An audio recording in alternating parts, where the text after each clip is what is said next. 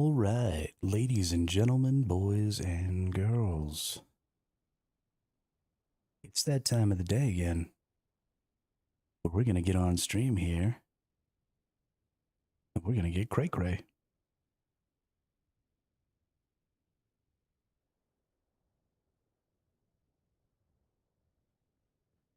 Um, so last night, while I was getting ready for some memes, I had a crazy thought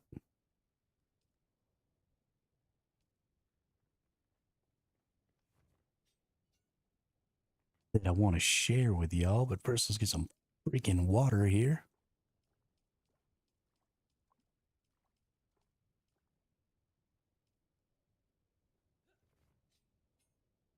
None of this stuff is on. Gonna have to fix that.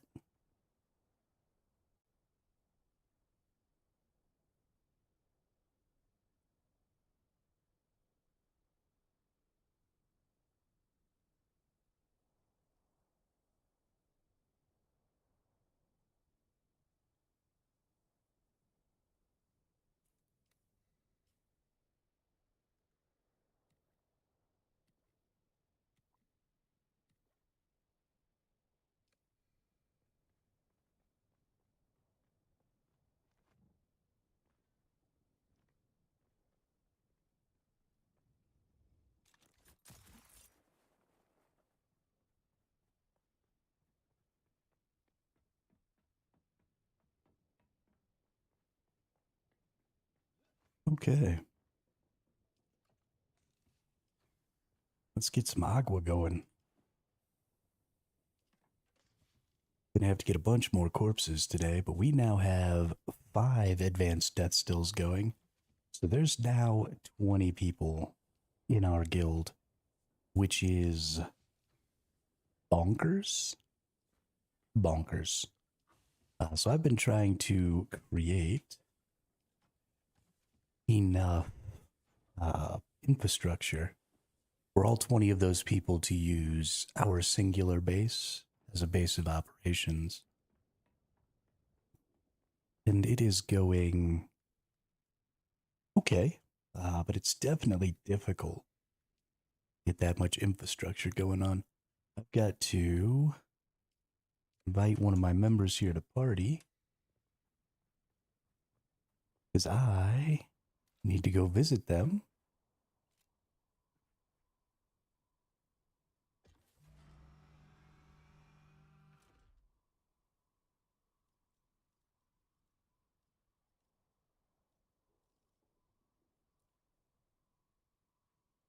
About seeing the space.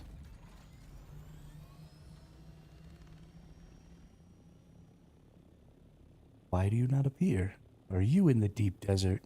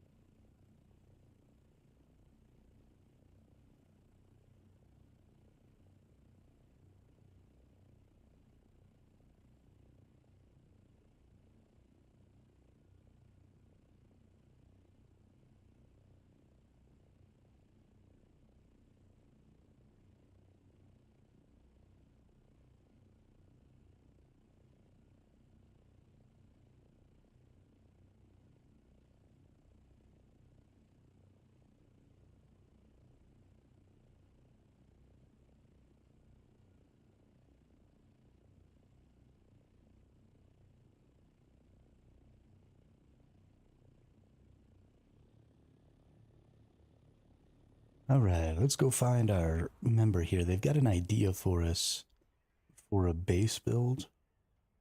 So while I was pondering weak and weary last night, I realized that you can create a lot of safety in the deep desert just by having a lot of small little like 4x3 bases that you can land an ornithopter in.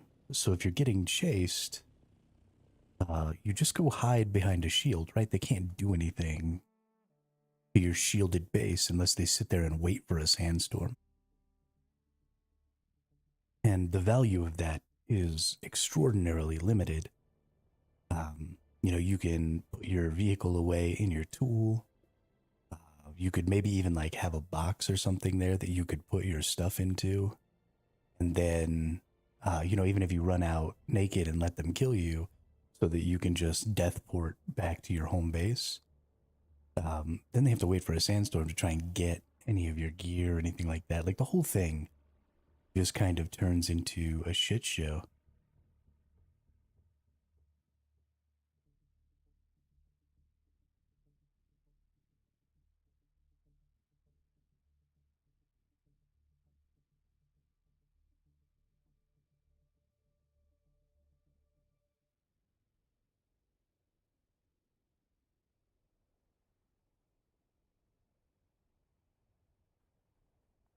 I think that would be super duper great. Super duper. Well, that's interesting. You don't land on pentashields that don't belong to you.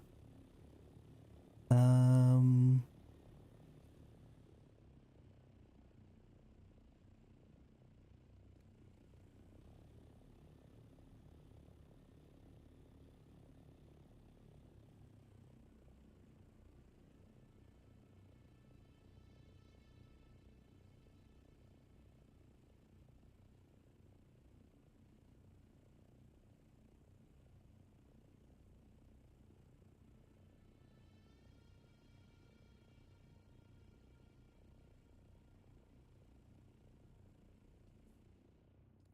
I can't see Cora.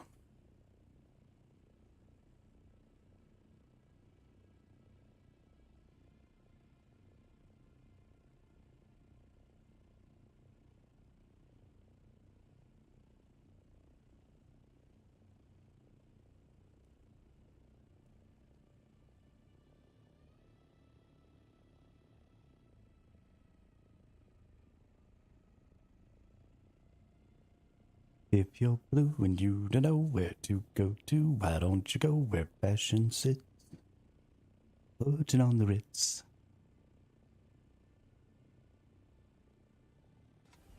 Different types who wear a day coat, pants with stripes or cutaway coat.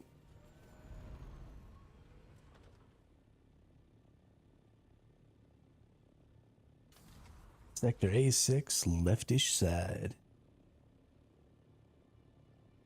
We're gonna go fly around. Alright.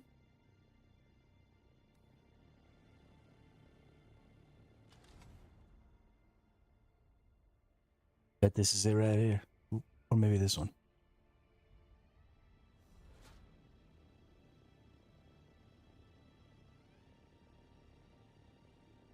Nope. On the indent as the mountain arcs back up after going down.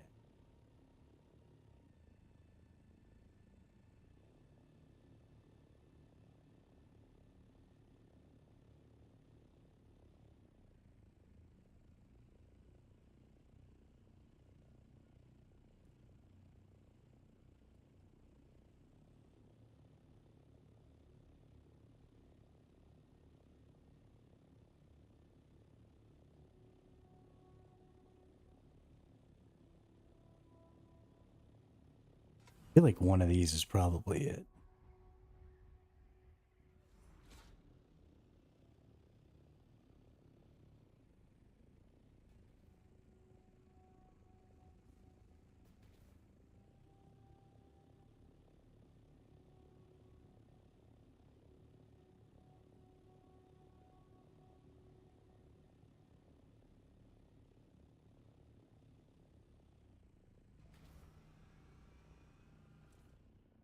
Why is this bricked? I freaking hate it so much. Boop.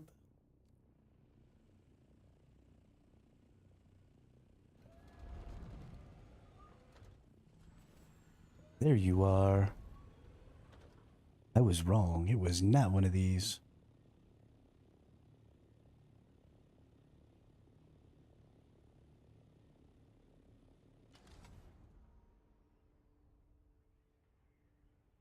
Hey yo. Me say hey yo. Daylight come and me one go home.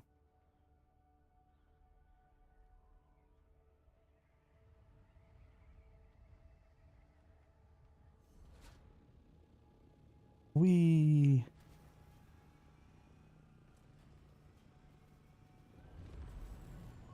Whoops. I've suddenly lost my ability to drive.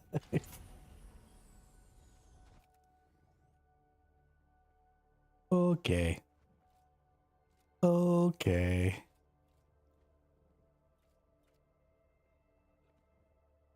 Can I go in?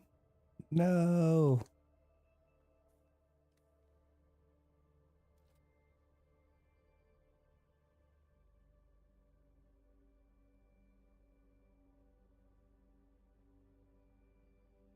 Yes. Yeah, so this is exactly what I was talking about. Something itty bitty like this. Where we could, just a little bit of power to keep the.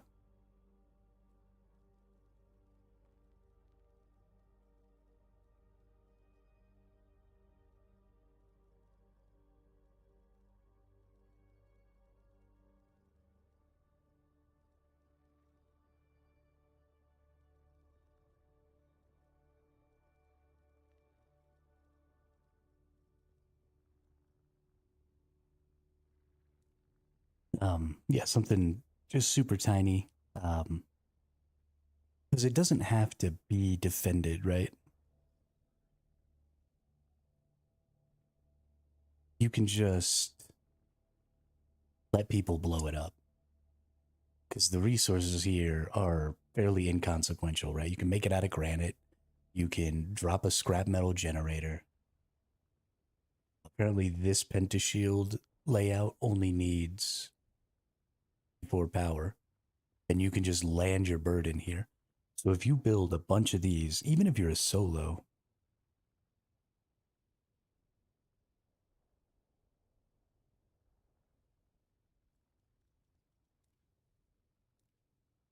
even if you're a solo, you could easily do this. And because you can see into it, there's two points of thought here, or two schools of thought here, I think.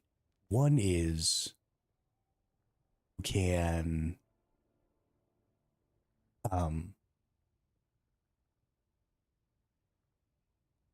one is that you can like super defend this base, right? Layered walls, all kinds of craziness like that, so that people can't even really get in here, and just make a really small, really well defended base like this, and then just dot them in the deep desert. Other school of thought, and the one I probably prescribe to, is this is so open and you can see into it that if all you have is two tiny little generators and a couple of itty bitty little boxes here, um, there's nothing to there's nothing to loot. And so if you look at it and you see, oh, I can look in there and there's nothing to loot, then there's nothing that matters. And if you come in here when you're being chased, what are they going to wait until the sandstorm to come in and try and kill you? By that time, I mean, you could just backup tool your scout orny or whatever.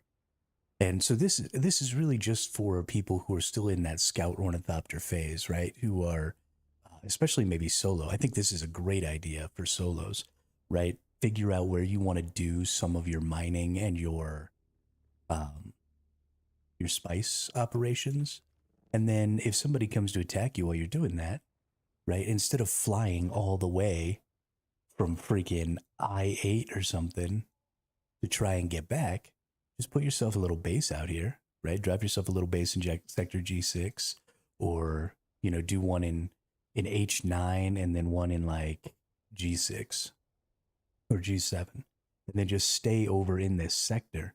And if you get attacked, you've only got to make it, 2 or 3 squares instead of 9 squares to get all the way back to the shield wall. And you can totally do that. If you've got your Mark 6 wings and you're gliding,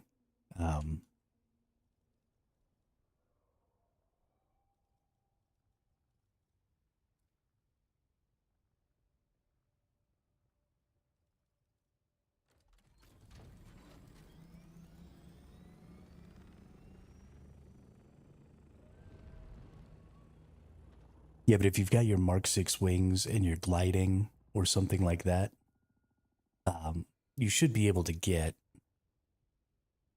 Oh no. Oh no. There we go. Ooh.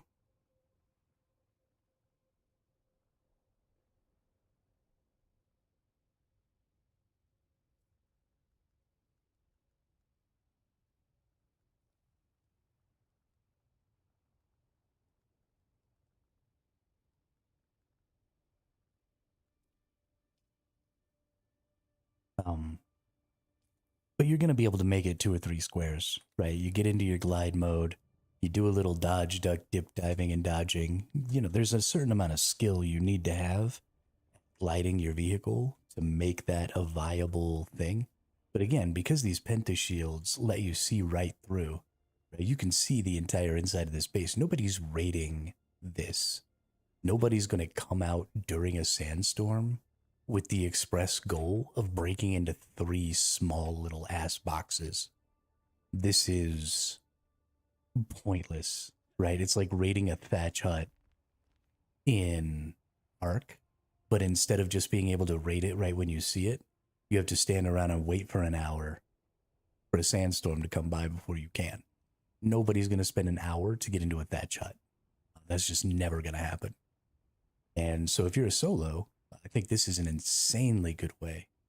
And if you're in a large guild like me, we have 20 members, which means we have 100 fiefs that can go down. If you just use the small sub fiefs instead of the big advanced sub fiefs, you could still drop 40 consoles out here. So we could have 40 of these tiny little bases, and then we would just be safe everywhere, right? That's probably every rock outcropping, or at least, a couple per square in the entire, there's 9 times 3 is 27. Yeah, so that's at least 1 per square out in the final 3x1 section of 3x1x9 or 3x9. Yeah, there you go. 3x9 section.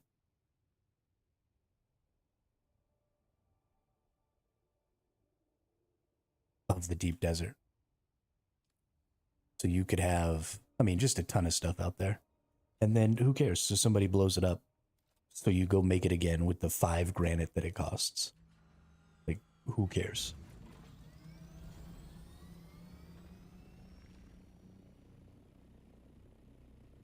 You could probably honestly even make this one thinner.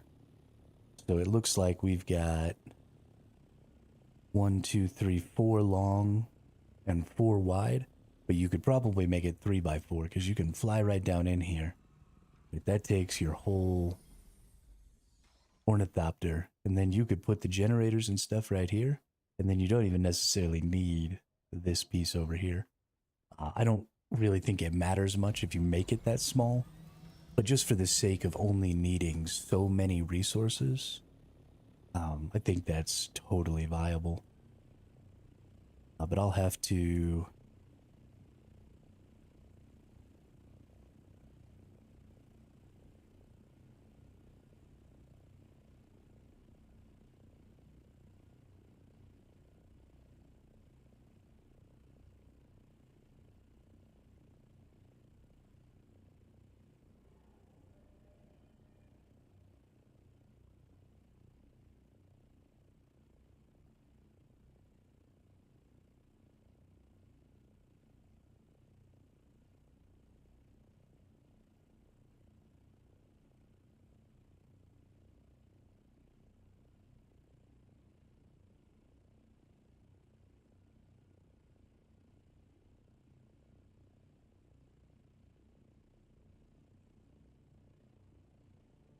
Um, but I think that's super great. Hermit, what's going on? Hey, what's up there, Gravy? Sorry, I'm a little off my game this morning.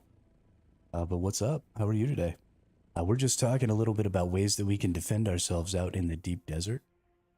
Um, and one of the things that we're talking about is making a bunch of little bases like this so that we can run away and have somewhere safe to like put away our vehicles. Um, so that if we're getting chased down or whatever, because the shields of these bases defend you, right? The enemy can't shoot you in here unless there's a sandstorm. Hey, Joshua One, thank you for the follow. Welcome to the chat. Welcome to the channel. And also, Adasoji749. Thank you very much. Welcome to the chat. Welcome to the channel. How are y'all? But yeah, so we put this, we put these together. Everybody in the guild drops one of their small sub thieves out in the deep desert every week, right? You find yourself a patch of rock where there's a good resource nearby, or it's super deep in the desert so that you can get spice sand or whatever.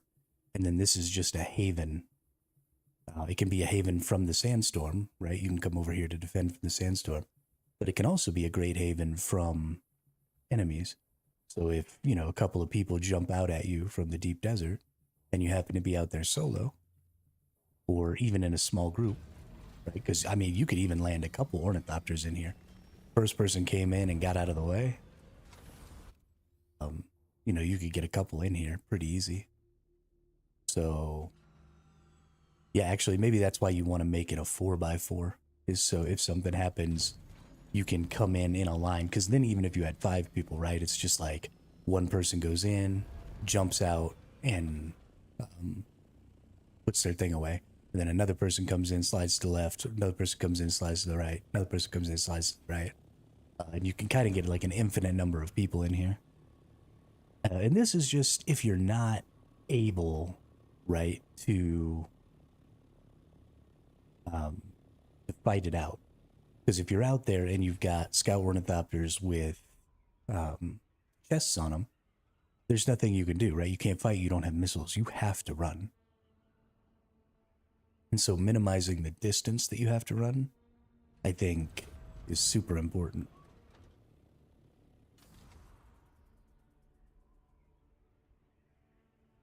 So we're definitely going to look into that, especially as we get more and more people out into the deep desert.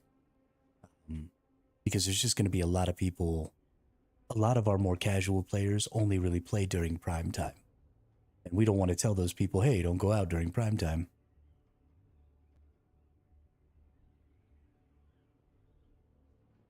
Oh, look, it's another bot.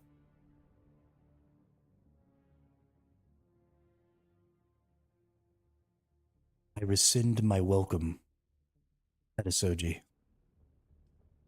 Bots are not welcome.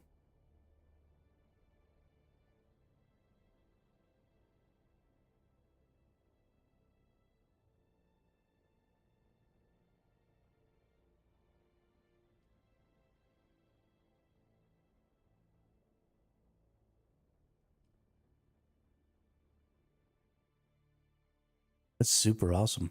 I'm very excited.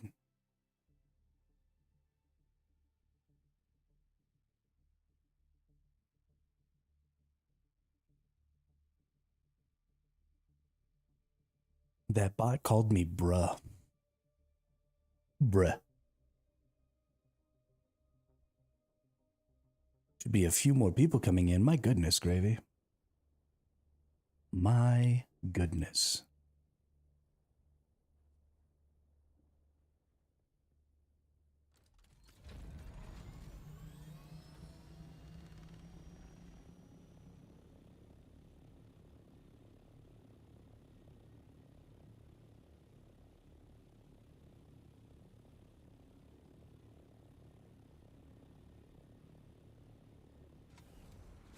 Real though. I mean, it's fantastic. It scares the crap out of me. It feels like such a huge responsibility, but I'm loving every minute of it, so.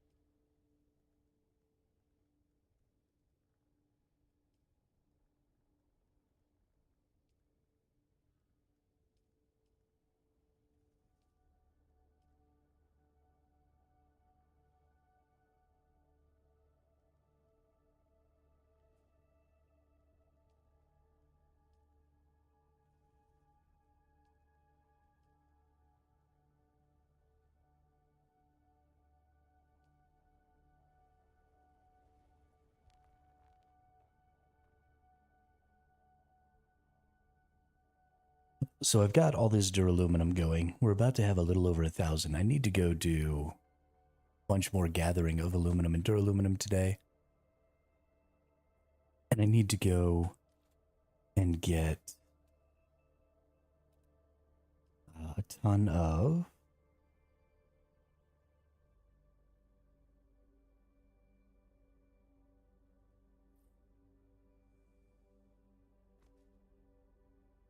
things like this, things like calibrated servos and other stuff, so that I can keep making wind generators and water. Right now we're at 250k water, I think, an hour. But I'm not really happy with that. I don't think that's sufficient for 20 people because I was able to gather enough resources to keep us totally empty on water yesterday by myself with, like 150,000 water an hour. So if we have 20 people and we're only accumulating water enough for one person to be using all that water up, then that's just not good enough. We need more water than that. So we need to start really considering what we can do as a group, because we're not really getting the most out of our potential. We also need to drastically expand our refining capabilities. So I was able to keep 4 of these refineries running, doing aluminum all day yesterday too. And the only reason I couldn't keep more of them going was because I didn't have the water to be able to do it. Because you can get, with 90k an hour, you can fill up 4 of these running 150 aluminum ingots, which is more aluminum ingots than they can actually do in an hour. They only do 120 aluminum ingots an hour. So with 90k water, you can keep 4 refineries running indefinitely. And I was able to do that. Plus, as we got more water, I was able to go ahead and start some duraluminum ingots. So each one of these death stills gives you the ability to do 300 aluminum ingots or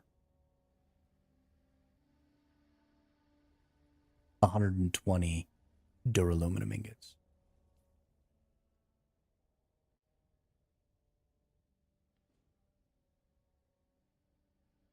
So the water and the refining base are combined together. I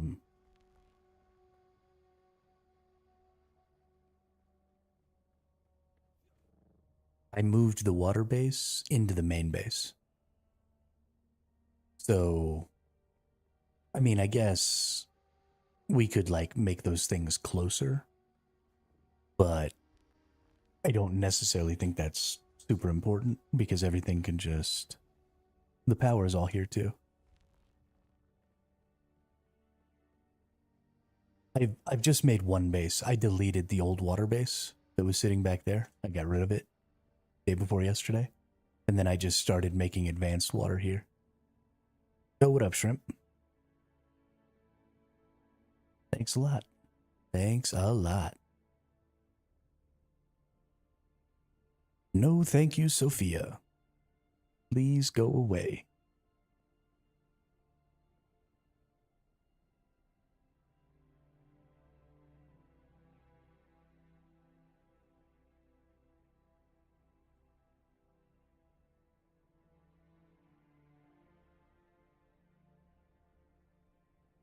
And now I have to ban you.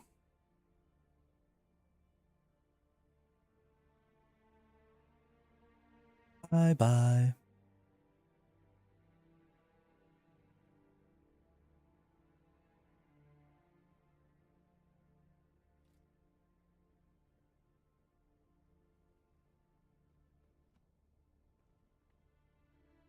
I hate the bots. They make me so angry. Okay, so we've got enough more power to get 2 more death stills going. And I actually think I might have enough duraluminum for 2 more death stills. And then we would have 350 water per hour.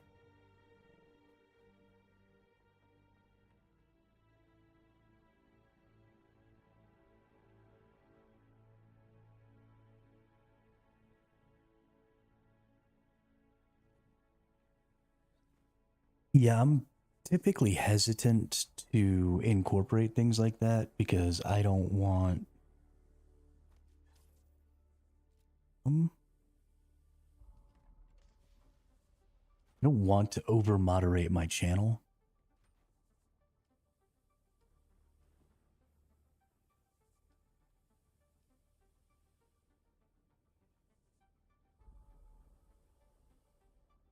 So it's 1, 2, 3, 4, 5, 6 advanced death stills.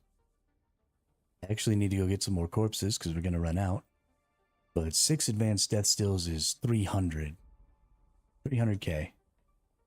So I need some more complex machinery. I'm gonna need some large cisterns instead of some freaking small ones. What do we need to make the biggins? We need more space. Okay. Duraluminum, silicon, and industrial pumps. All right. Industrial pumps. So I need to raise this ceiling by a half step.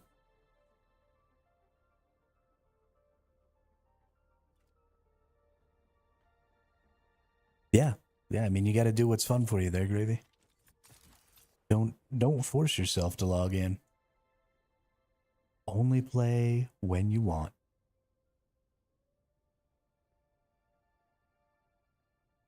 So let's try and get this raised up. I need some granite. And then we'll get this raised up. And then we can start thinking about some large cisterns as well. Because right now, all of these cisterns equate to only 875 milliliters. So if I'm getting 300 at a time, I can't even run that 3 times without depleting the water before I'm maxed out. I want a couple million water storage. So we need some large cisterns because they do 100k each, right?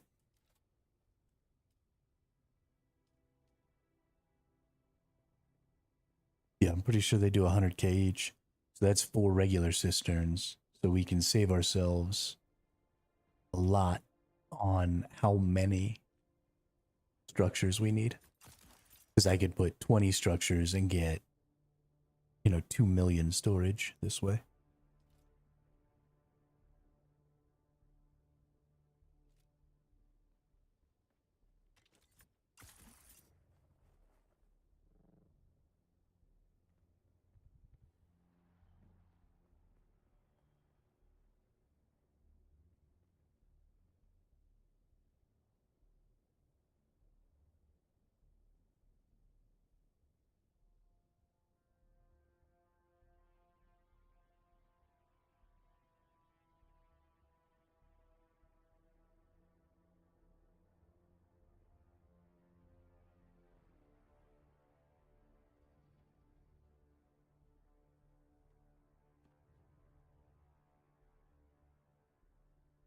Oh, I'm talking to myself again. So we need to get rid of all of our 9 wind generators and our 5 regular generators and just put more of these generators in. I'll probably stick with the 300k water for now because I don't have a lot of other stuff that I need to make that better. But I'm going to go take the buggy out and I'm going to go murder some folks. Because let's face it, that's the funnest part of this game.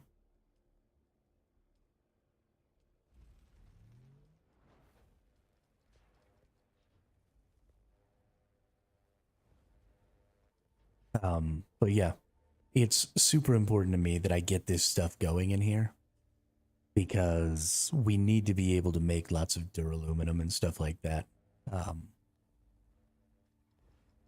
We're not done producing the aluminum and duraluminum tier by a long shot.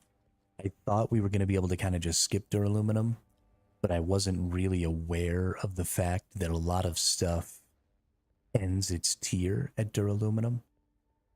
Um, so if you look in buildings and stuff, like you don't have to get to plastanium to get these highest tier wind generators. Um, you you don't have to get to plastanium to get the best death still. There's just a bunch of stuff that we're going to be making in this tier. The cisterns are duraluminum tier. Death still duraluminum tier. Even the large wind traps, which we're not going to use, are duraluminum tier. So all of your water stuff is kind of duraluminum tier. And so we need not just the infrastructure here, but we also need the infrastructure at the other base. The deep desert base. We need to have enough backup resources. Hey, what's up, Damaged? How are you?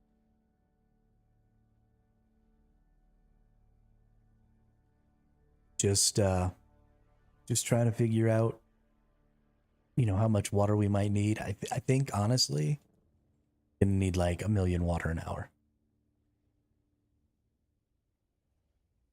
I think that's what I'm trying to get to, which is 20 death stills.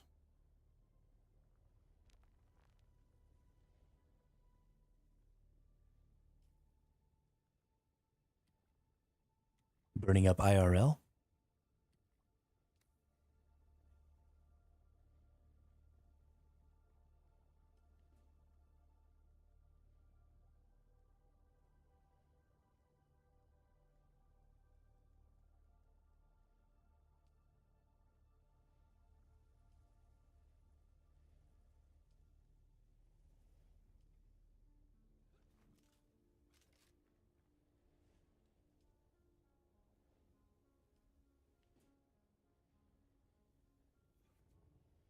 Don't burn up.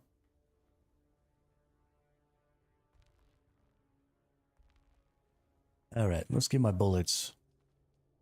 Let's go murder folks.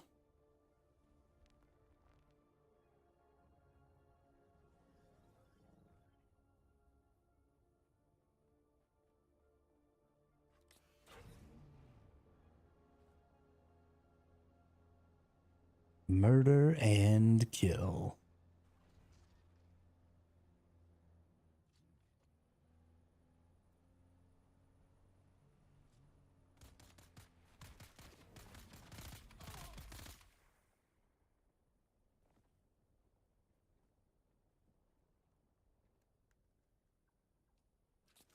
It's corpse time.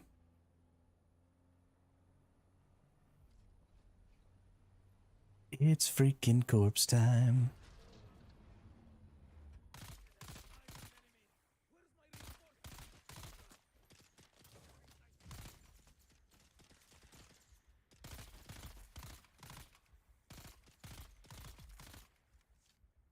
They don't usually shoot.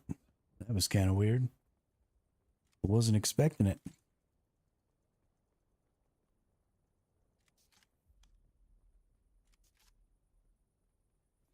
So we have 6 death stills. The buggy can hold 40 corpses.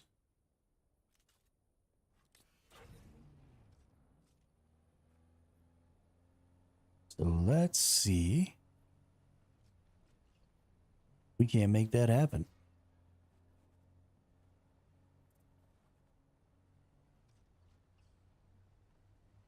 I'm very excited to see how this area is going to change over the next couple of weeks as we get more and more of our players into a tier where they want to come and build a little base near the main base. I'm very excited.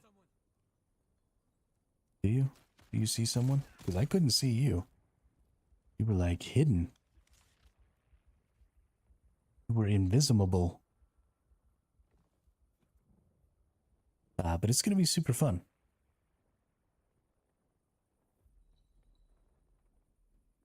Super duper fun.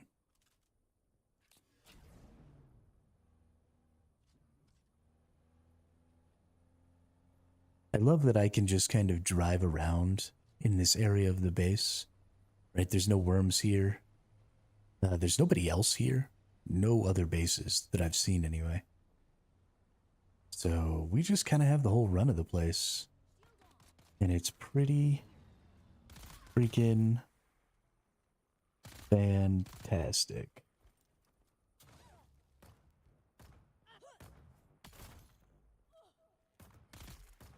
Get wrecked.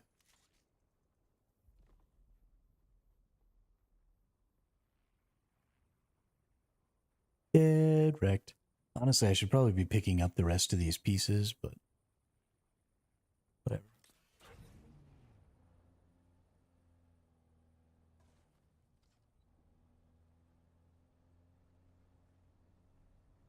Rolling down the street, smoking Indo. Oh yeah, get them in the head. They don't even get to get their shield on. So good at this game. If all I gotta do is kill really weak PvE enemies, am literally the master. Give me decent PvE enemies or, you know, a PvP enemy, and things are a different story. But if all I gotta do is kill weak trash goblins...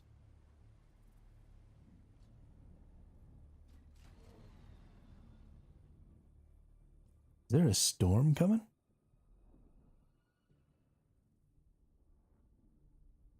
Ooh, it's barely gonna pass by me. Oh, nope.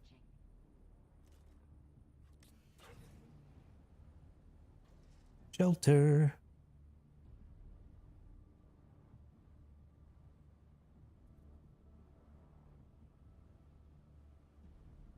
Yes, you did. It was just a bot. There's a bunch of bots on freaking Twitch nowadays that are selling their services as a digital artist, but it's really just a bunch of AI garbage that I could make on my own without any even remote effort. It's, there are lots of bots on Twitch that prey on newer or lower viewership channels because they think that those people, and they rightly think that those people really want to increase their viewership and are willing to try lots of things.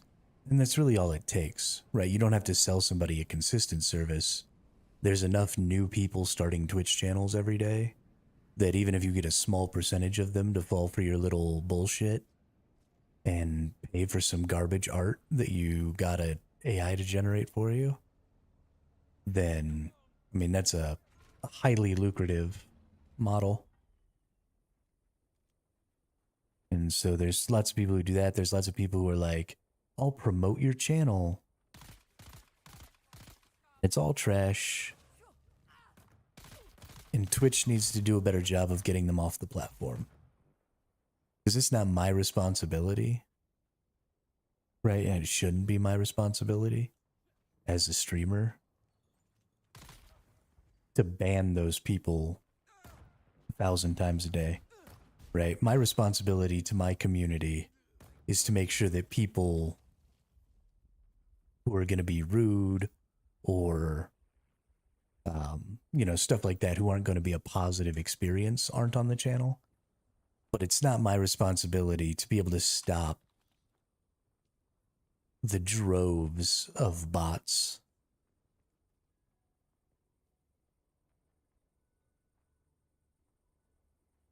I mean, I'm totally capable of doing that myself. Right?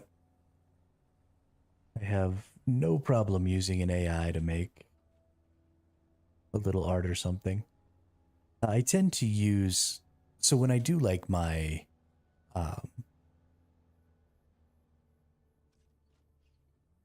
my thumbnails for my YouTube and stuff like that, there's always lots of media, lots of art and stuff that gets put out by the games themselves. And they put those things out with the intention of them being used, right? They want them to be recognizable for the game. So I just go steal art from the games that I'm playing and put those on my thumbnails because either they have press kits where you can literally just go download stuff, and that's the intention, or they have, media sections of their websites that have, in-game screenshots or art mock-ups or whatever, and I just put that stuff on there.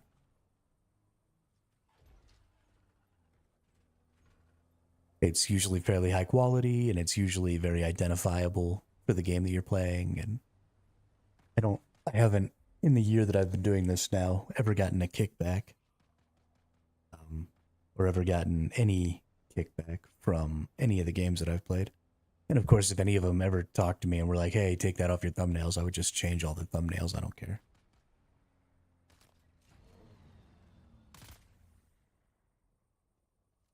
But I doubt that would ever happen because it's just free advertising.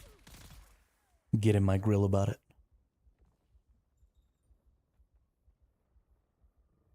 I appreciate the offer, though.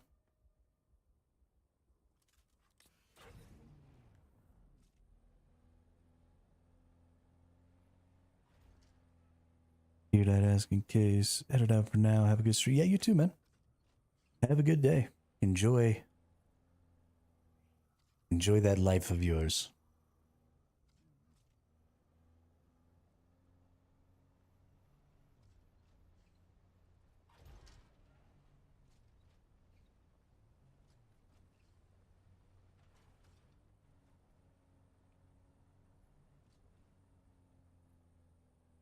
Oh yeah, here's a good spot. We're gonna get some bodies right here.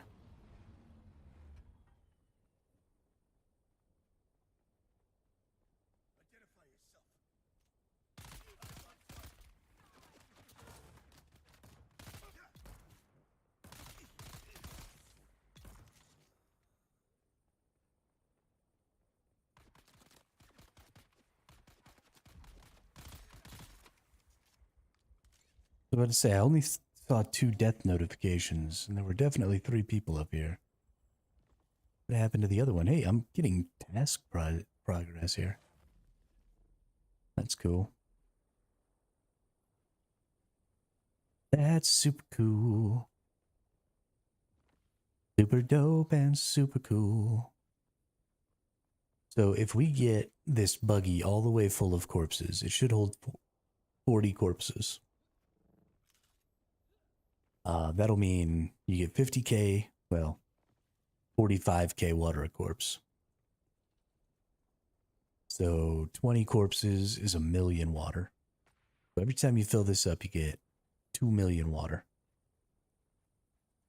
So I figure we need to fill this thing up 5 times a day for 20 people to be.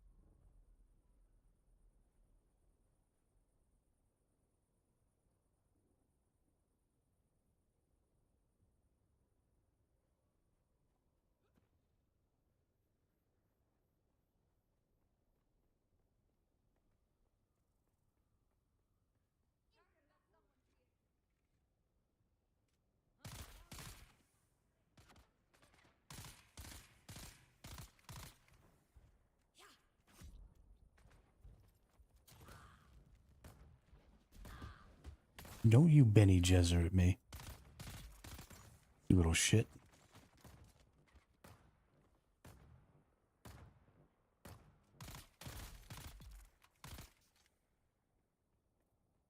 little shit.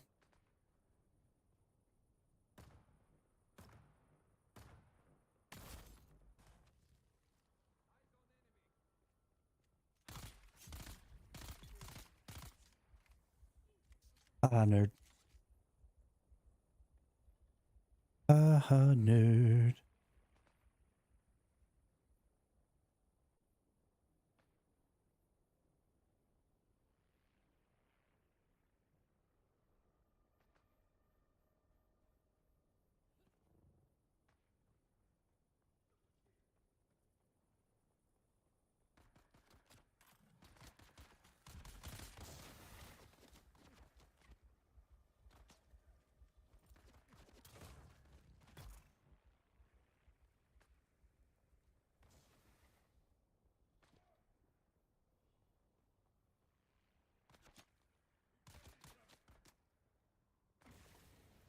Oh no. I got sniped.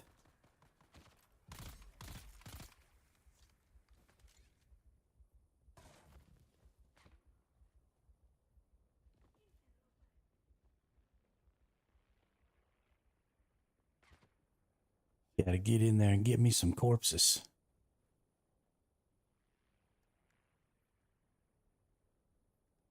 Dang, do I only need 2 more? I can't believe how quickly I was able to rack up.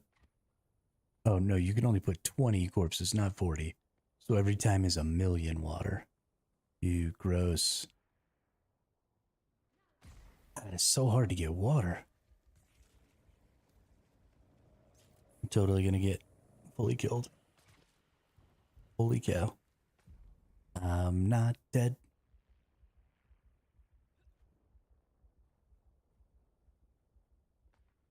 Is it that it has the weight capacity? Okay, so it has the weight capacity for 40 corpses, but only the storage capacity for 20. That makes more sense.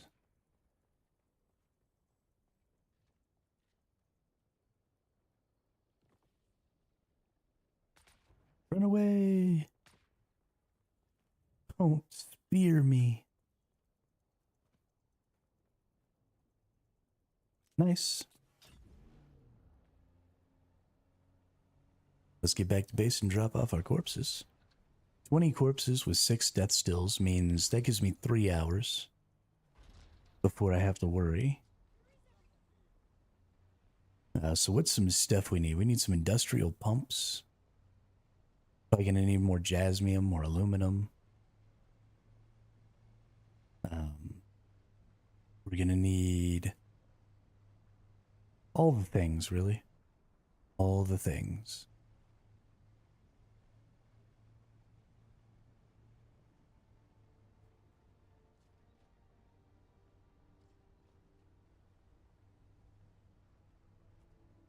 La da da. La da da. Whatever.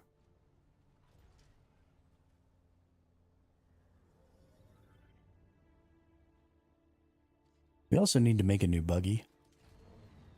But that's for another time. Nobody else is really using the buggies and stuff right now. Everybody's kind of building their own bases and stuff.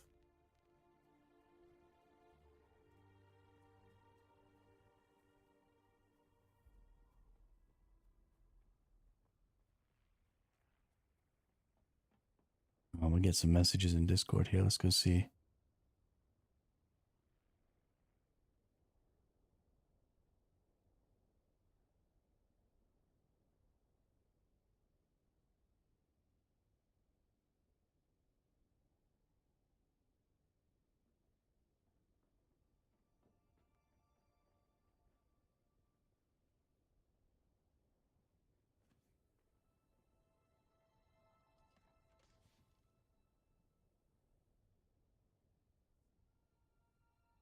All right. Let's go to the buggy. Let's do 1, 2, 3, 4, 5 here. Let's do 1, 2, 3, 4, 5 here. 1, 2, 3, 4, 5 here. 1, 2, 3, 4, 5 here. Okay, those are all the way done. Let's get out a corpse. Deposit that bad boy. Get out a corpse. Deposit that bad boy. Get out a corpse. This is a massive pain in the ass, but it's so worth it.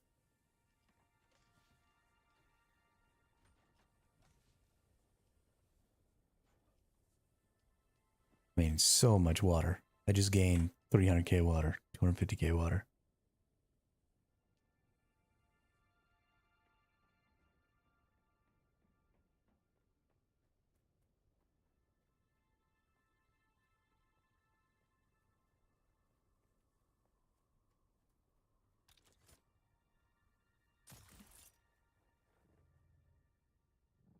My suspensor belt didn't work.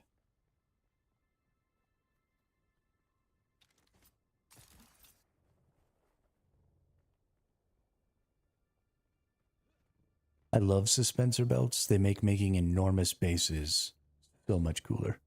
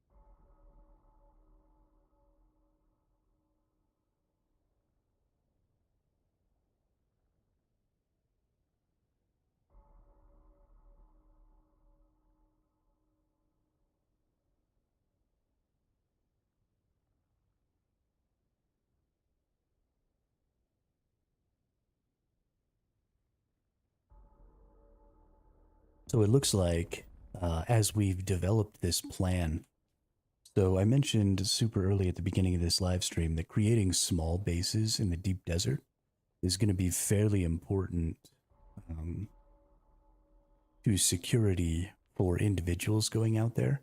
But one of our members, actually the person who made the base, Cora, um, just made mention of the fact that it would be really great to be able to leapfrog a carrier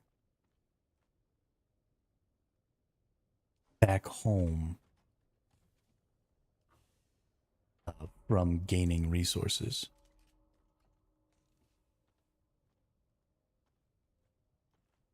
Look at that. We still got 700 aluminum. Yeah, we got so many good resources now. We killing the game. But if you made those bases just a little bit bigger, maybe a 5x5 or a 6x6, then you could just bring a carrier and its entire carrier group with you. And again, you don't have to make these bases extremely secure. They're primarily just going to need... Well, let's do some of this. Let's do 50 of these. I need some more fuel cells just to make sure that they stay up and running. Takes very little water to do these, so it's mostly about the silicon blocks. Let's see, what do we got in the realm of silicon here? Let's go ahead and just make all of those also. See, this is why we needed all that water. Because now I can just go in here and just make everything. What do we get? 500. So that's going to pretty much be it right here for the duraluminum. And then let's go ahead and start making some more aluminum because we're about to run ourselves out of that too. Let's max that out. Now it's time to go gathering. So something I'm really interested in here is I want to create a box, big box, one of these boxes. And I want to put everything for the fob, all the resources we need for all the structures we need for the fob. I want to put in this base right here, or in this box right here. And then every week we'll tear down the fob. We'll bring the resources back. We'll put them in this box. And then when the Coriolis storm is over, take the fob back out and do it that way. So this is going to require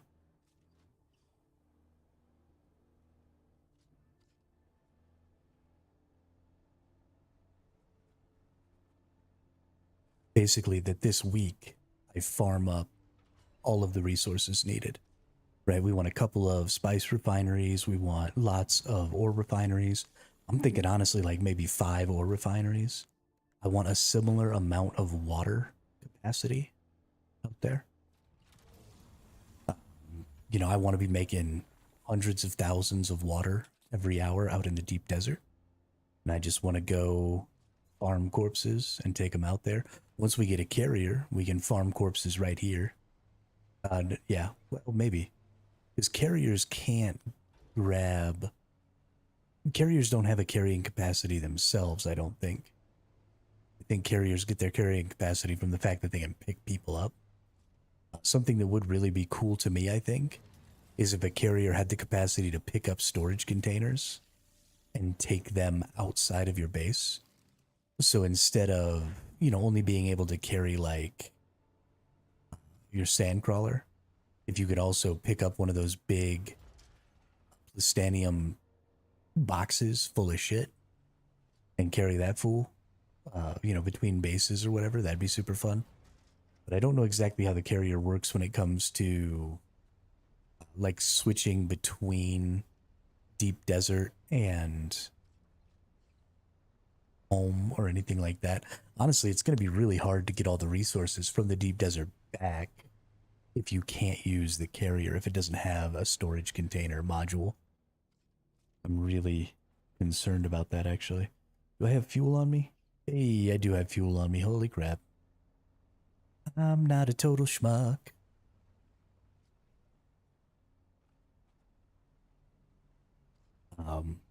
Yeah, this is just fantastic. Just fantastic.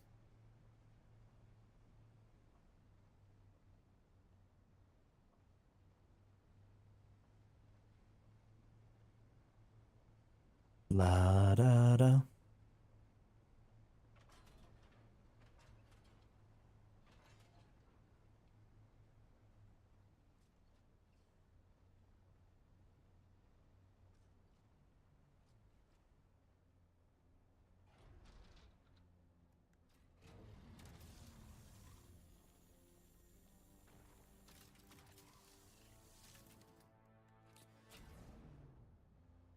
But it's going to be another big day of gathering.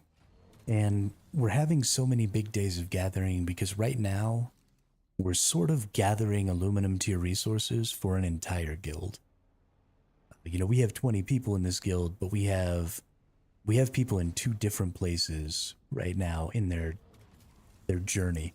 We have people who are super early game who are very much pre-aluminum. But a lot of them are using aluminum gear and ornithopters and stuff like that that the guild has made for them. And then we have people who are post-aluminum who are trying to move into plastanium and stuff like that, which means that we just don't have anybody really at this tier right now. And we need the infrastructure that this tier provides. honestly, your steel tier and your duraluminum tier are kind of your infrastructure tiers. And then your aluminum, your plastanium, and your iron tier are kind of your combat tiers, your personal tiers, is how it's kind of broken down in my opinion. Because all of your water stuff, all of your good power stuff, all that happens at the steel and duraluminum tiers, which is interesting. Because I don't want to gather the aluminum or the duraluminum and the steel tier resources. I think that's kind of a waste of time because again, you have to use or you have to get almost twice as many resources for those for those structures as you do for like aluminum structures. And because you have to have two different things. I guess plastanium is kind of the same way because you have to make the stravidium fibers. But aluminum and iron aren't that way. You just get aluminum and you just get iron.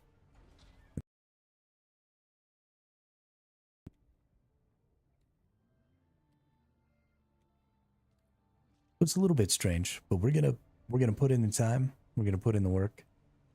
I drove the buggy last night while I was interviewing a person for a council position on the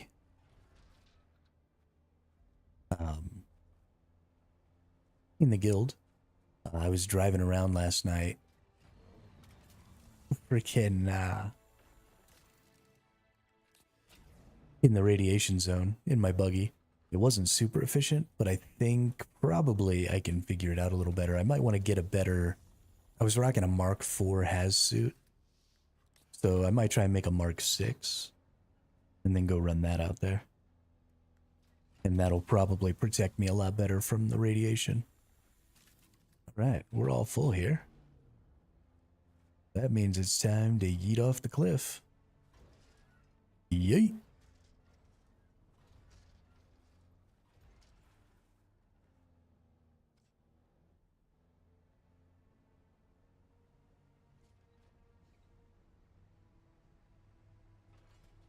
Yeet. Oh, yeah. Nothing better in this game than yeeting off the cliffs.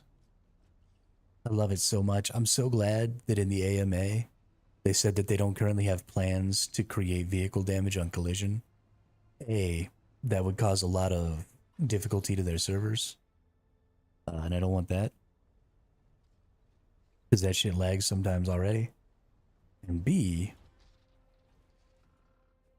it would make my ability to yeet off the cliffs go away. And I don't want my ability to yeet off the cliffs to go away. I want to yeet. I need to yeet.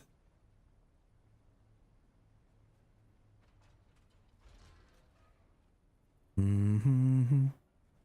Mm-hmm.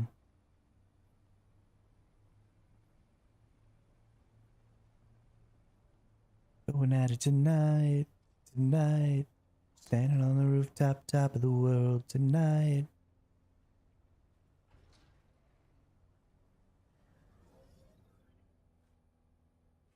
Boop.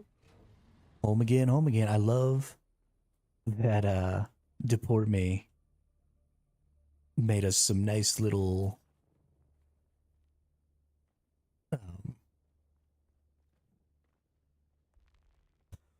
I'm so bad with words sometimes. Made us some nice little parking spaces down there. Really enjoying that a lot. I'm really enjoying this whole base. It's so nice to come back home to something that looks so good.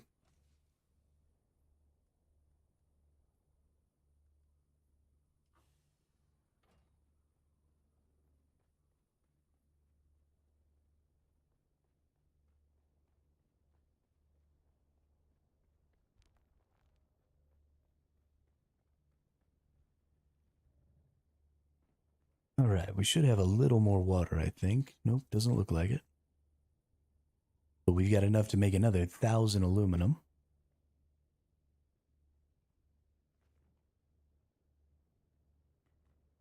which, let's see, each one of those gives 300 worth. So just what 3 of those death stills drop will give me the ability to make that 1,000. Well, 3.5. So the next time we get our water, we'll get that whole 1,000 aluminum, which means we need to make another trip.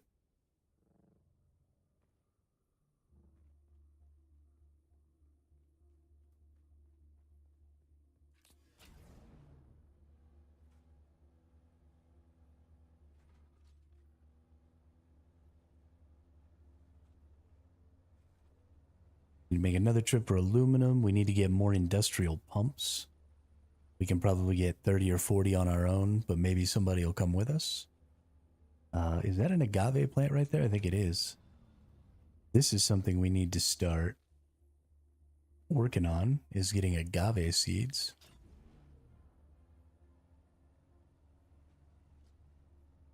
Okay, it doesn't look like the aluminum is respawned. Have the corpses respawned? I could stand to have another 20 corpses. They have. That's right, these are not people to me, they're just bodies waiting to be turned into water.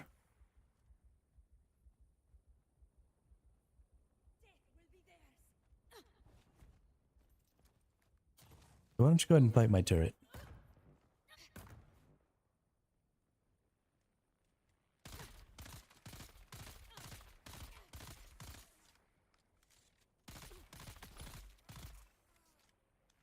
Jackass.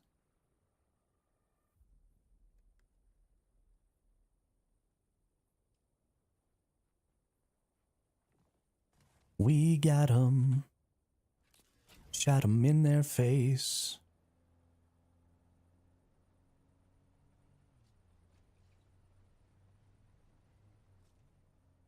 Hey, what's up, Broheim?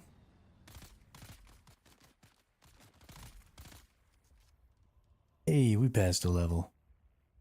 What's up, level 116?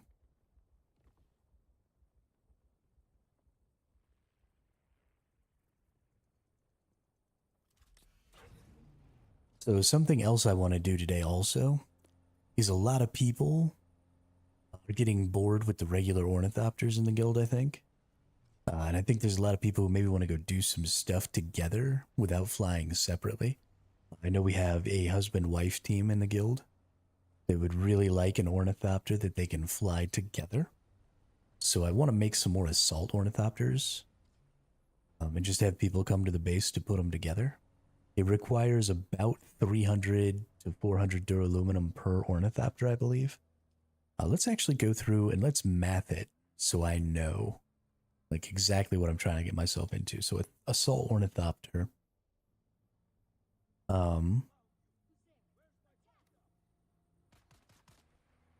okay, I did park literally right in front of some enemies.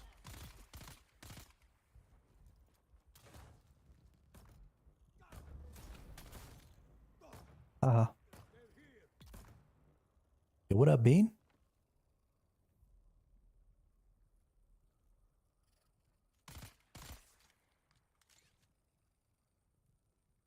How are you? I'm just out here, you know, gathering up corpses. Being a menace to society. As I do. We're going to do some math right now.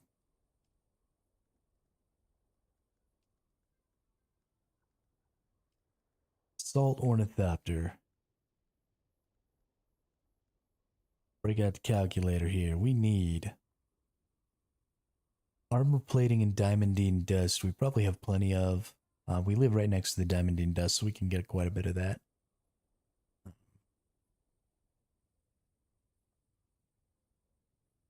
Let's look. Duraluminum, 70 duraluminum ingots. Plus 70 duraluminum ingots. It's going to be way more than I thought. Plus 70 duraluminum ingots. Plus 50 duraluminum ingots.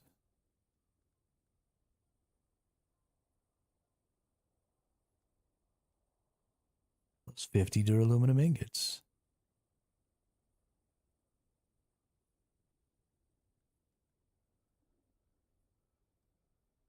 plus 72 duraluminum ingots. Then plus 8 times 6. Super tired. What happened? You just been up for a long time, or what's up? That's another 48 duraluminum ingots. So we need 430 duraluminum per assault thopter if we make it all in tier 5. Now, something I do want to do is I want to do 2 of these things in tier 6. I want the ornithopter engine and the wings in tier 6. Because that gives us the most speed. And then we'll also do the missile launcher in tier 6.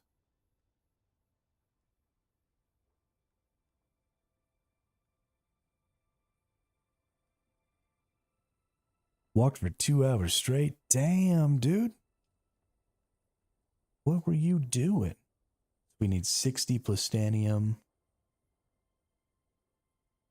with 54 spice melange.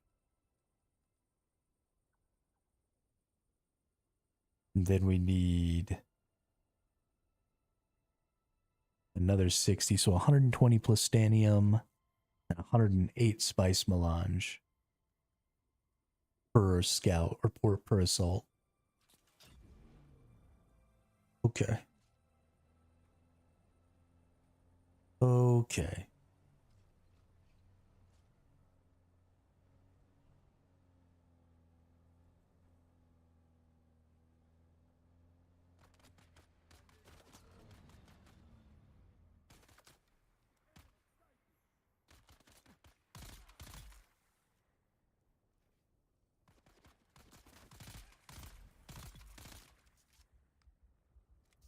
Mr. Bean says, smiley face emoji. Because you skipped yesterday? You walk an hour a day? That sounds awful.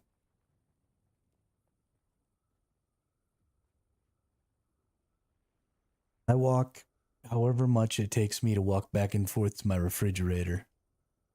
Each time I need to eat a meal every day. That's how much I walk.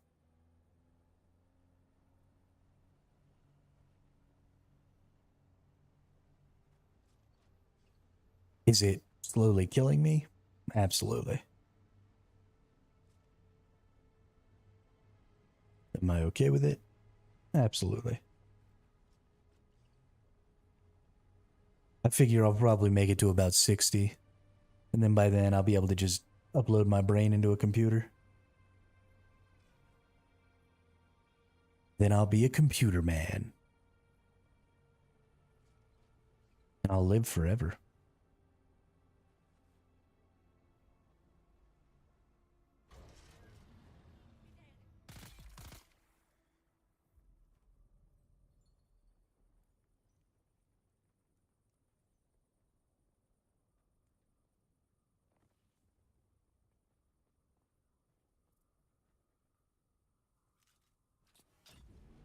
Trying to lose some weight. I mean, that's good for you. Super good for you. I talk shit about exercising because I don't like to exercise, but I am super proud of and super impressed by people who, especially people who haven't exercised for their entire life, right? If you played a lot of sports as a kid and you've always been in pretty good shape, it's super easy. But if you got to be an adult, you know, maybe through college or something, and kind of let yourself go a little bit, it is virtually freaking impossible to get in shape again. It takes so much more willpower to get in shape than it does to stay in shape.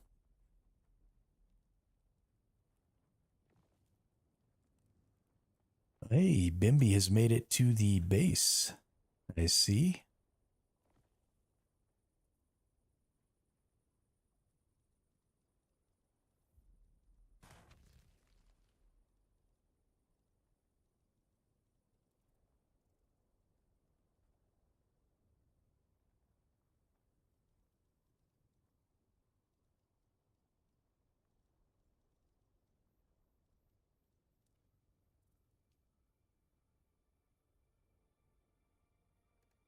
What do we got? We got 10 corpses here. Need more corpses. Need 10 more corpses.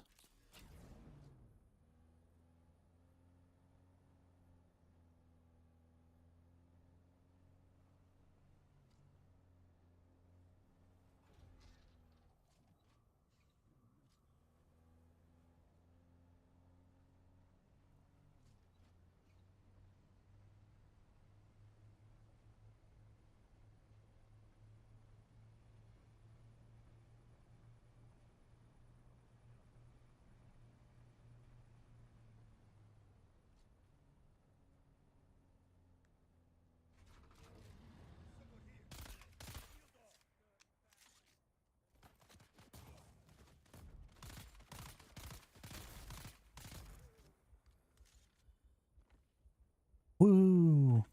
Got to kill that dude.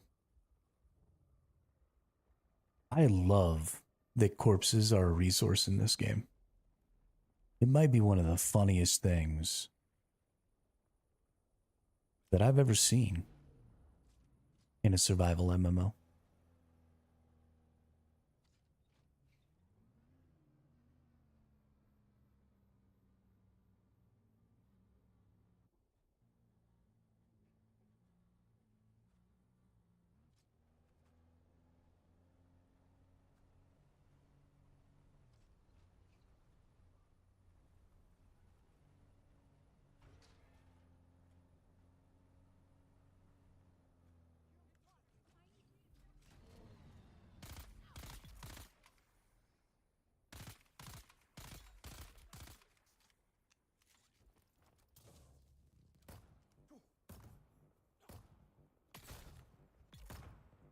Get wrecked, nerd.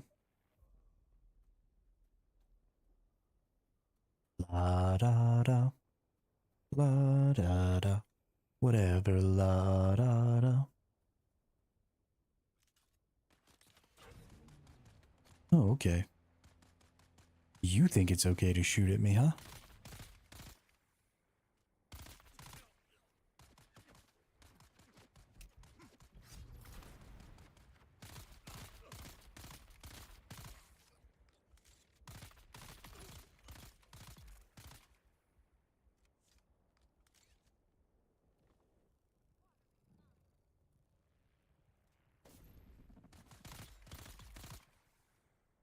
Jerk.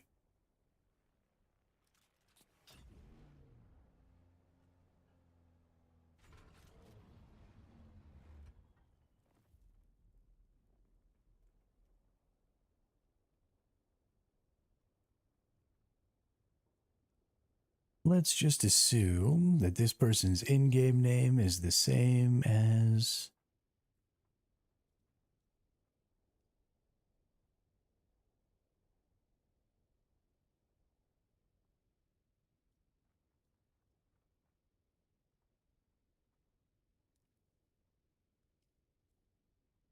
Nope.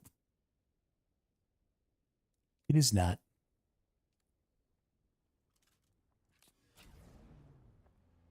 Fly with me. Let's fly away.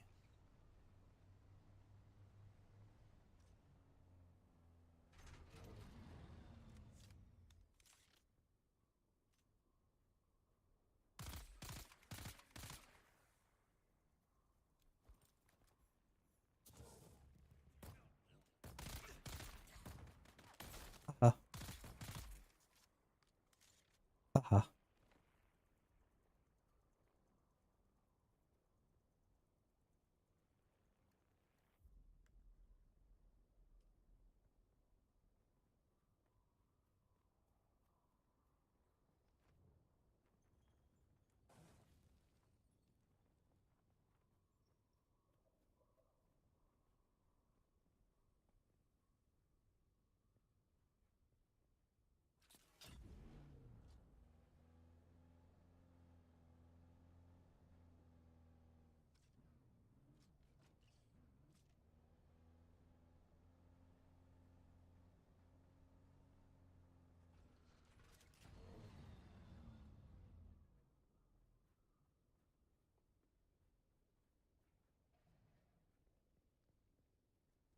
What in the holy heck is this? An Imperial testing station? Honestly, I kind of want to go inside of here.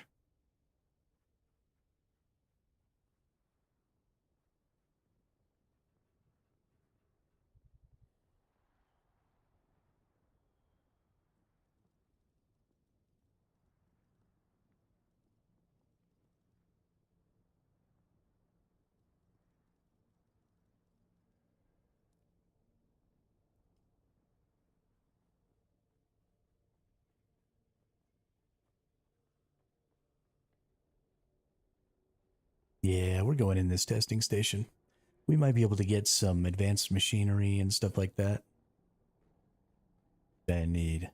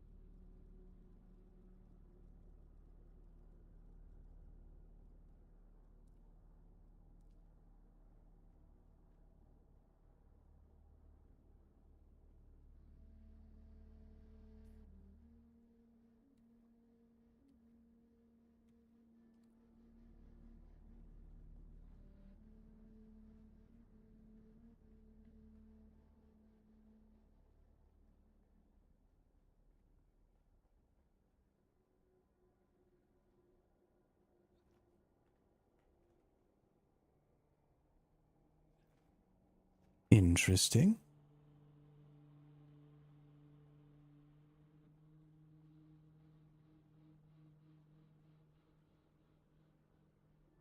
What's going on down here? What's up, creepy dude? You've entered Desert Botanical Testing Station number 163. I'm Dr. Wen Olmeca, Senior Plant Geneticist here at the station. In the moment...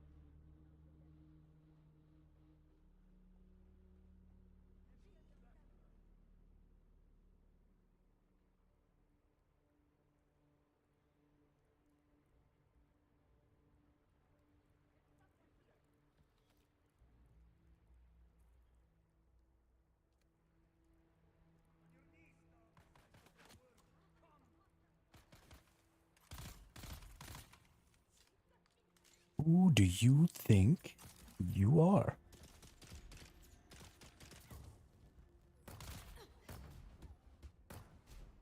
Benny Gesserit scum.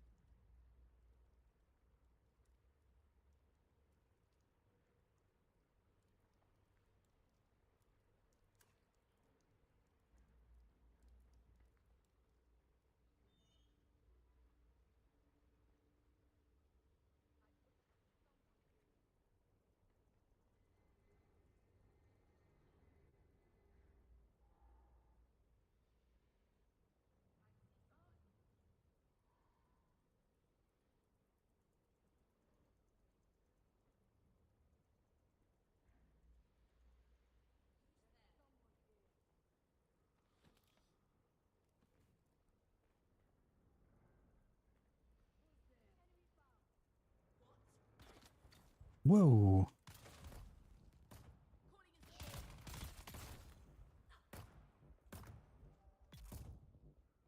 Where'd those fools come from? They'd be jumping out of nowhere at me.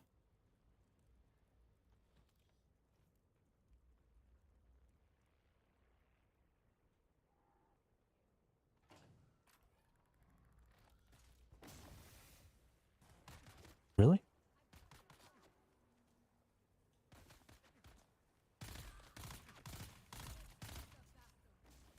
Was that entirely necessary?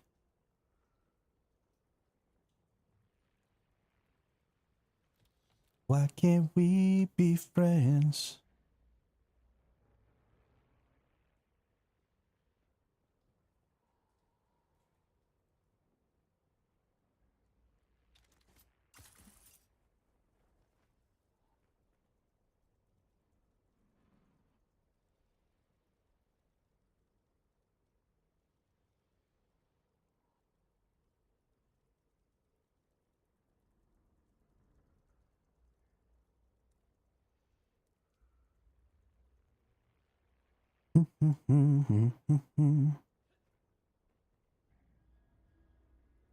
Alright, so we're gonna have to do some work.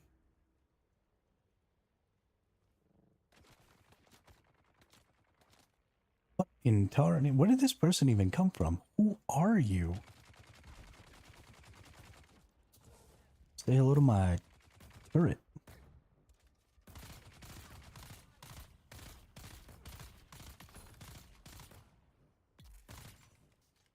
Get dookied on, bruh.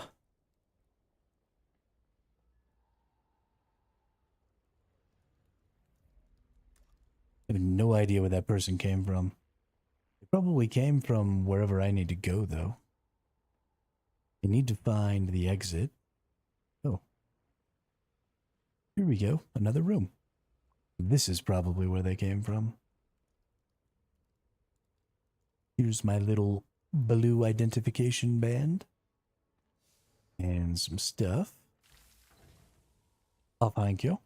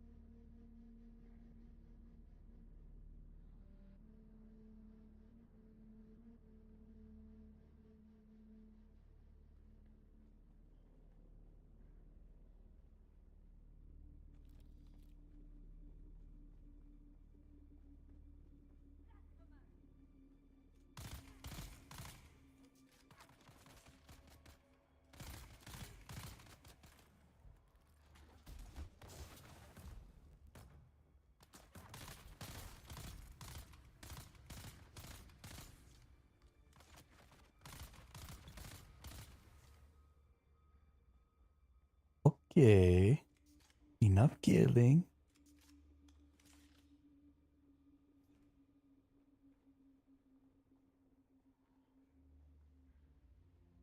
A little sad. I was hoping to get like some complex machinery or something, but this is actually a huge freaking testing station. Oh my goodness.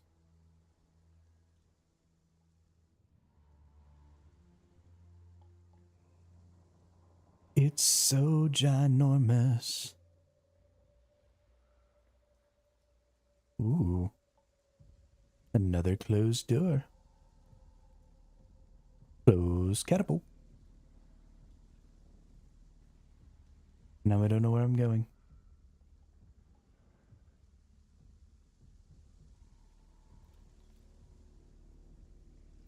Is it this way? I think it's this way. Ooh.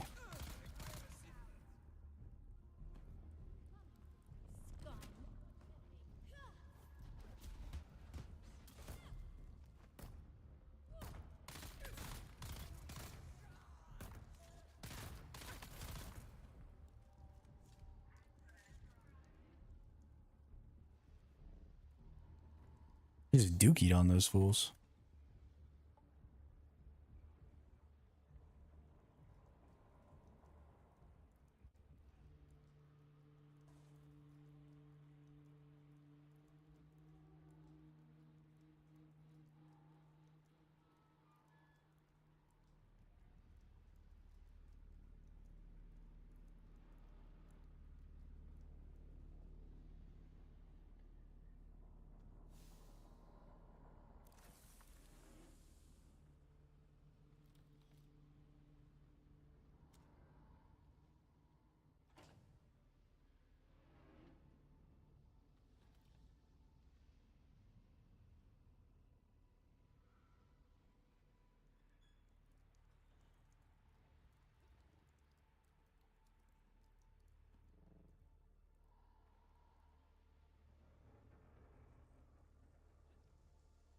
All right. Down deeper we go into the botanical area. Oh, I've never seen two of these holograms before in one testing station. Is this like a special testing station? It's so huge.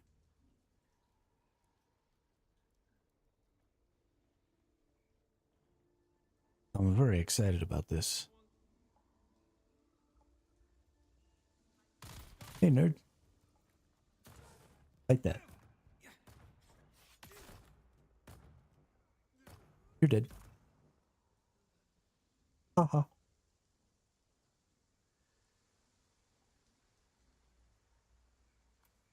Pick up my ident band and what do we get here?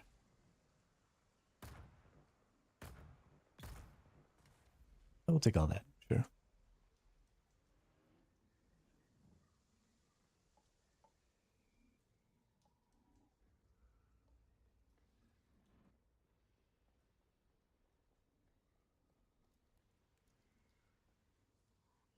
Now where do I go?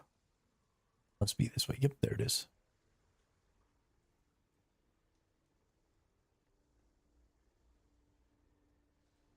Before I go to the exit, let's just check a little. Okay. I think we're good. And this should take us all the way out, I think. You've entered Desert Botanical Testing Station I number am leaving 163. Desert Botanical Testing Station.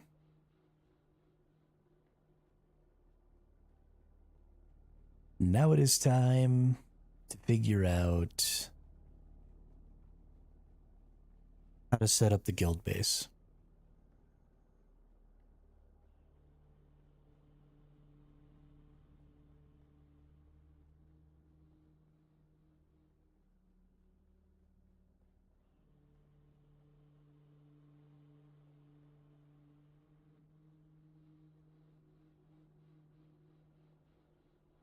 That was a long one.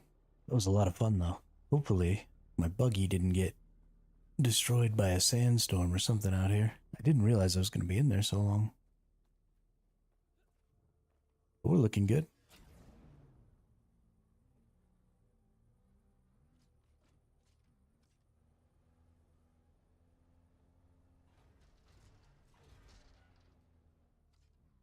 Getting a little laggy up here, though.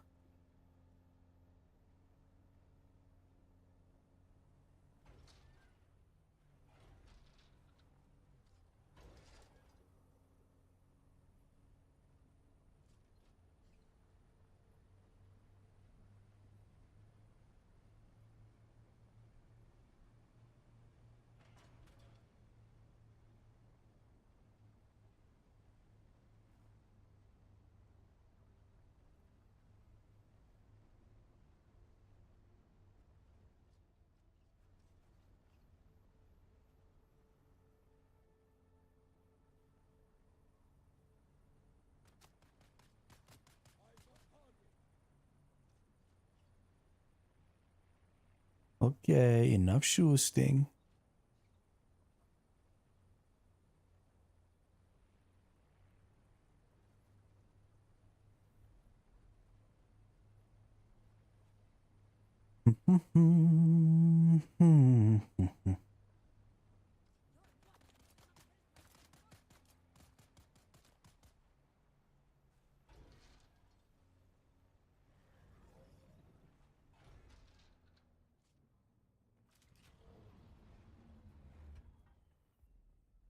All right, let's go put away some water.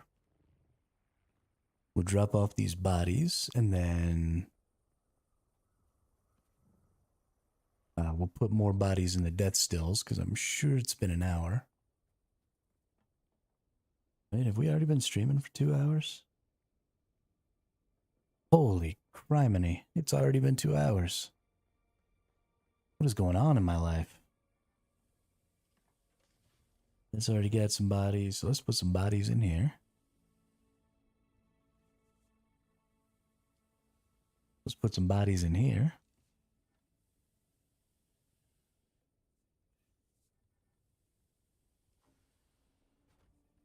Some more bodies in here.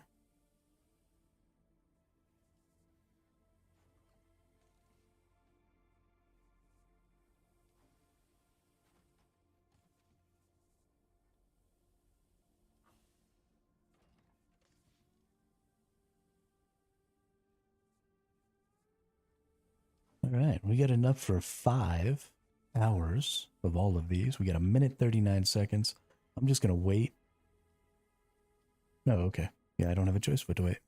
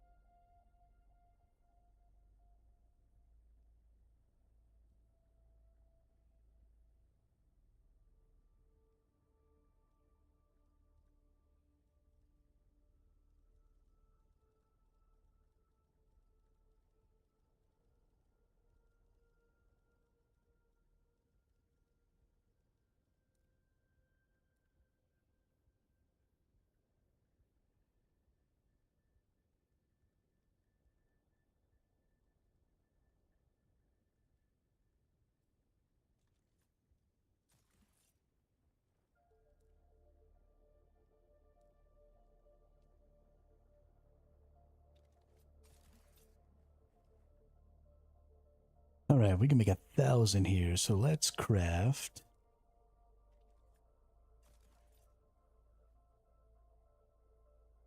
2, 4, 6, 8. Yeah, let's do that.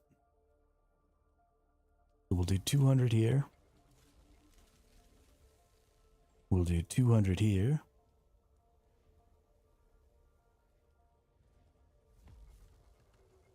We'll do 200 here.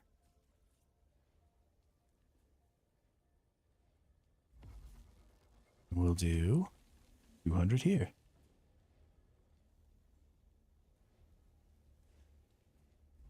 That'll get us a nice 800 aluminum.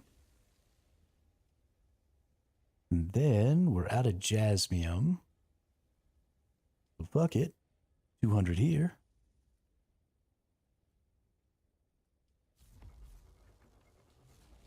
And 200 at the 6th. Oh, the 6th is already making something. Okay.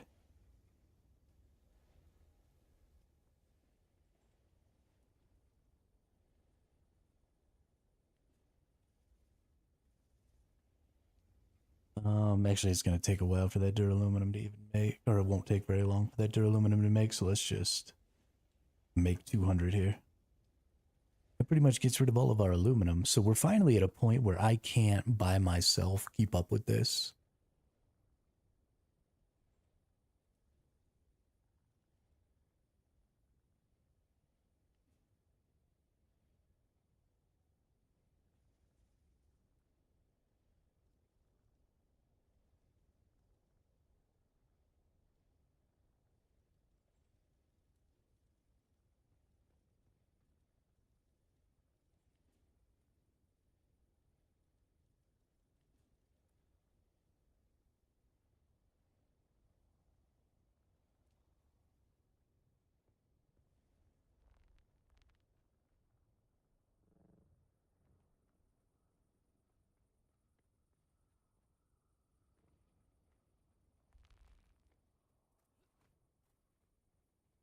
All right.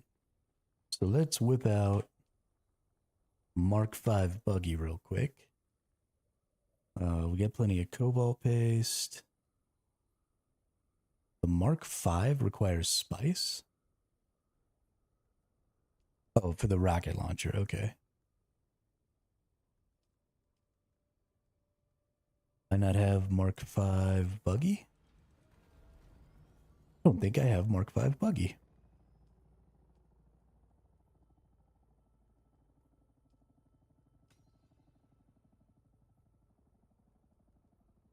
And buggy storage. And we should be good. I do have Mark VI cut array, which is what I want. So we go to buggy, we make a Mark V storage. We make a Mark V utility rear. We make 1, 2, 3, 4 treads. We make a PSU.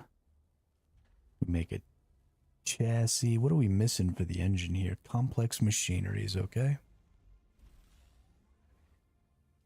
We make a hull. I think that's it.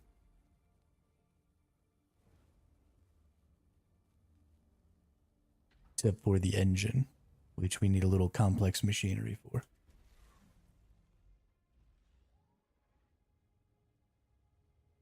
You don't need a Mark III power pack, don't need a Mark IV power pack, don't need responsive, don't need that, don't need that.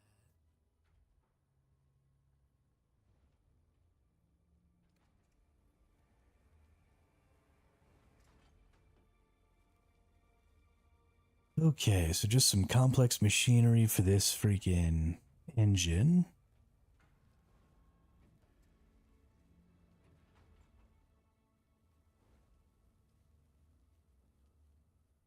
And we'll be ready to go. We'll get ourselves everything we need for the cut array. Let's make sure that spice and stuff is the only thing we need, and we'll go pick up some spice.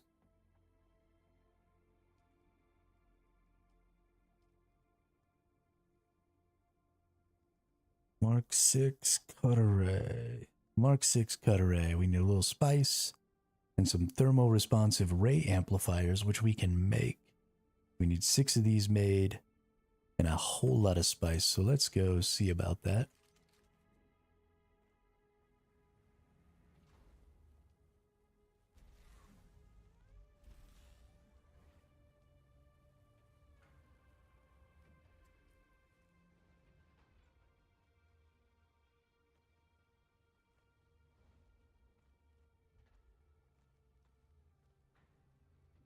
Right, so we got 1, 2, 3 different types of pieces.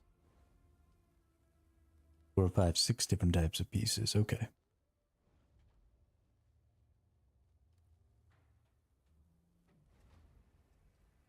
Once we get the chassis and stuff, I'll start putting the whole thing together. We just won't put the engine on it yet.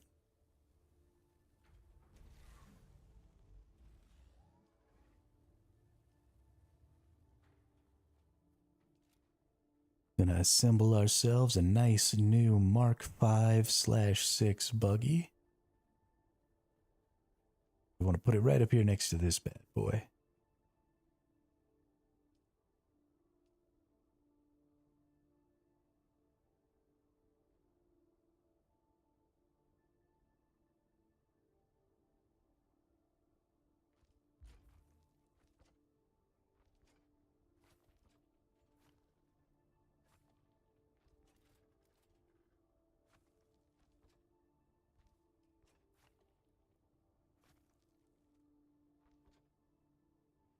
All right, we'll get the front bit of hull here. Then all we need to do is make an engine and a cut array.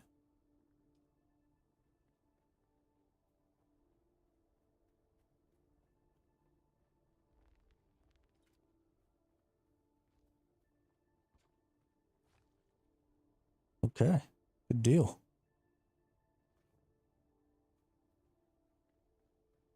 Something I haven't been doing is keeping up with the permissions on this vehicle.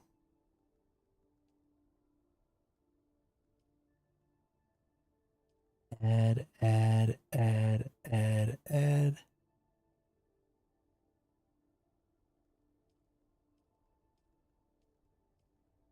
The fact that I can't just turn this into a guild vehicle pisses me off. The fact that I gotta go through and give everybody co-owner, because you can't, even as associate, right? So this is associate tier. As associate, you can't drive it. So I have to give everybody co-ownership.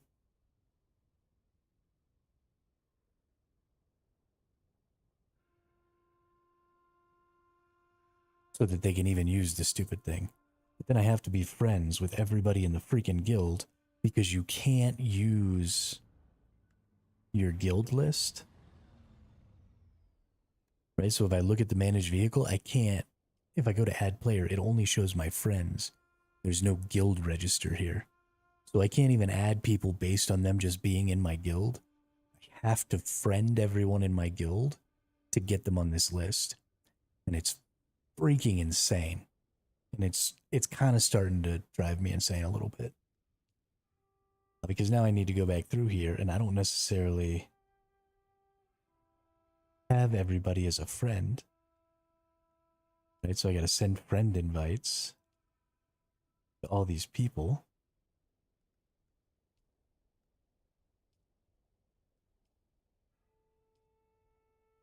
Just so.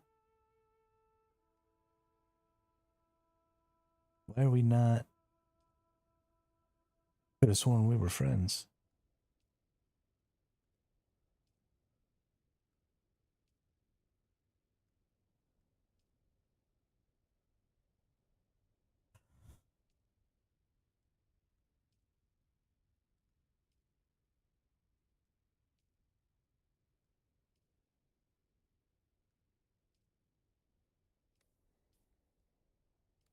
But yeah, so in order to even be able to give people any sort of useful anything,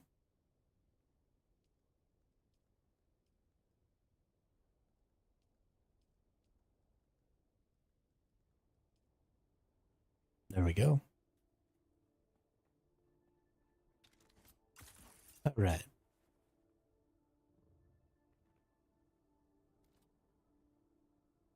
Let's get ourselves headed out. We have enough plastanium. I just need to bring back some spice melange from the deep desert to make another buggy cut array.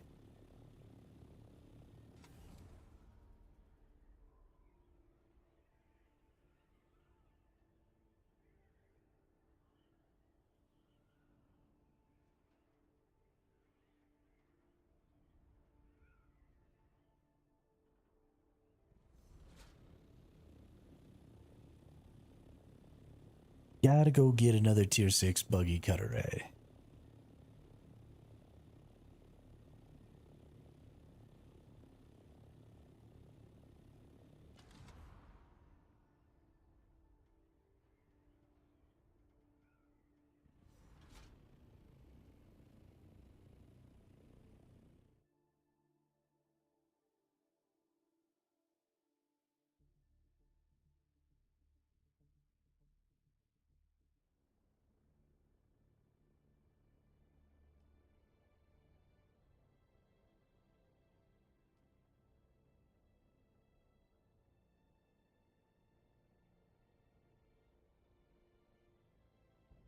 Got another person in the guild here.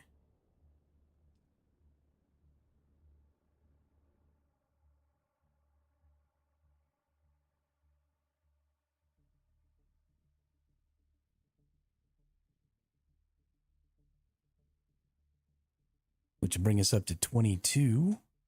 Plus, I've still got 3 friends that I know of that are probably going to come play.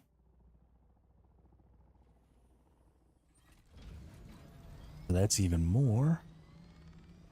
Social, guild, invite, bam, search, bam.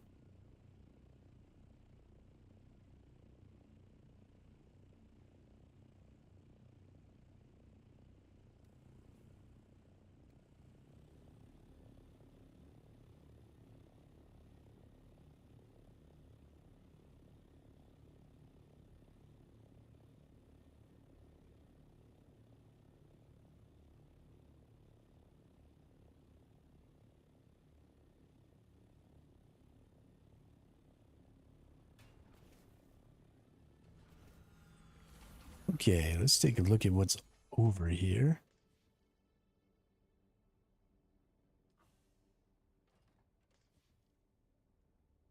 Need to go ahead and run that Stravidium. Doesn't really look like anybody's been spending much time out here lately, which is fine. I think we pushed into Plastanium and stuff a little early, which was kind of my fault. I was super excited. And so I think a lot of folks have kind of fallen back.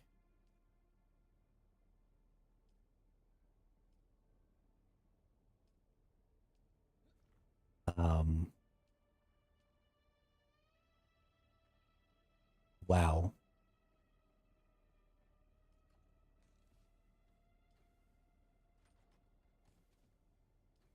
Is there no melange? Wow.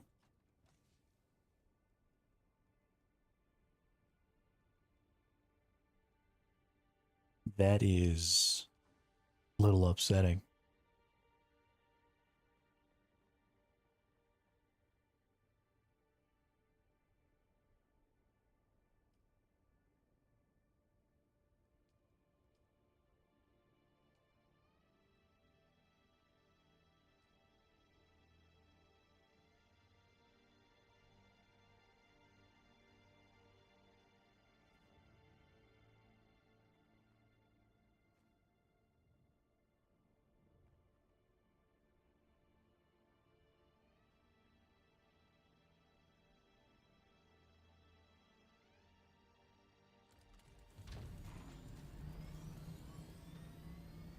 By a little upsetting, I mean pretty upsetting.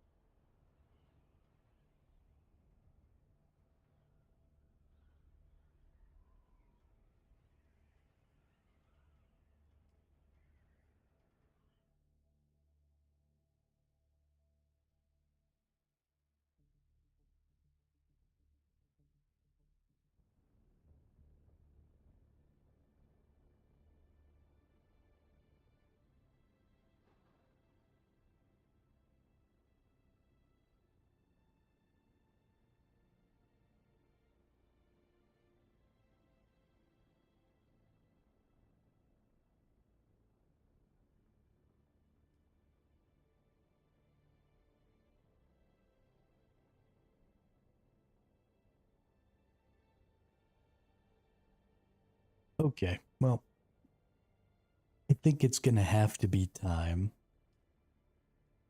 to be a little more discerning about how we give permissions.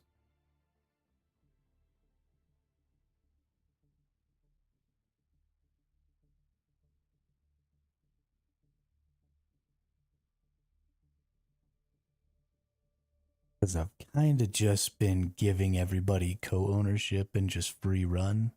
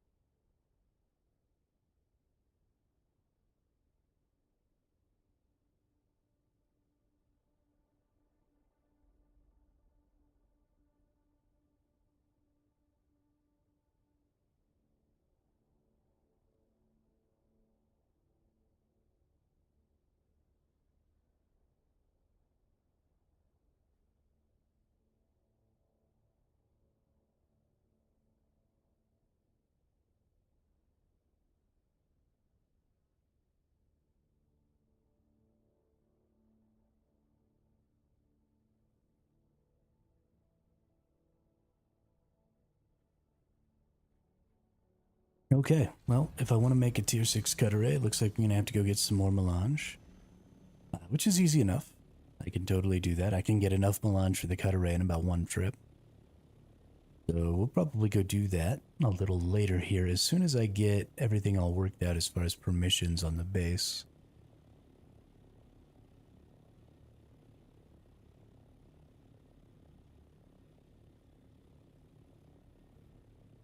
Our new guild member went ahead and joined us. So I need to go in here and invite them to be my friend so I can actually give them permissions on stuff. Somebody's probing the area here. That's hilarious. I think they're right up over here somewhere. Who that is? What up, Diggity?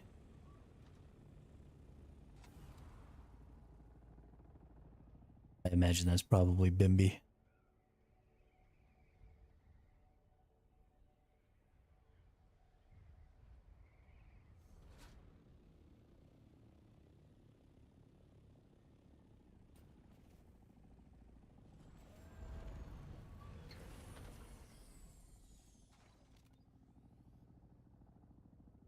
Okay, so let's start going about. Hey, what's up, Lucio? Welcome to the chat, welcome to the channel. Thanks for the follow. Really appreciate it.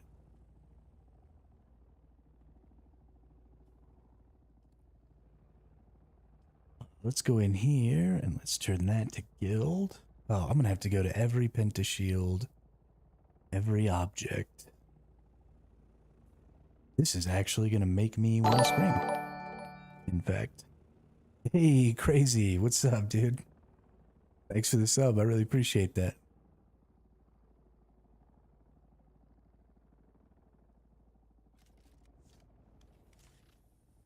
How are your meanderings through the early game?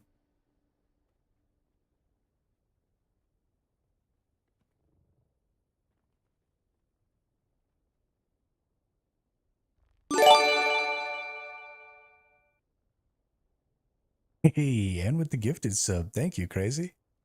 I really appreciate that. You know, Lucia, I'm doing fantastic. Just trying to get all the permissions to all the stuff in the base set up so that everybody can, Griffo, Che, welcome to the chat, welcome to the channel. For the follow, I appreciate it. How are you doing, Lucia? Are you enjoying Dune? Have you been playing any Dune? No, you can't make my stream any better. The only thing my stream needs is my beautiful voice.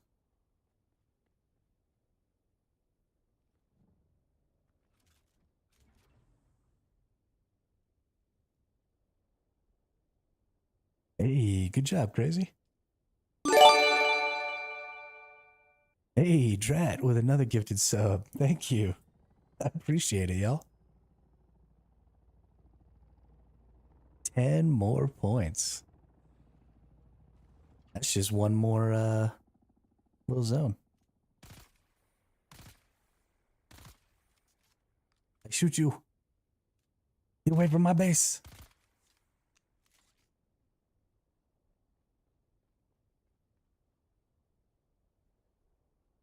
My arc paranoia is kicking in. I actually should have just gone and talked to that person and been nice, but whatever.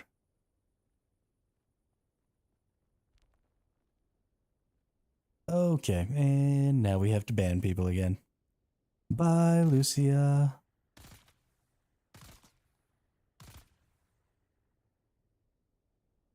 The game made you buy a Lego Orny. Oh my god, you're such a fucking nerd, dude. Such a nerd.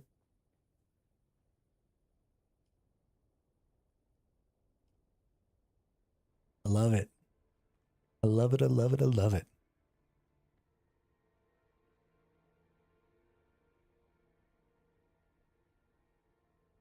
That's a good deal, Griff. Yeah, I figured that was you from the guild. Glad that you're enjoying yourself. How far along are you so far?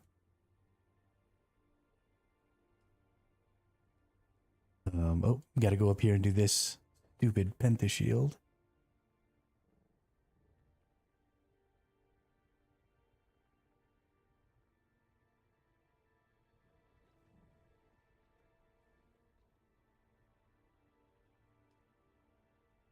The old pentashield. I am a nerd, Crazy. I wear that badge proudly.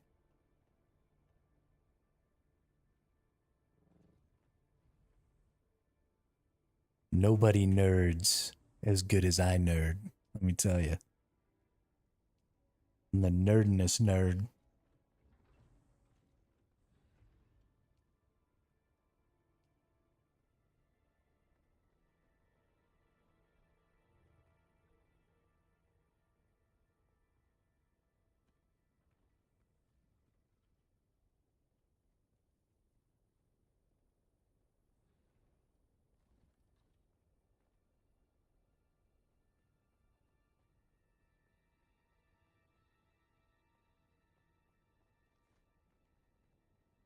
Just made it to Pinnacle Station, but still have a few quests to finish back near the anvil. So gonna do that tomorrow when I can get on. Hey, good job, Griff. If you need any assistance, just let us know. I'm making like 1,000 aluminum an hour right now over at the main base. So I have pretty much made it a point of letting everybody know that if you want anything and everything up to aluminum tier to help you get through the early game faster, then I'm more than happy to provide ornithopters, like scout ornithopters, personal ornithopters, aluminum gear, all that stuff. But also, if you would prefer to take it slow and enjoy the ride, I totally understand that too. Going through the game and being in your buggy and seeing all the rock formations coming up around you and stuff was really, really fun for me when I was getting through the game. So I would never want to take that experience away from somebody who wanted to have it. So absolutely. Let us know what level of assistance we can give you, and we will help you out in any way we can. Damaged Shrimp with the gifted sub. Hey, thanks a lot, bud. I really appreciate that. Thank you very much.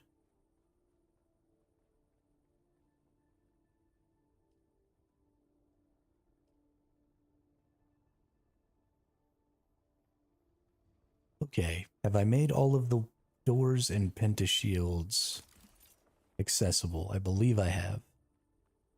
Now everybody should be able to get in and out of here, which is great. So now I just need to make all of the chests and all of that stuff accessible. This one's set to guild. That one's set to guild.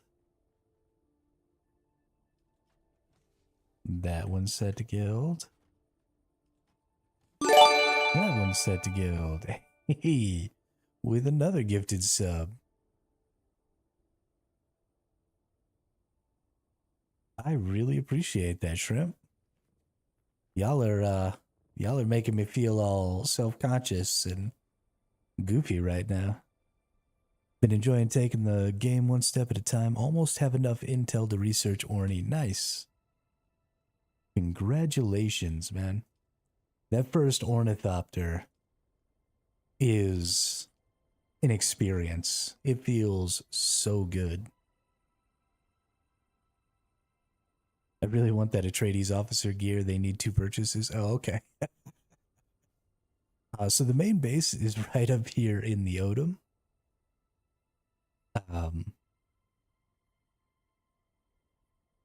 Yeah, so if you look at the whole map, the Pinnacle Station where you're at is right here. And then over here in the Odom, which is one of the endgame zones, where you do some of the endgame quests right here at Misataril. So just up in the north here, we're kind of taking over this whole little area here for our guild base. But nobody else is built out here, right? And there's tons of cool rock formations. There's no worms up here. There's lots of basalt and aluminum. Most of the aluminum's back up in here. So there's just tons of good resources here, as well as lots of bodies to kill for running death stills, and lots of room and cool rock formations and stuff. So my hope is that, you know, eventually everybody will be able to get on the same siege as us, and we can have kind of a whole little city up here, and everybody can have their little personal bases, and we'll have our big guild base, and we'll just kind of run the Odom on this siege and have all of our stuff up here. Then we can fly around and look at each other's cool ass bases.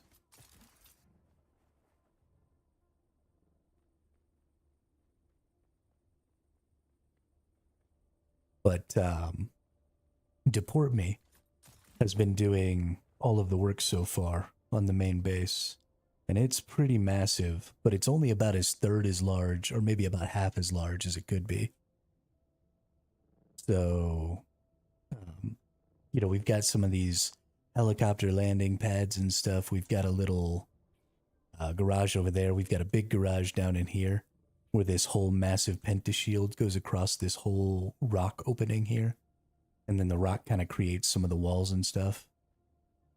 It's all really cool. Deport Me has done such a good job.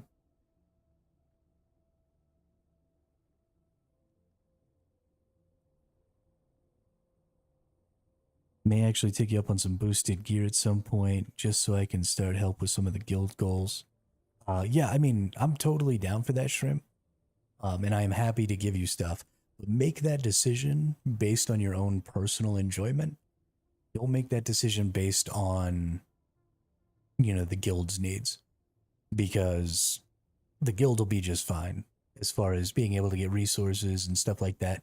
The guild is going to be here for months or maybe years. And so the weeks that it might take you if you don't play a ton to get to endgame in the long run aren't going to matter. I know people have this, like, gotta get to the end game, gotta do the big things idea about video games today, but that's such a small portion of the ultimate time you spend in MMOs that you really, if you want to experience the early game, don't hurt your own enjoyment to do that, right? Because it was so much fun. I mean, it even took me like 60 or 80 hours to get into the end game. I did that 60 or 80 hours in like 4 days, but it still took me a really long time to get here. So take it slow. Enjoy that. The guild will be just fine while you have your experiences.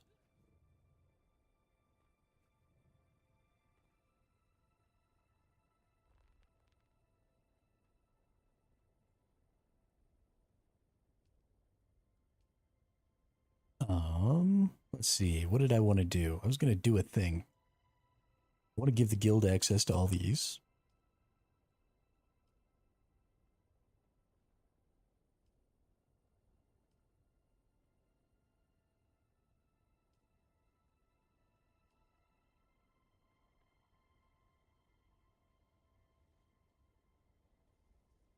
Yeah, I appreciate that, Shrimp.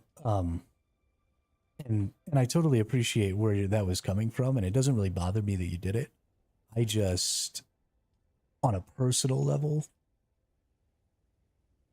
I don't want the guild to think that I'm only running the guild to promote my streaming.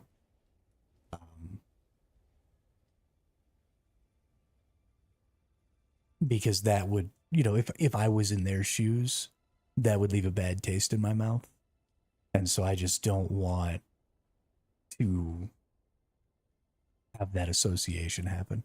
So, I mean, I appreciate that you're trying to give good information out, and I appreciate that you shouted out the channel. That's really nice of you. But I just want to make my own personal intentions as explicit as possible so there's not a misunderstanding, so that people aren't like, oh, this is just some asshole streamer trying to make money off of everybody or something, Don't want to be that guy.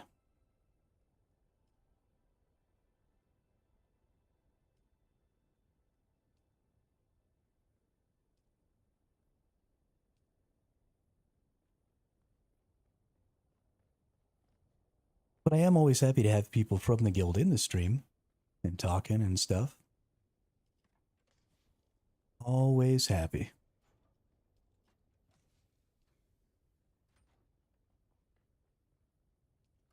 It's a weird juggling act because like I'd love it if everybody from the guild came and watched, and we could chit chat and have a good time.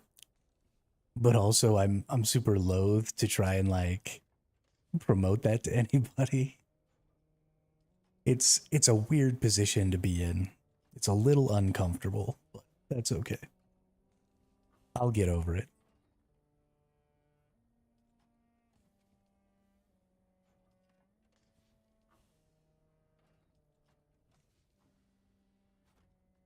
Yeah, have a good one, Shrimp. Have a good one, and thanks again for the support. I really appreciate it.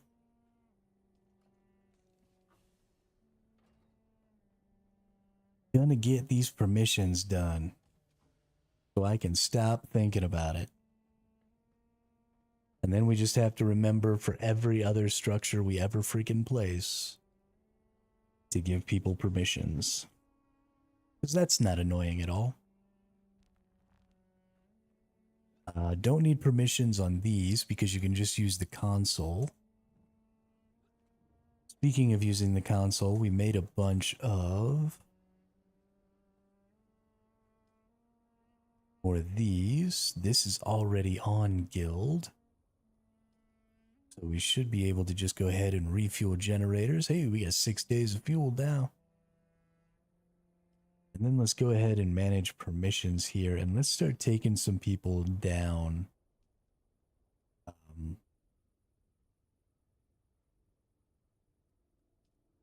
Just to the regular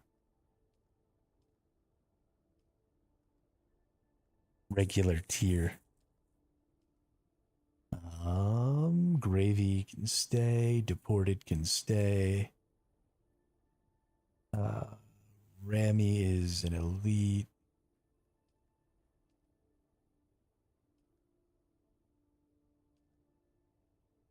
Madness is an elite.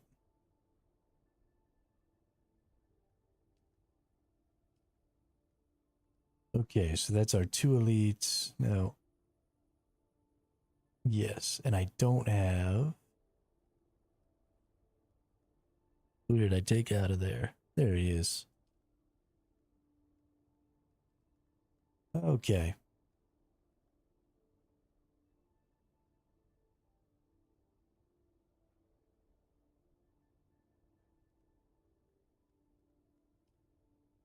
So associates can not add players. Not remove players, not promote players, default base access, place deployables. Base building and management, move demolish. What is place deployables? I don't even know. Okay, but everybody should mostly have access. Everybody should have access to this buggy. Let's double check and make sure. I think I maybe have added a couple of friends. Yep, let's add this person. The co-owner of the buggy.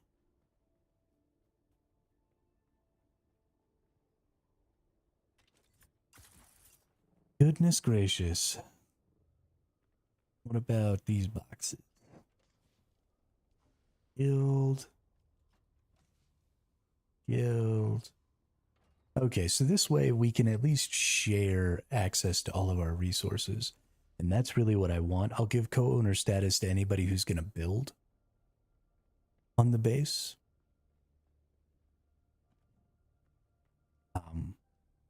But I don't want to give co-owner access to everybody, because then somebody could literally just come in and destroy the whole thing. And while I don't think anybody would do that, I am loath to find out the hard way. I definitely don't want to find out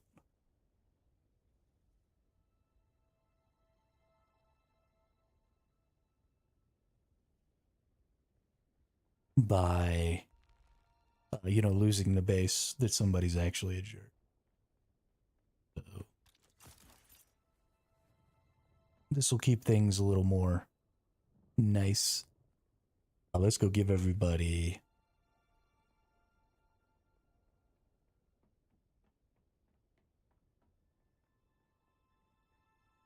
access to these bad boys.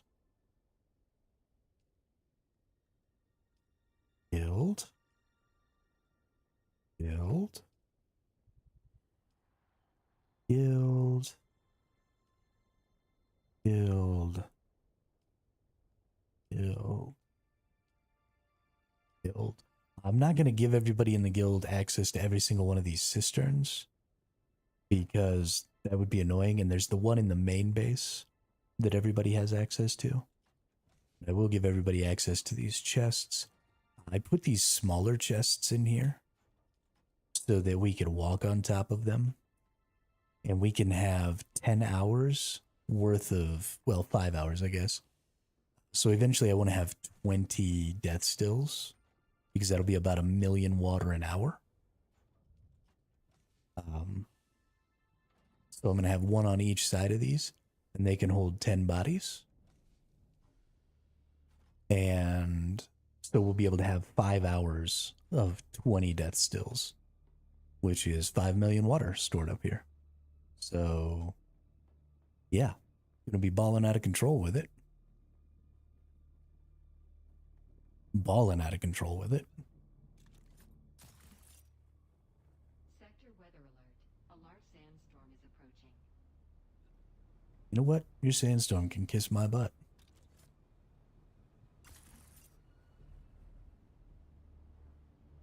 I love dispenser belting way up into the sky like this and looking down on the base, but I can totally get up on top of that cliff with a suspensor belt.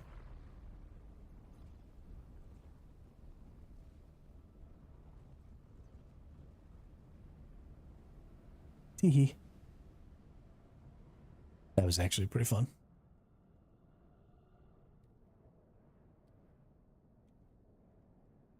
Let's use that.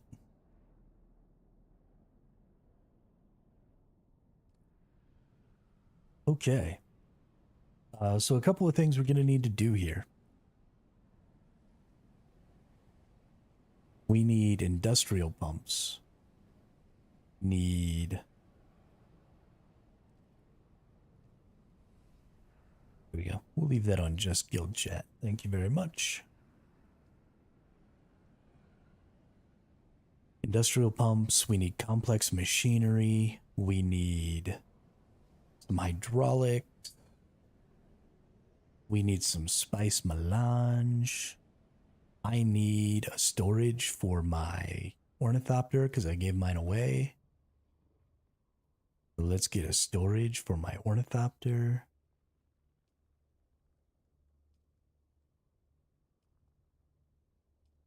Blap. This is what I love. Now, somebody has been doing a good job of getting cobalt paste too, and I just keep burning through it.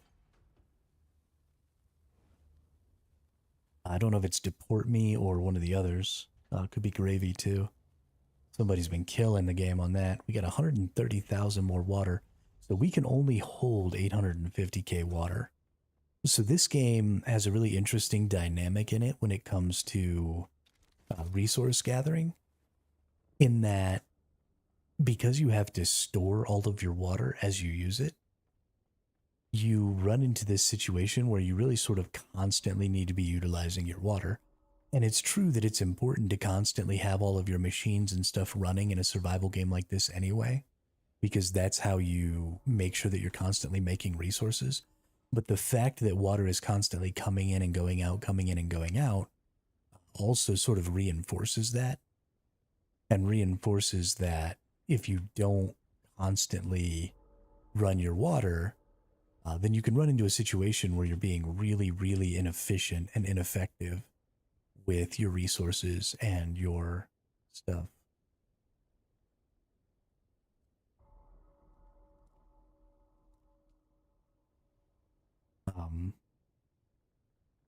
So I've got my storage. I think I might want to go ahead and put away most of my stuff and take a trip out to the deep desert for some spice.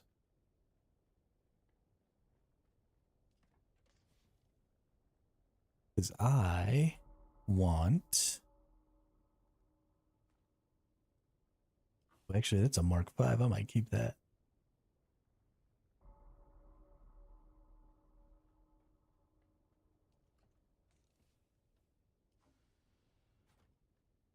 I want to get into a position here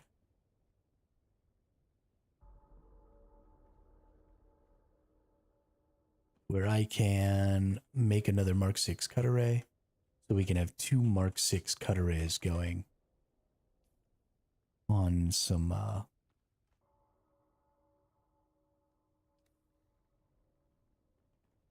actually need to put this away too.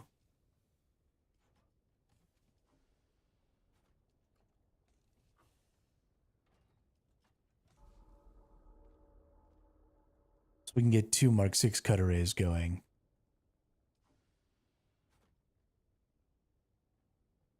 On some buggies.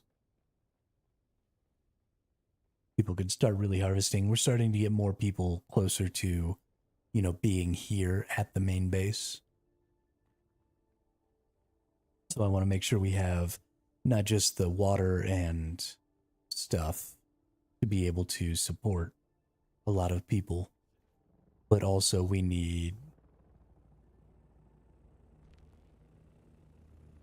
to... Hey, that person managed to make it through. Good deal. We also need the ability to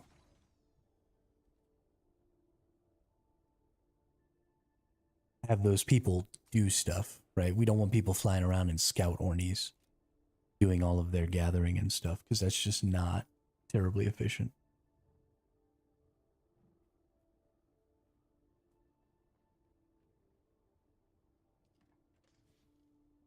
But let's go in here. Put away some stuff.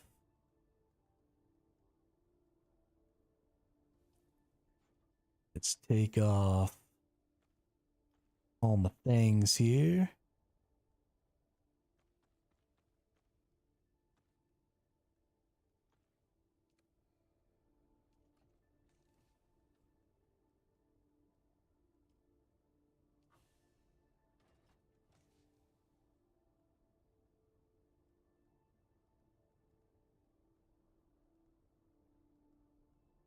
Okay, I think that's everything that I want to take off. I'm just not interested in going out into the deep desert. To gather spice with a scout orny with all of my gear on me. Right, if I lose the scout orny, like, that sucks, but I can replace it, no problem. I am not interested in losing my whole kit because there's really no reason for it, right? I don't need my kit out there.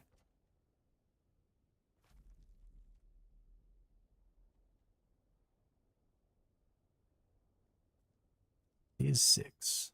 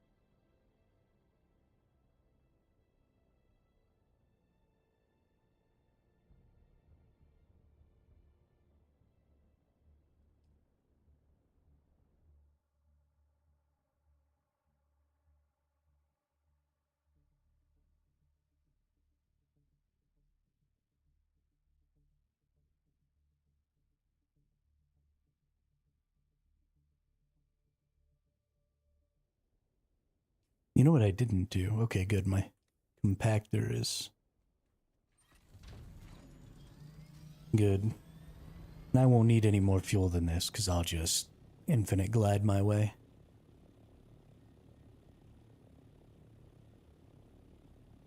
So we should be good to go. Check my PSU real quick. 20% doesn't really have the ability to get any better than that, so we're fine. Wings are fine. Hull is fine. Storage is brand new. Let's get out there.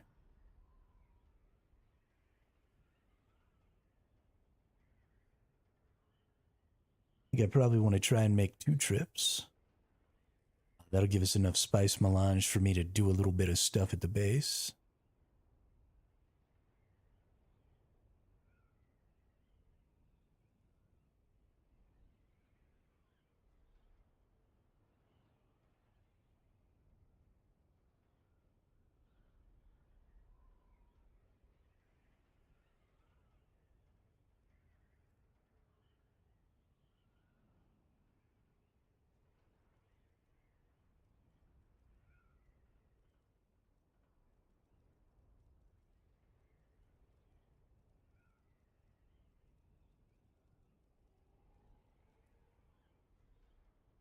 I'm just talking to myself again. Oh well.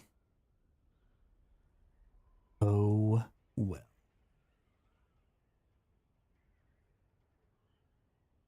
I don't really mind talking to myself. Let's go get on this Discord, see what's going on here.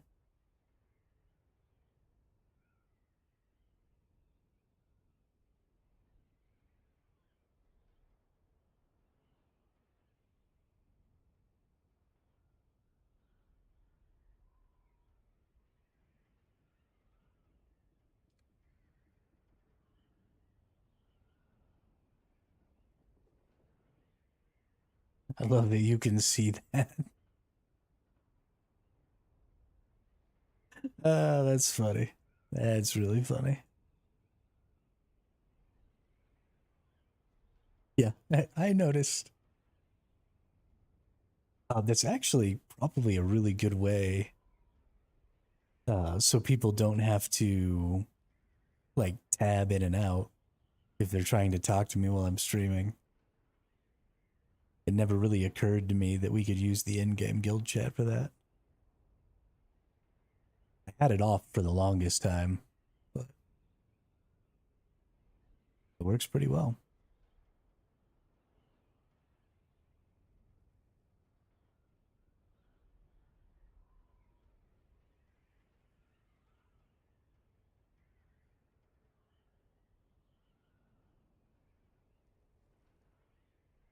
One of these days it'll stop working because I'll be super famous and there'll be a million people in my chat.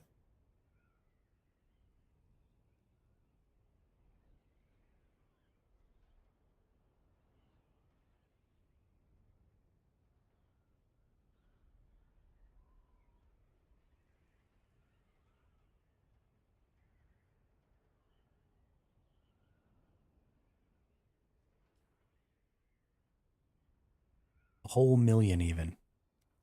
Something's going wrong. My computer's not liking my stream right now. It's dropping frames. Pretty bad. I wonder actually.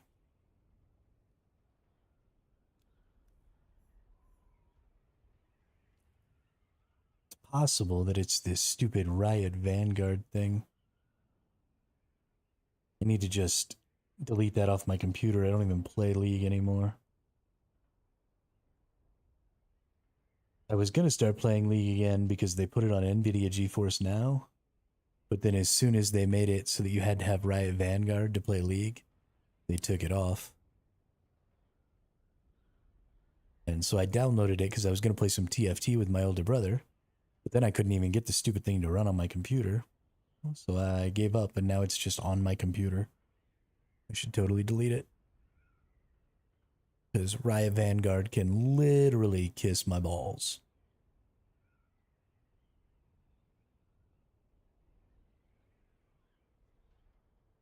That stuff is garbage.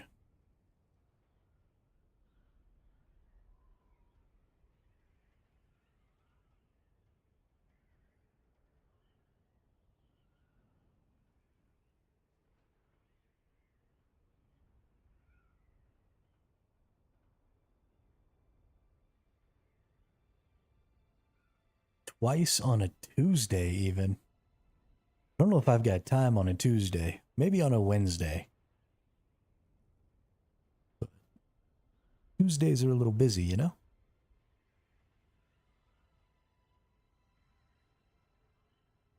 I mean they can kiss mine. Not that I'm gonna kiss yours, alright? Get your head out of the gutter.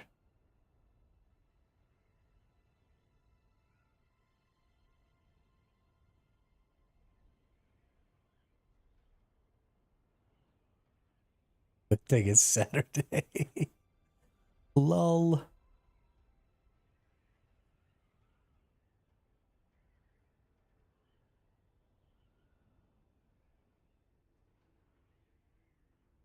Now I don't know who's actually in the chat and the stream and who's not. That's funny. I'm talking to people who probably aren't even listening to me right now. Like a narcissistic twat.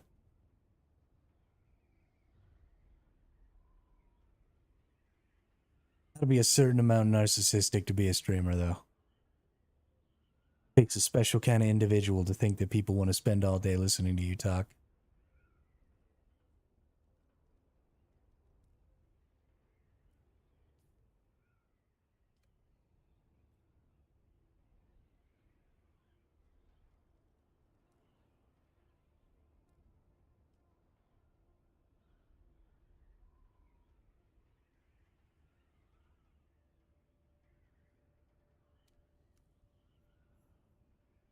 We zoom in.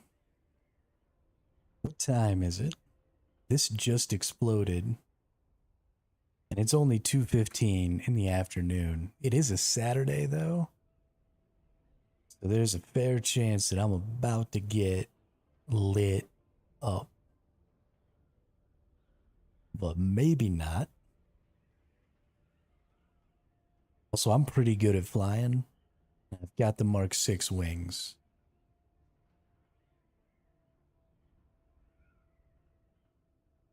That's a spice blow. That's what it looks like when a spice explodes out of the ground. They actually happen in Aga Basin too, but they're just the little ones, so they happen really fast.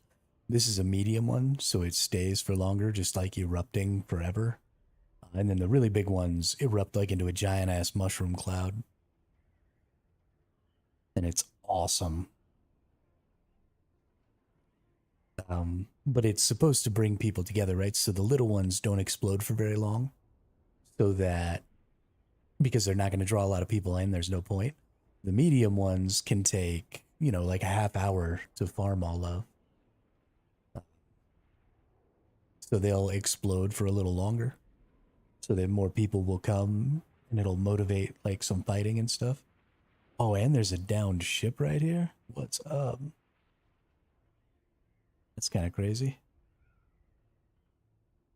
I don't know if I even like that. The worm could come and eat that downed ship, and he might eat the spice blow with it. Okay, well, we're gonna be real quick about this. Because I don't know who's around, I don't know what's around. I barely even know my own name. So 1, 2, 3, 4, 5, 6. So this is how I harvest spice. I do 6 shots, and then I pick up the spice, and then I bank it, and I can usually do that 3 times before the worm comes. So we can get quite a bit of spice pretty quick. It only takes me about 3 or 4 get up and lands before the whole ornithopter is full, and I can just take off and bail. Big deal here, though, is we gotta be keeping an ear out for ornithopter sounds.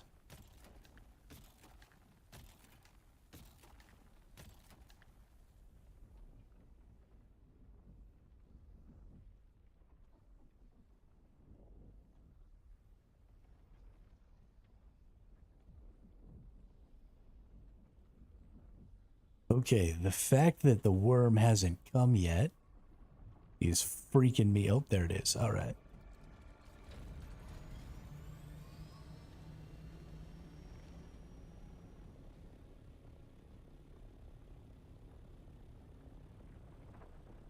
Let me just hide in the spice.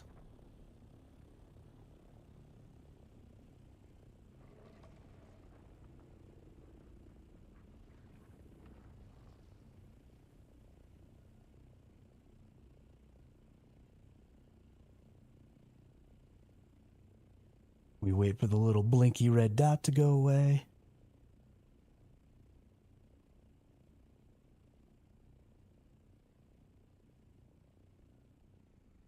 Then we land.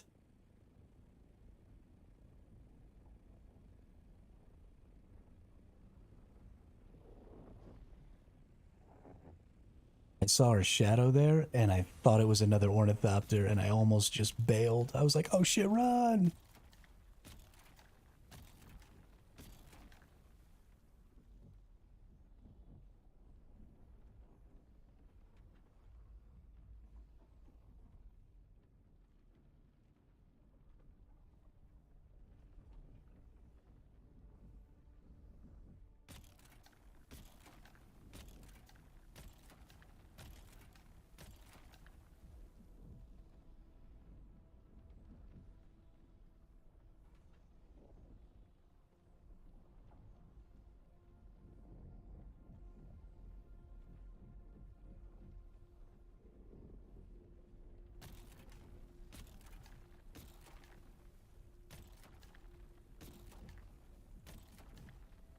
You know, Daima, I can just make you your own ornithopter. And you can just fly that bad boy around.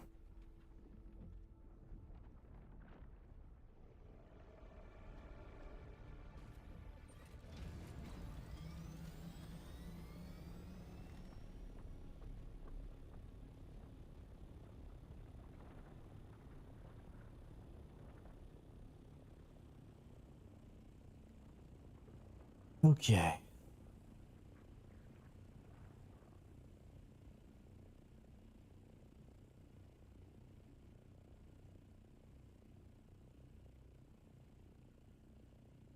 I honestly can't believe that I haven't gotten shot in the face yet.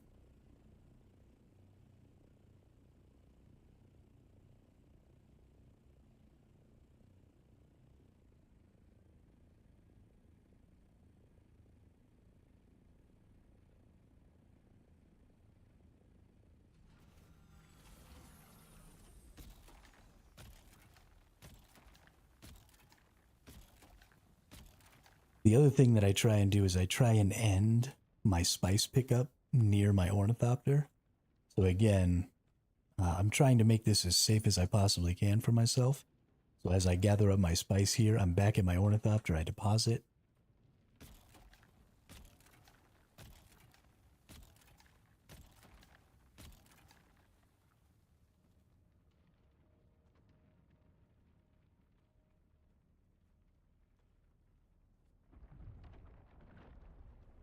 I have a little bit of time here, I can get the last little bit. This worm is coming out insanely fast.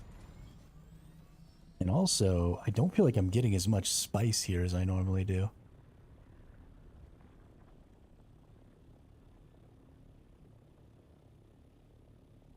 It's kind of freaking me out. Like I'm using up more of this thing, but this will be the last one right here, right? I should fill up.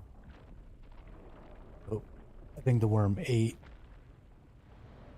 the ship. Can't see it because I'm inside the spice. But I think the worm ate the ship. Ship is no more.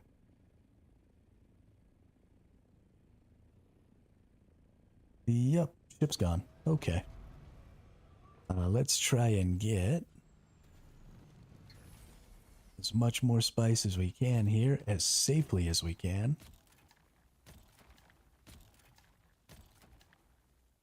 We're getting into territory where we're going to have to be a little more dangerous here. Getting towards the edges.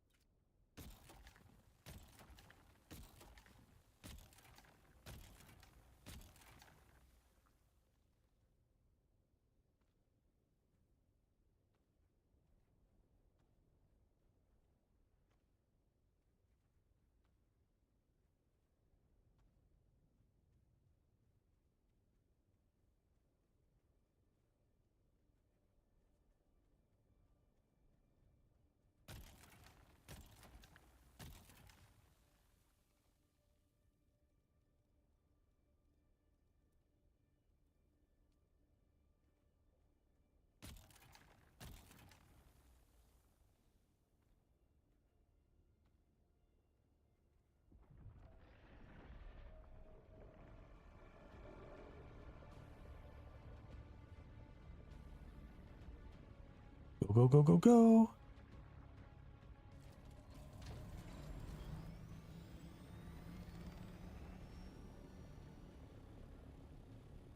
All right. How are we looking in the inventory here? Oh, yeah, we're like all the way full. Okay. No sense sticking around. Time to point it towards the base. Get some nice altitude here while we're still inside this spice bloom, where people can't see me flying around. At least I don't think they can see me. Maybe they can see.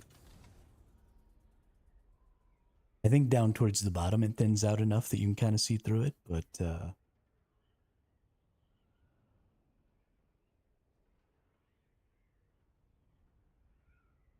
yes, 23,000 meters, Daima, and I'm not going to use any fuel. Yo, look at that worm. What are you doing, worm? It's a flying worm. In fact, we're going to gain altitude. So when I did my dip right there, I went down to 699 meters. But we're going to do this next dip right here. We only got down to 720. So we are gliding, going 180 kilometers per hour, gaining altitude as we go. And the reason we can do that is there's a horizon line. You can't really see it right now, but it's right where my dot's at, to the left and the right. And if I keep my dot right in the middle of that horizon, you'll see that my speed stays maximum 182, and I'm slowly losing altitude. So there's a caret directly beneath your dot, and there's a caret in the middle of the horizon line. And if you put your caret on top of the horizon caret, you start to slowly lose speed, but you start to slowly gain altitude. And basically, from this point until you put the horizon line on your wings, you will gain altitude faster than you lose speed at varying degrees, right? So the closer the caret is to the horizon line, the less speed you lose and the less altitude you gain. So you can glide at a higher speed for a longer time here. So this is how you go as fast as possible at basically the same altitude. And then once you get up here, this is how you climb a lot of altitude really fast. And you don't go as fast, but you're climbing way more altitude. And so I usually like to climb altitude with my Thopter mode, especially if I'm not currently being attacked. And then I just kind of chill at that range and go as fast as I possibly can. But in the glider mode, you never use fuel. So you're just zooming basically as fast as you can. And so if you hold your right click, right, so you get yourself positioned where you want to be, and then you grab your right click. And once you grab your right click, you can look around and it doesn't change. Oh, see, I've let my altitude, or I've let my speed drop way too much. So I have to dive down a little.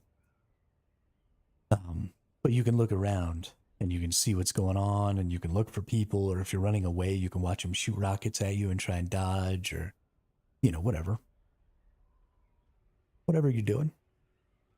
This is the way, and this only works on the Scout Ornithopter.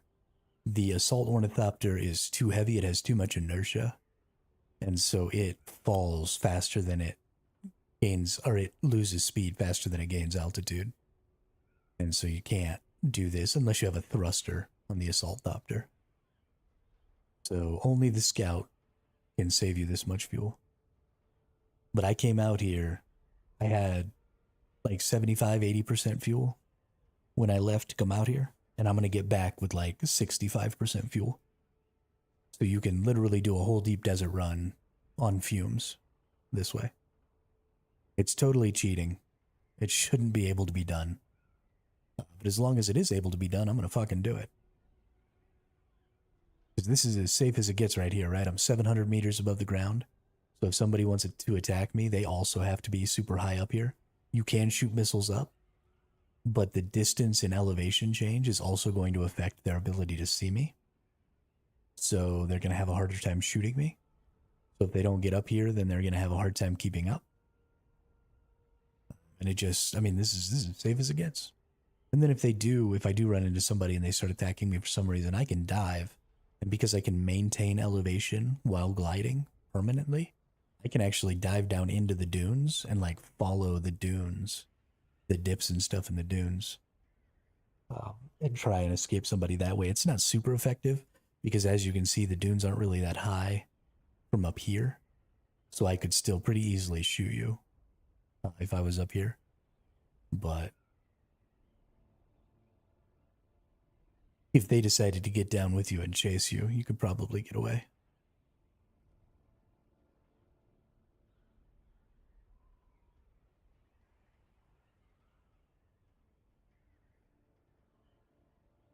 I haven't been doing a very good job of keeping up my speed and stuff, so I've actually lost quite a bit of elevation.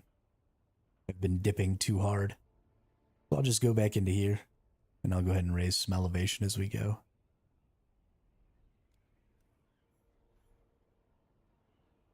Got a little lag there, that was bad.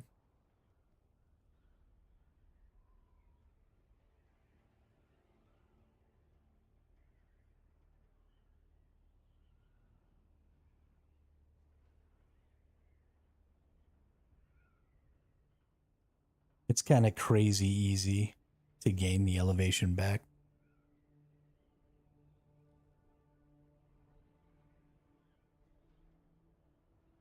You can see I've already almost gained 100 meters.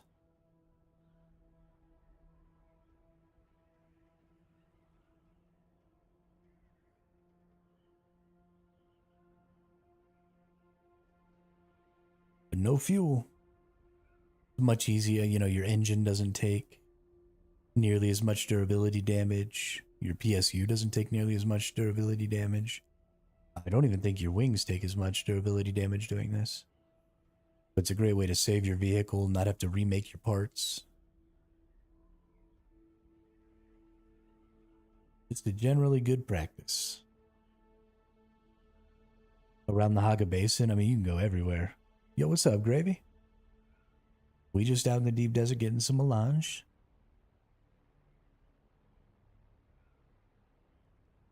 I gotta make another tier 6 cut array so we can mine. And there's no flipping melange left.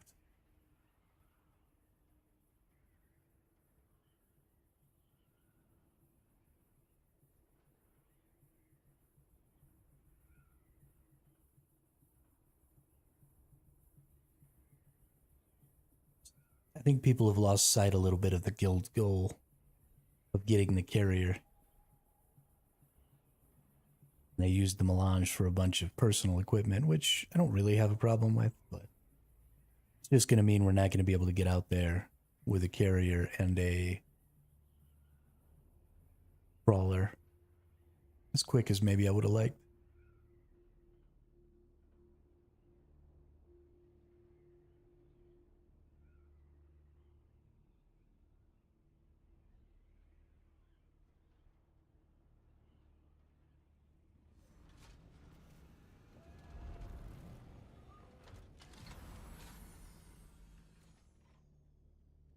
Ditto, brother. Ditto.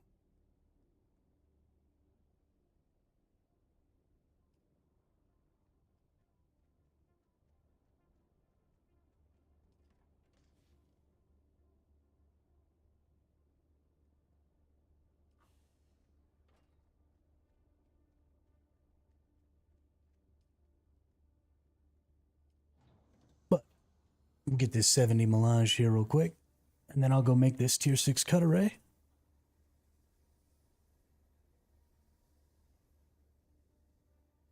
Hey, good job, Dima. Getting after it.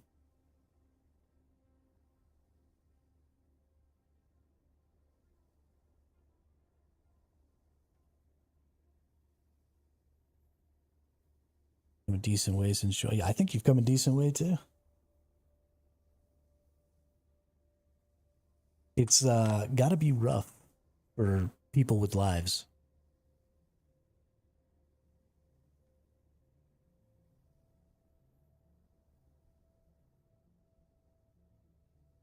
Yeah, that's all stuff that Cyrus crafted those things the first week when we came out here. So like a whole week ago those got crafted. That was still back when the guild only had 5 people in it.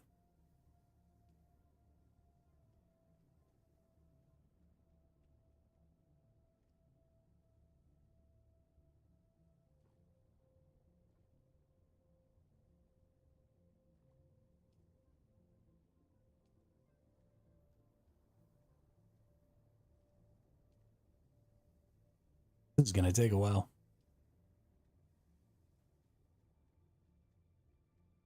I should probably go on another expedition.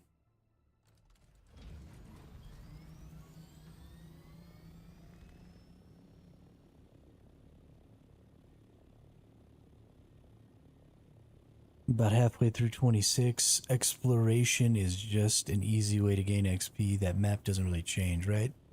Just the deep. Yeah, so the Haga Basin map stays the same, except the resource nodes will shuffle every week. But all of the primary points of interest and the landscape and all that stays the same. And then the deep desert undergoes a complete transformation every week to a totally different map.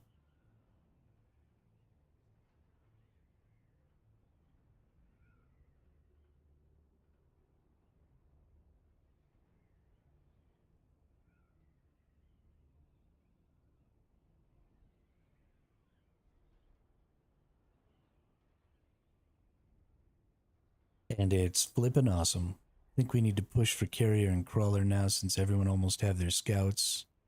We got a few assaults. Yeah, absolutely.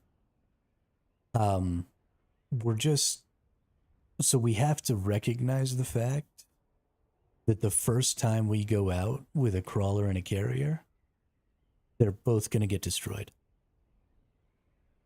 But there's a lot that we can do to prepare for that, to make it a good fight when we get attacked. There are much bigger guilds than us on our server, and they will come and attack us. We are going to get into PvP, and we are going to lose basically everything we take out there. We're probably going to lose our assault carriers. Or our assault doctors. We're probably going to lose our carrier. We're probably going to lose our sandcrawler. Maybe the carrier and the sandcrawler might be able to get away and get the spice back home. Yes, that's true. We can't really hold back, but we do want to be able to recover. And so that's about, everybody having their own scouts with their own storages. That's about having plenty of people at the end game. We only really have about 6 people in the end game right now. So there is still some need for some more people to kind of catch up a little bit. So I'm not in a terrible hurry. I'd like to do a big spice operation next week sometime. And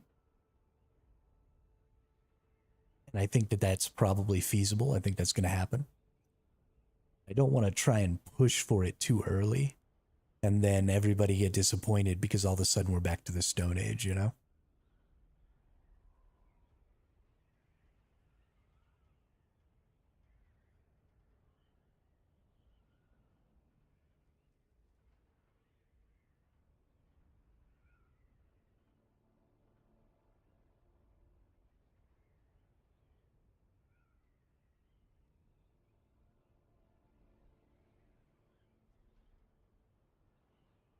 I'm down for that.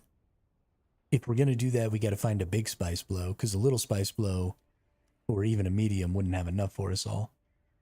So we need to find a big one if we want to go out there with 6. And then we need to find out, because I still don't know, can you put missiles on the assault doctors? Because if we could go out there with 6 assaults with compactors, then that's probably about as effective as taking a spice crawler out. And then we'd have, 6 assault doctors with missiles and storages, and we can fight it out. Okay, you can, Kipana. That's what I thought when I read where they attached. I thought that was the way it worked. Why do we need 2 people per assault then? The missiles on the scouts get fired by pressing like a button like this. So I assume the missiles on the assaults will have... Okay, they can't have storage if you have a rocket. See, that's what I was curious about.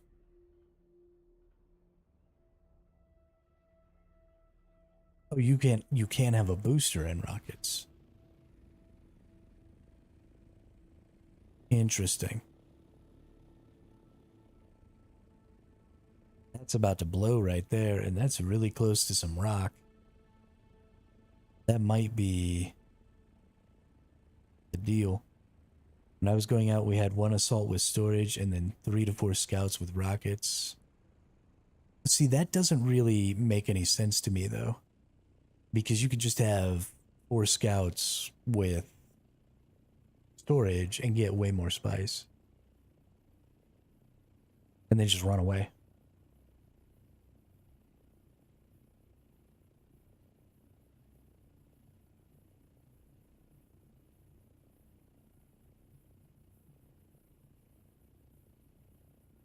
Hmm.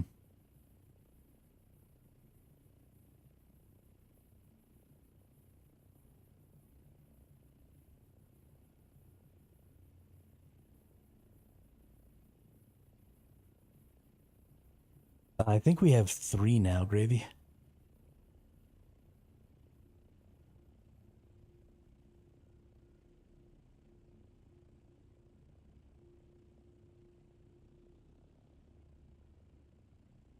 I wonder if this is going to be a medium one or a little one. I think it's going to be a medium one.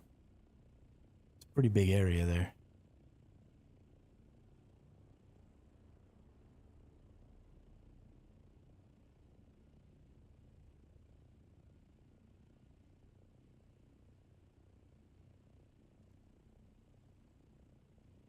Not only will Shroud be good at it, he'll have an ass ton of players joining in.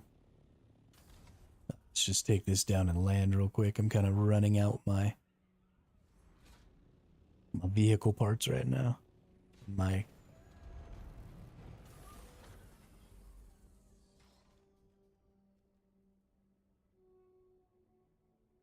Oh, I didn't bring any welding wire because I'm a jackass.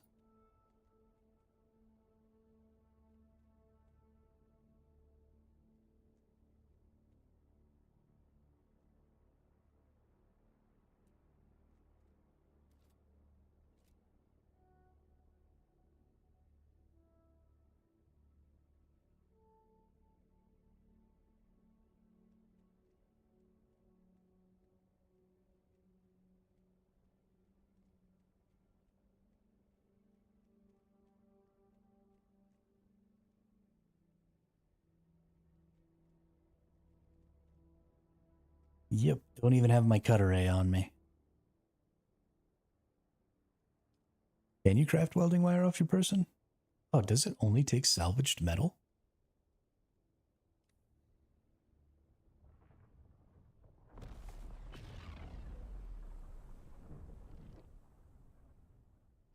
Yeah, if you want to get large amounts of spice, you have to go with storages.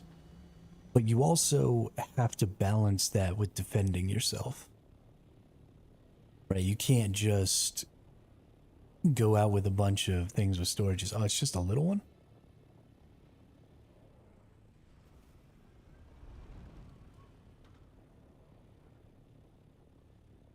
Where's my freaking spice at, dude?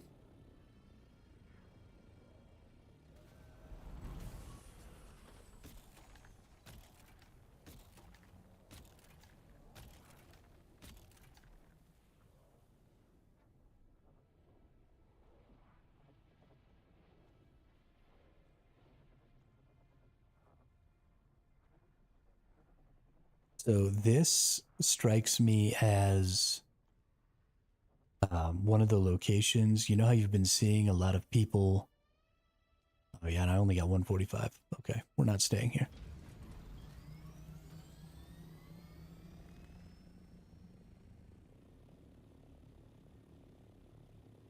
That struck me as one of those places where people keep getting stuck.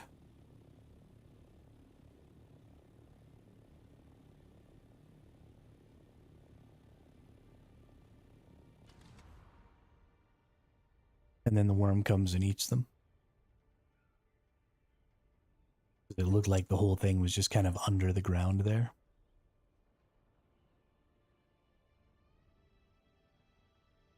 And I'm not trying to get eaten. It's not on my to-do list.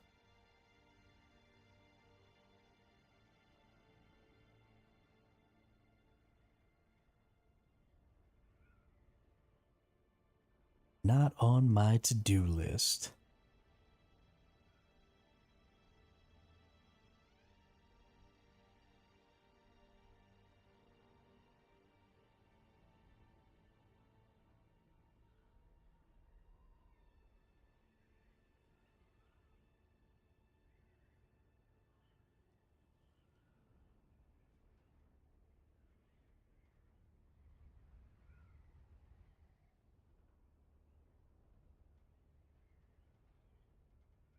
I don't really want to farm spice at these little bitty spice blows. But sometimes that's just what there is.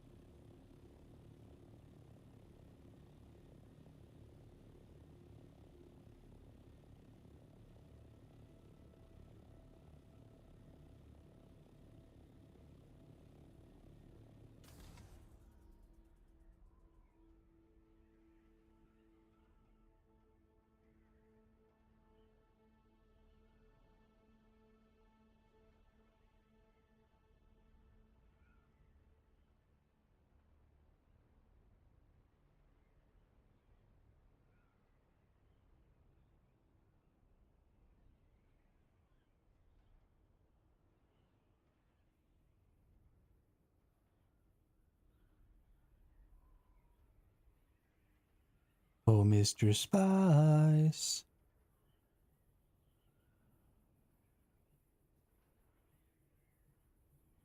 Where are you?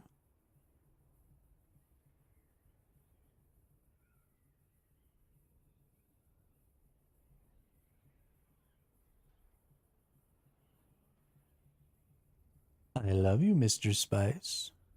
Don't you want to be friends?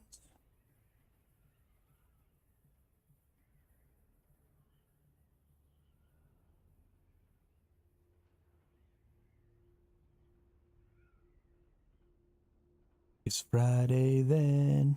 It's Saturday, Sunday, what?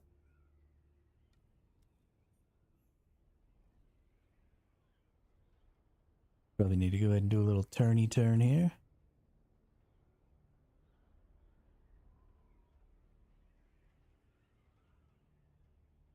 Really important thing that you're probably going to want to learn, just everybody, is somebody mentioned this on one of my videos on YouTube, and they asked if I had any tips for PvP out here, and I haven't really PvP'd.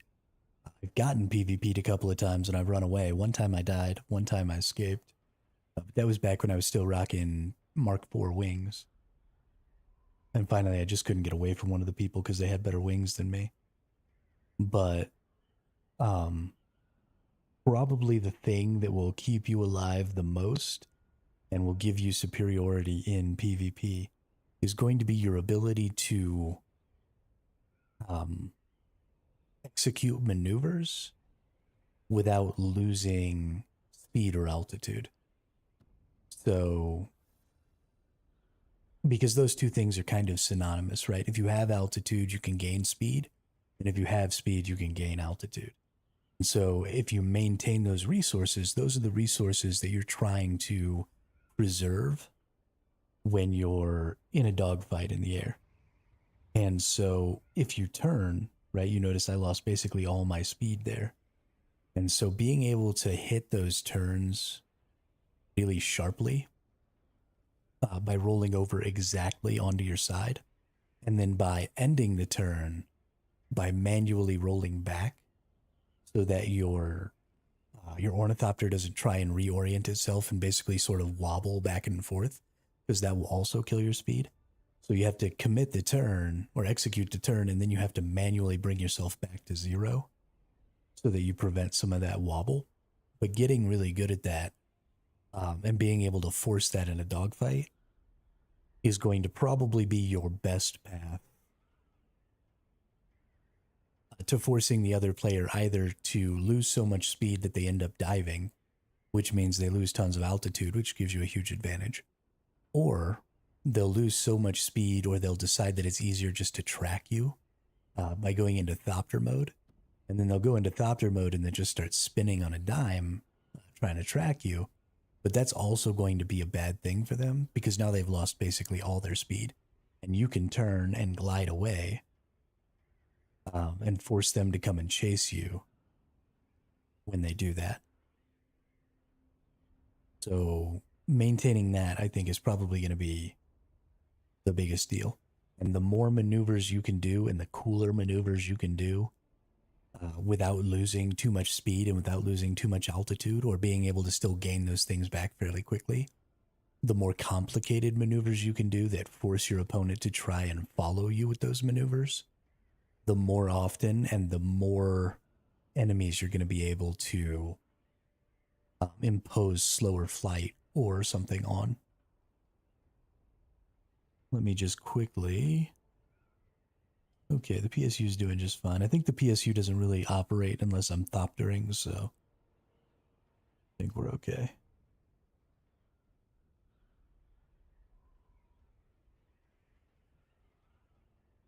I'm finding any freaking spice out here right now, though.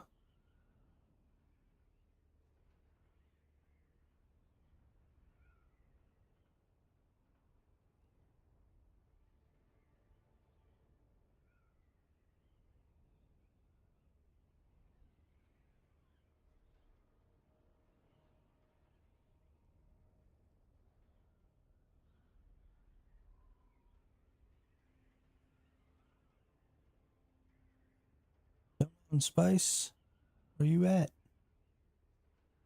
It's Saturday. Isn't this like the day?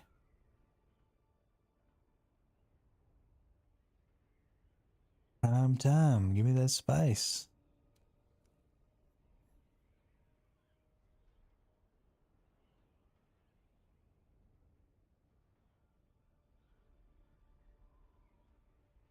Alright, we'll probably just call that and head back then, because that spice melange is probably done back at the base.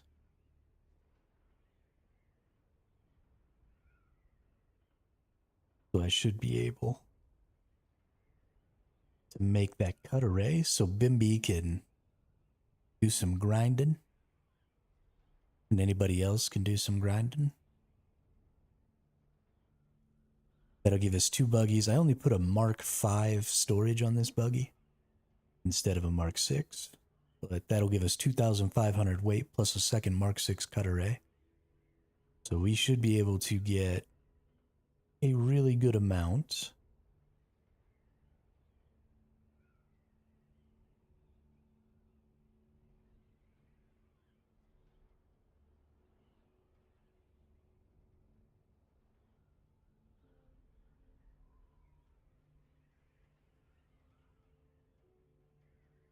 Of resources. Took a while. I eventually finished the thought though.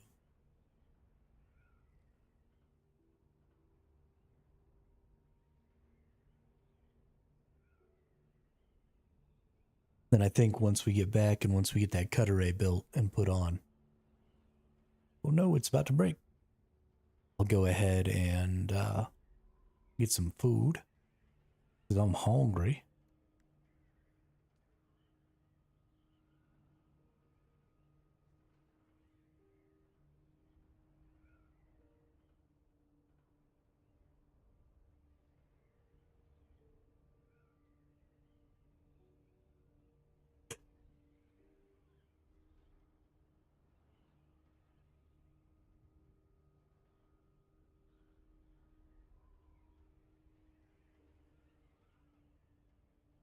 We'll be back on the grind. I want to make a couple more assault copters.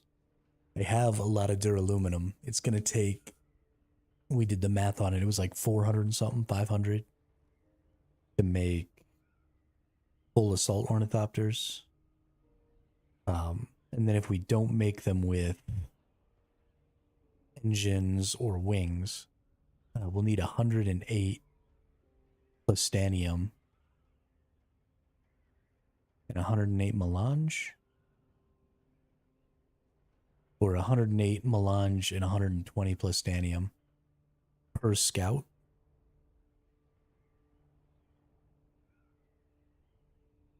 Just log in to keep count of stuff at least for the next 2 days. Not in the mood to grind. No worries. No worries.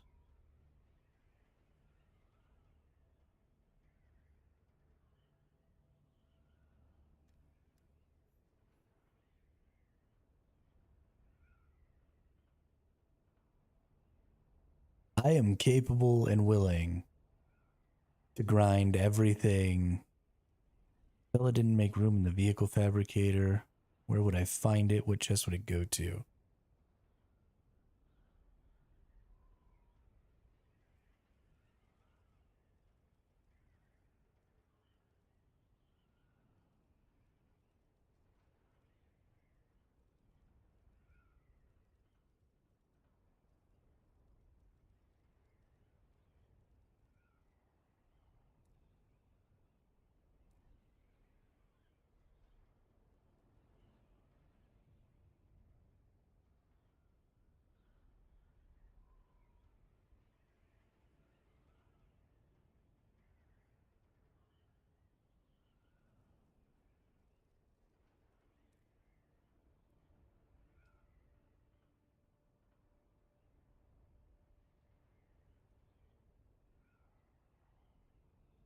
It's Friday then. It's Saturday, Sunday. What?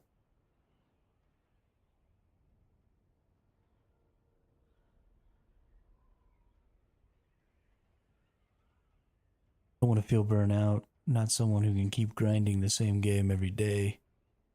need some breaks. Yeah, I totally understand that. As long as the guild is willing to accept the fact that as a single person, there's only so fast I can grind, I don't care if any of you ever grind materials. I will grind enough materials to get everything in this game built and to get enough of it that the 20 of us can go on operations and all that stuff. It just will take me 20 times as long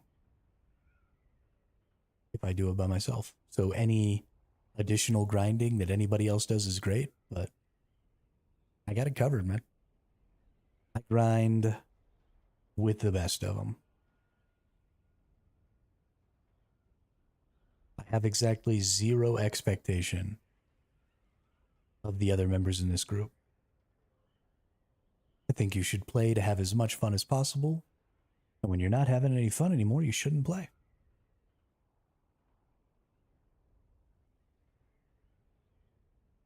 I feel like Dune is the game I've grinded so much in the past few years.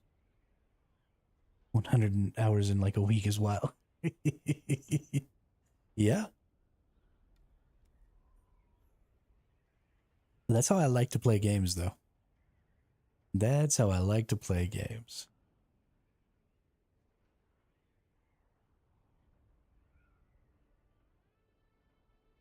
Let's see, we've had, today's the 17th day since the early access. I've averaged about 14 or 15 hours a day. So 150, almost 300 hours. We're at about 250-ish, probably.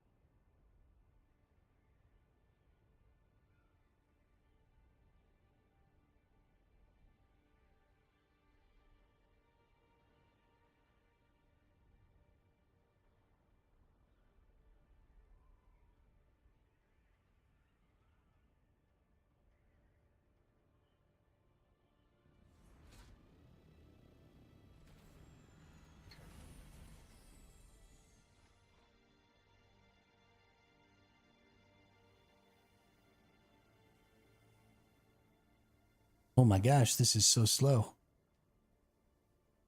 Can you please hurry the fuck up?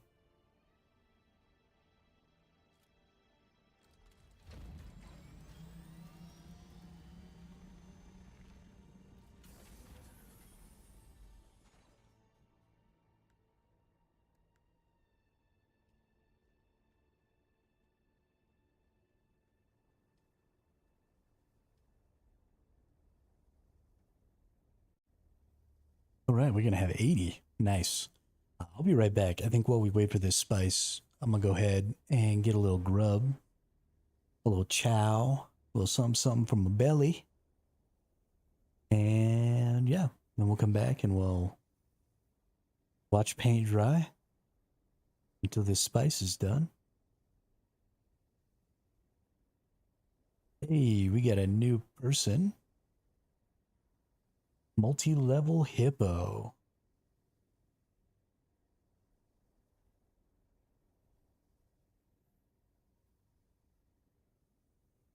Let's give our new friend a roll here.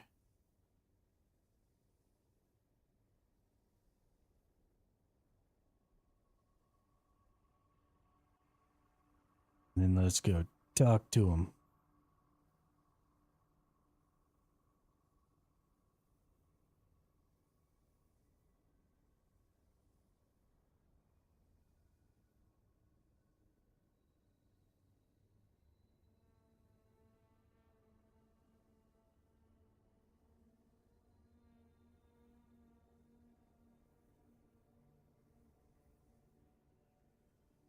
we have huge guild now.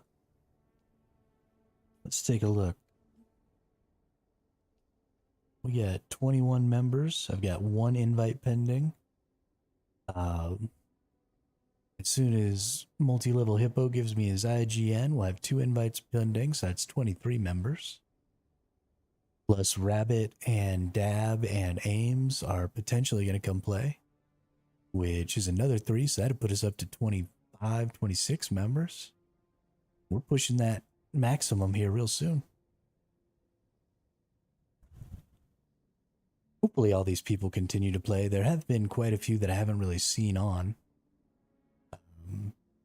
Maybe they play at different times than me, or the last on today, today.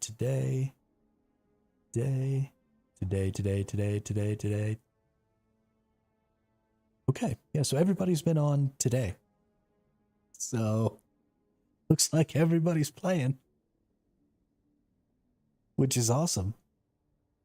We got just Hater hasn't been on in a few days, but I know Hater's busy right now, so yeah, we're rocking and rolling. All right, it's food time. Holy crap.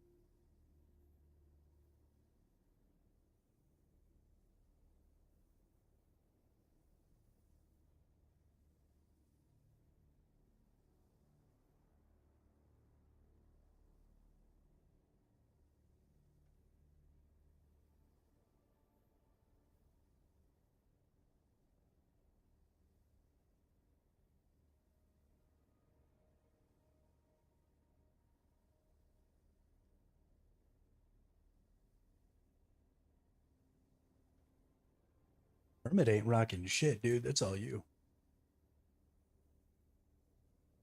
Barely even a blip on the radar.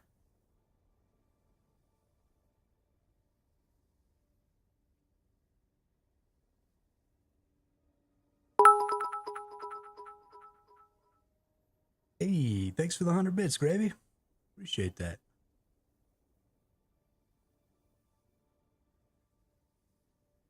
Y'all are too kind.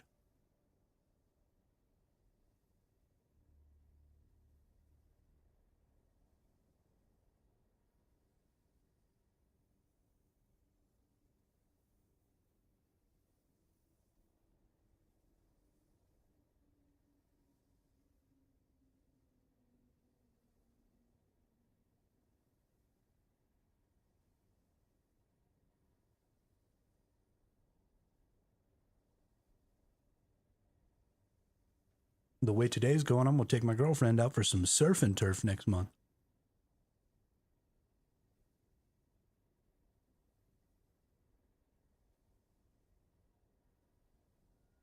It's a lie. I don't have a girlfriend.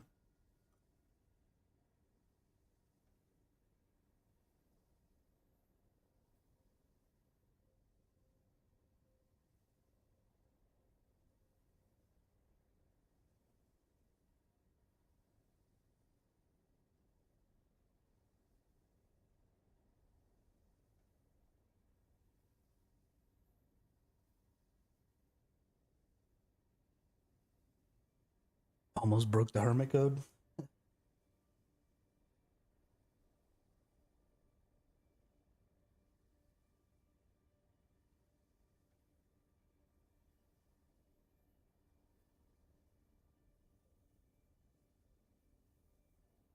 What mods?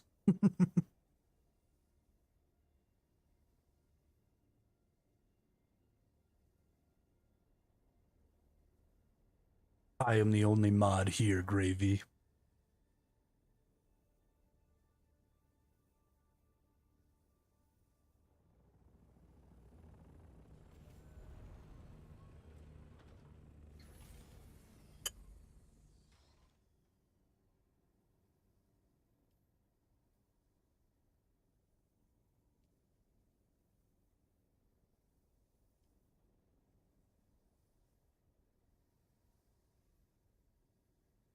That must be Enzo. Bet you it is.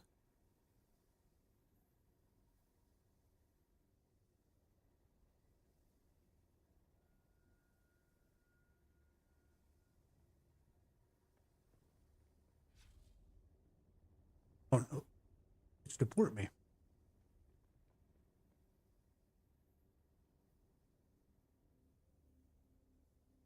Brrr.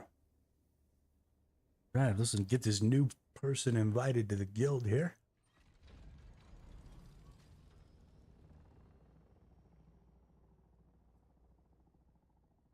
Paste. Boom. Oh, they're even on the same freaking... Ooh, and they already jumped in.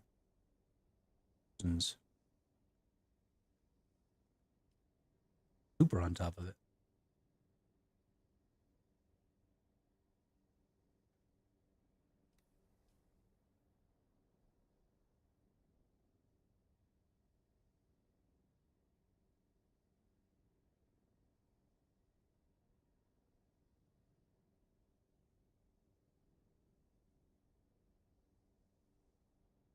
I think he just logged in, Gravy, because he posted in the Discord that he was about to do some stuff in the deep desert.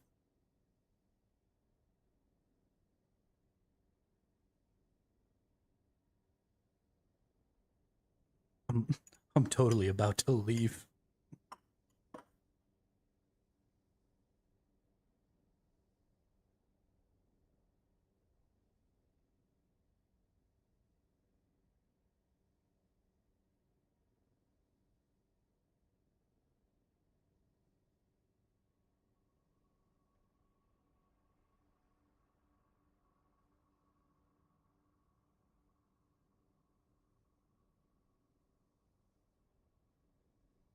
Poor guy probably got his hopes up.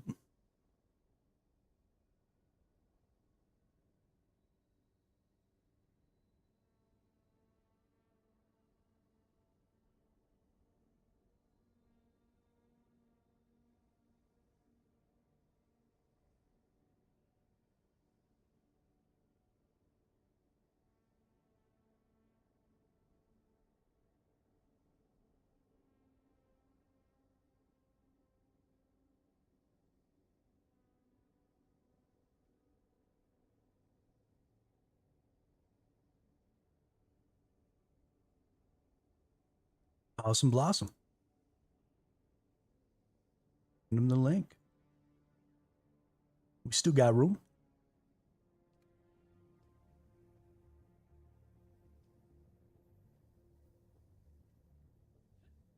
Go somebody.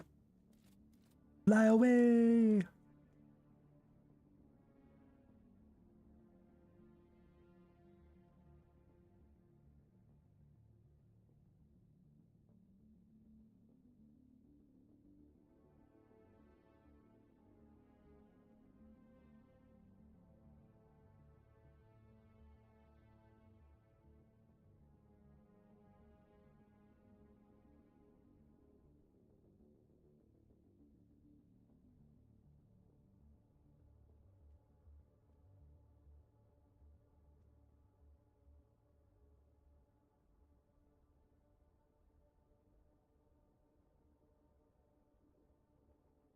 All right.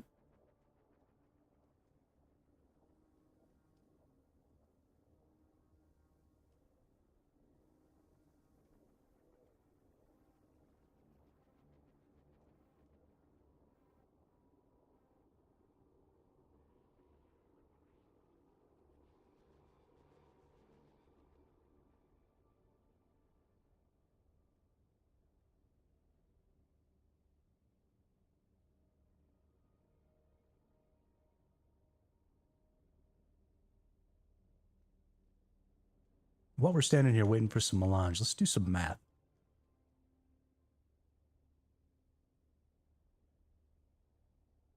Have visitors on base? On the fob, or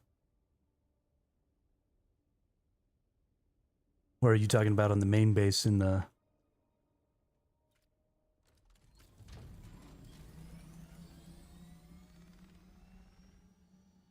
Haga Basin?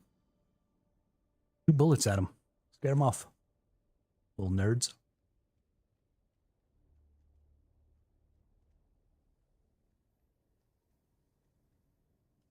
Right.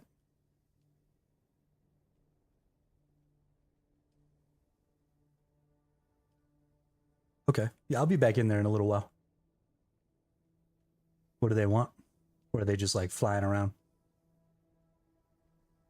Hey, hello. Beef fettuccine Alfredo. I didn't build a single part of that base. Fettuccine. I am a complete trash can. We got a guild member whose name is Deport Me, who's been doing a phenomenal job building our base for us. But I think the location is pretty choice. I think we're going to end up having a really, really fun base there. So yeah, I'm really excited about it. But thanks for stopping by and saying that. I appreciate that. How are you enjoying your time in Dune so far?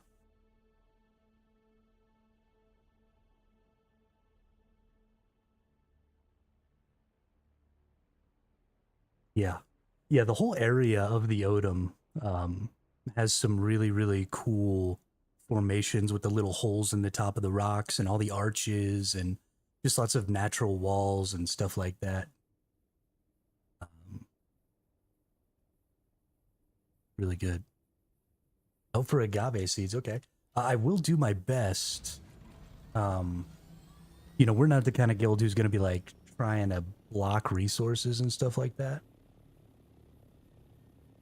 So hopefully, for the most part, our desire to have a cool base won't interfere with people's ability to go get stuff like that.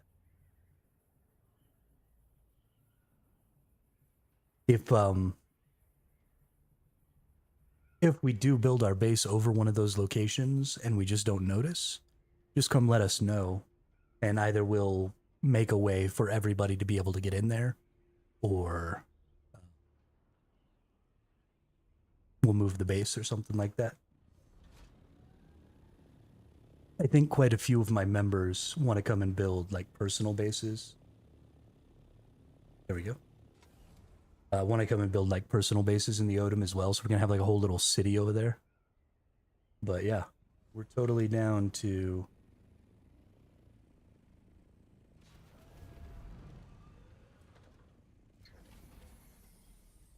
okay, what do we got here?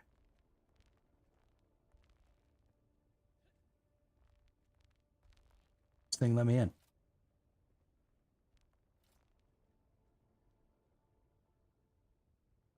Odom City would be super dope. Okay. Nice. It's got enough for some melange.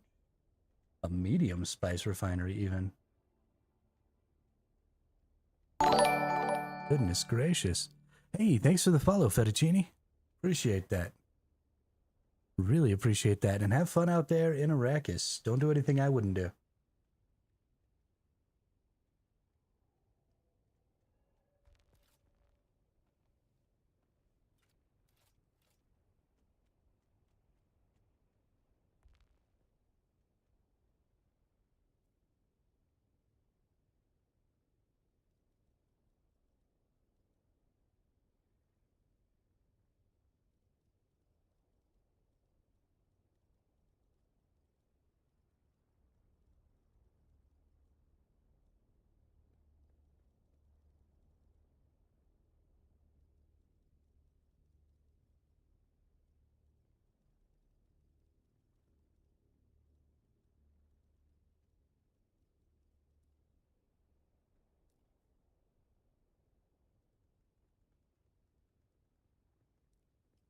So this is kind of a mock-up of what we want. I think Cora has quite a bit more stuff in here than we will probably use in most of the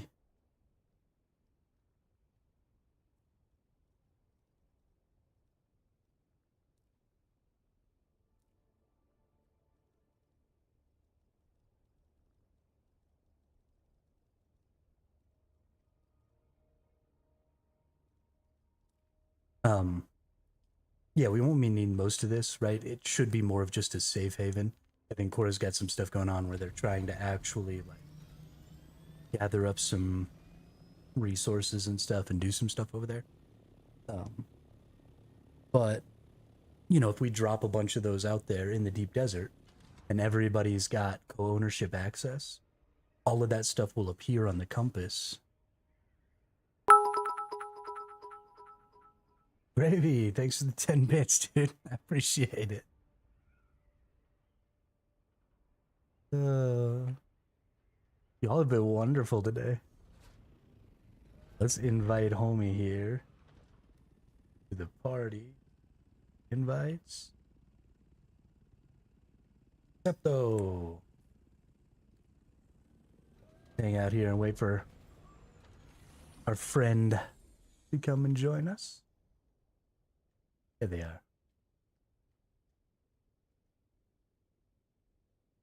But yeah, I'm really excited about that idea. I really, really want.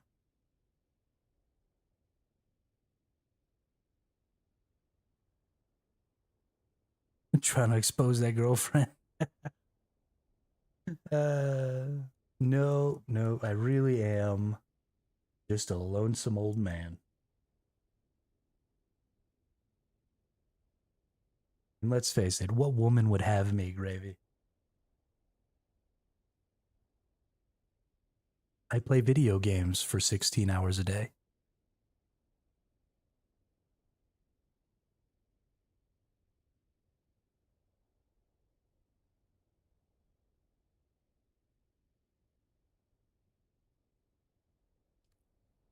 It's Friday then. It's Saturday, Sunday. What?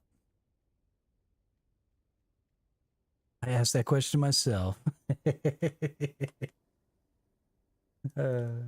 I actually enjoy it. I prefer not to be dating. I'm not really into the whole going out, you know, being responsible for another person's psychological and physical well-being, and it's too much pressure for me. I can't even be in charge of my own physical well-being. I'd be in charge of somebody else's. Hey, there they are. You made it. You. Hello. Buenos dias. Oh, I'm still broken. You can't hear me.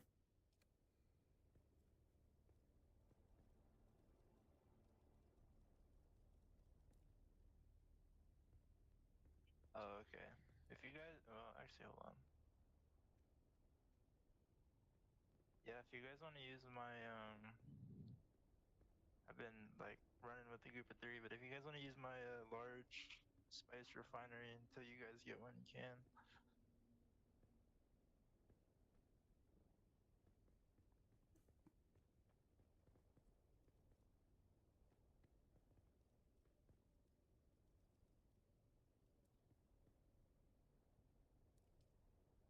It's Friday then. It's Saturday, Sunday. My What? fob's like a little bit out the way. It's B8. Got like everything. It's got the to have the large oil refinery, and then I got rid of that. But I can get another one. And then it has all the other things that you need.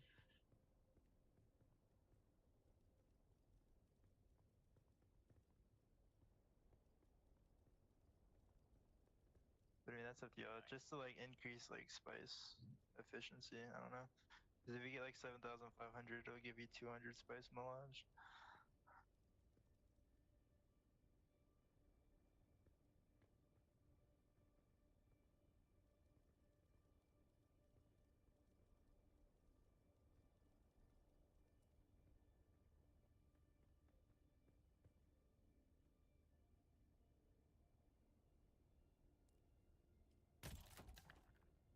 Well, I mean, I'm also in the PvE zone. Just on the little cliffs like near the exit, but yeah.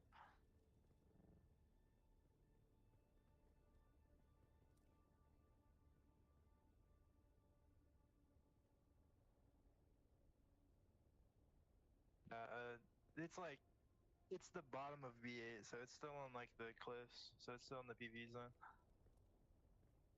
Yeah, yeah, yeah. Appreciate you guys inviting me to the guild though.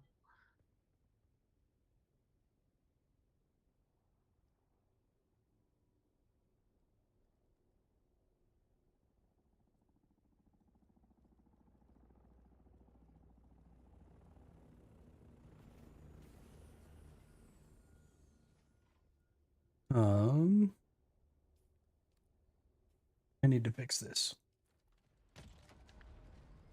Yo. How do I change? Audio input device.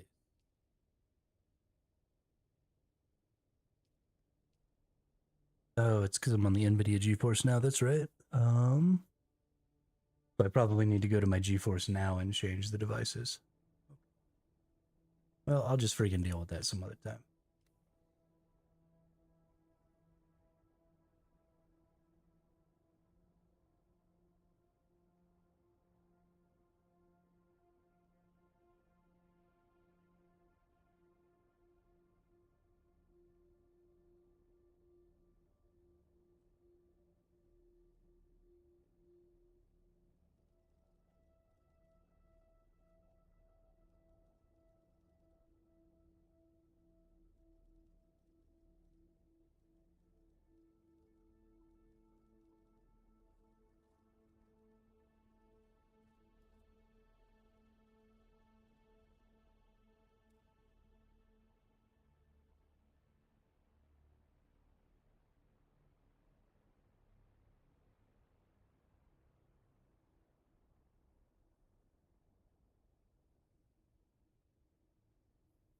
This person's a clown.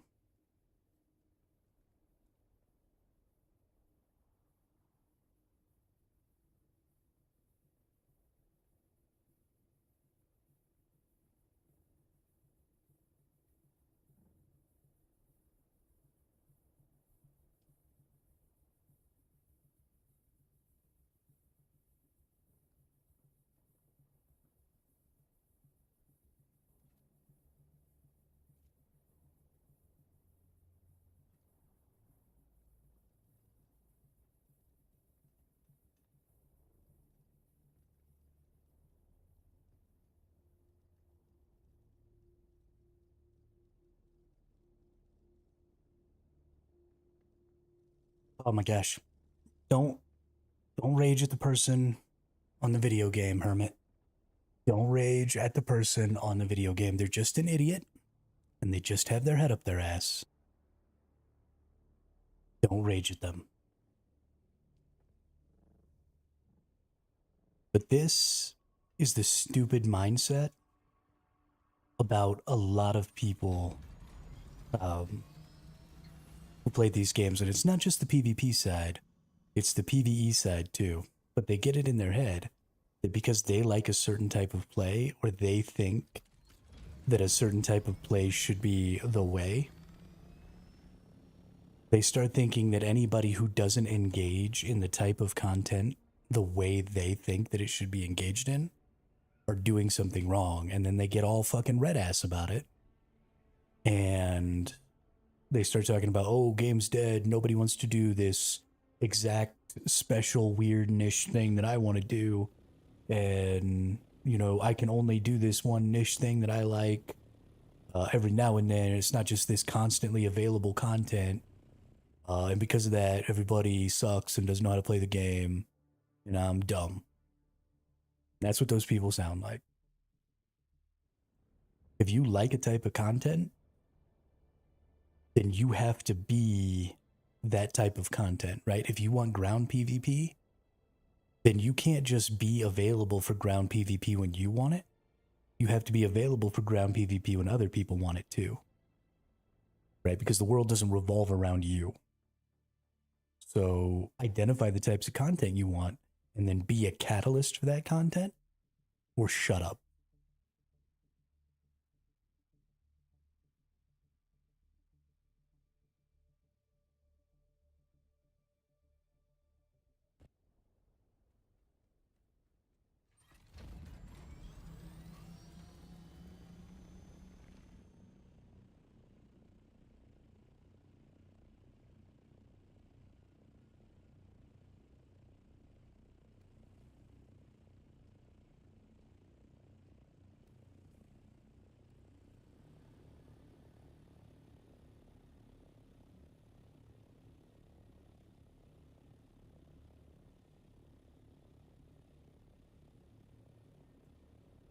I hope, Dravy. I hope he gets all the ground PvP he can handle until he stops playing the game.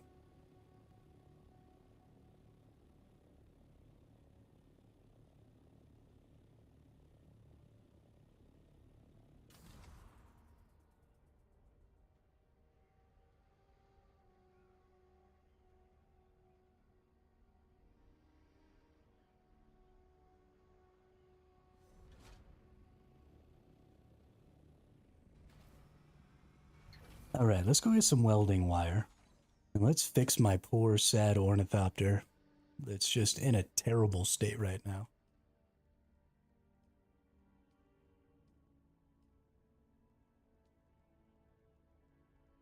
I run this poor thing ragged. Oh, there's 500 of these already in here. Nice.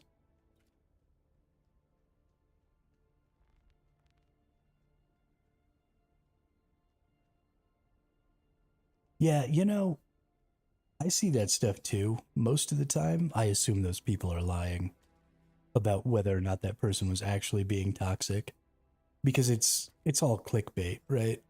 When you make a YouTube video, your goal isn't necessarily to make the most accurate title and to make the most accurate thumbnail. It's to make the one that's going to get clicked the most times. And so I honestly think that a lot of those times when you see that we took down this toxic guild, or this toxic player was talking smack in chat, so we rolled out 10 strong and beat his ass. Those people are just as toxic, if not more toxic, than anybody who they claim to be, you know, checking. That's not... Who are you, the police? No, you don't get to decide how people play the video game.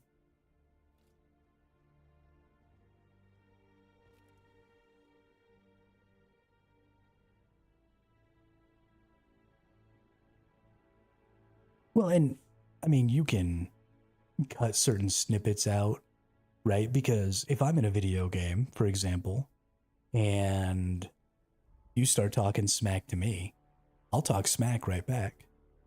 And so it's really easy to rile somebody up into that stuff, right? Like you talk a little smack and then you have them talk smack back and then you just cut off the part where you started the whole thing. And then just show, see, this person was being a butthead. So we killed him.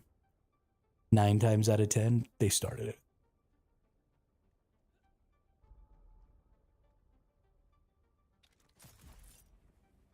But maybe that's just the fact that I have no faith in humanity at all.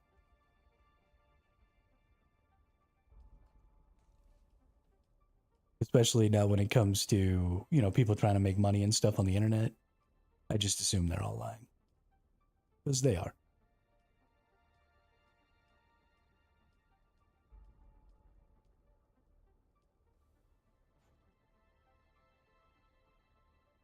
I know because I'm also frequently lying.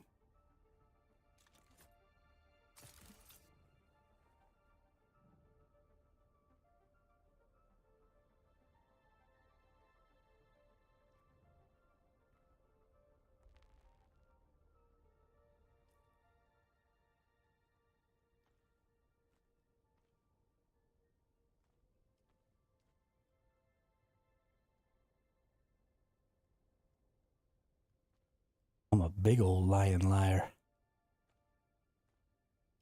Alright. Now we got some spice here.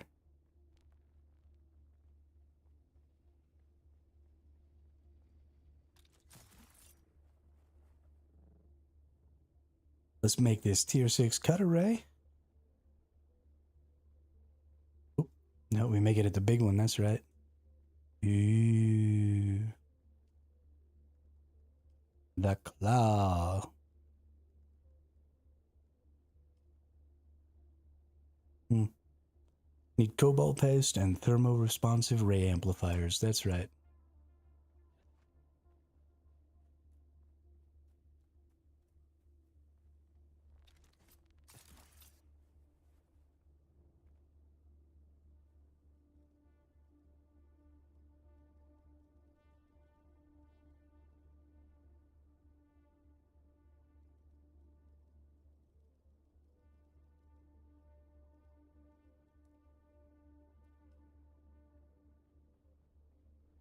Everything? We have no materials. I should say I have no materials. There aren't really a lot of people operating out of this base right now. It's mostly just me. A lot of other people are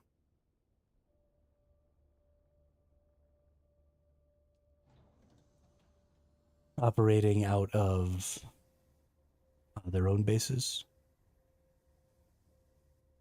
At least for now.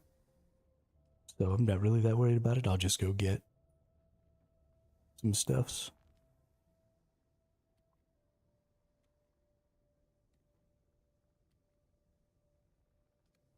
Put away the spice melange here.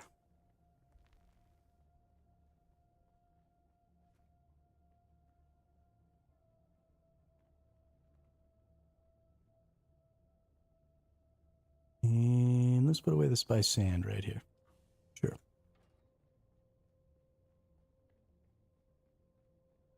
Then we need to repair my suspensor belt because I use that thing way too much.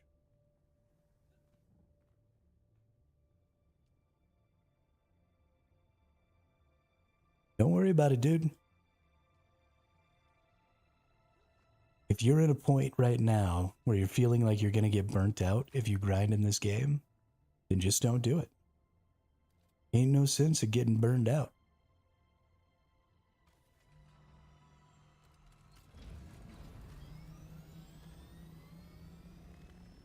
I cannot express to you how much it doesn't matter if you play or not. Like, when you're here, it's great, right? We love having you in the game. We love having the help grind and mats. But if you're not in a position where you want to play, then all you're going to do is make it so you hate the game and you never come back.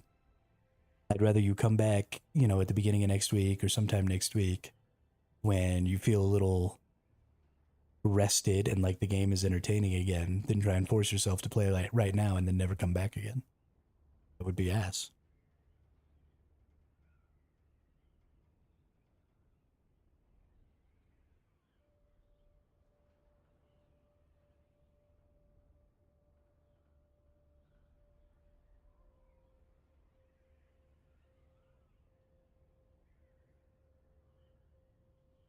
and will ultimately progress faster if you take a break and then come back. Because you'll be back for more hours. If you try and force yourself to play right now, you'll play for like 30 minutes and you'll be like, wow, this fucking sucks. And then you'll quit. But if you take a break and come back when you feel like playing again, then you'll play for, 8 hours and grind it out. And then instead of 30 minutes worth of mats, we'll get 8 hours worth of mats. And that's way better.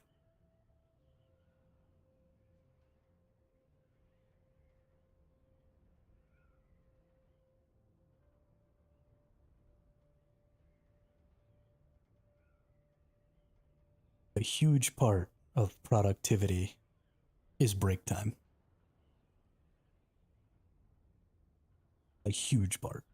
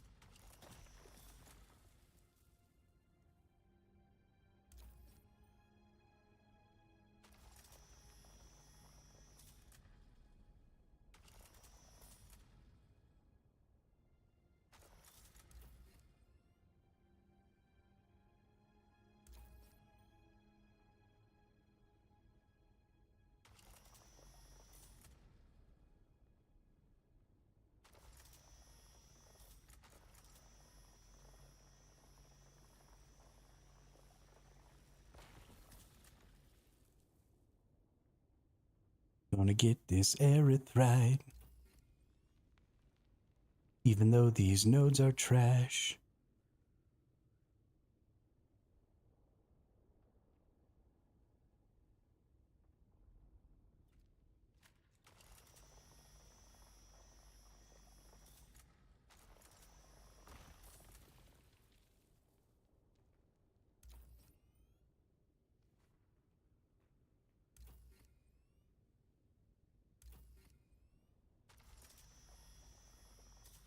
Okay, not doing that.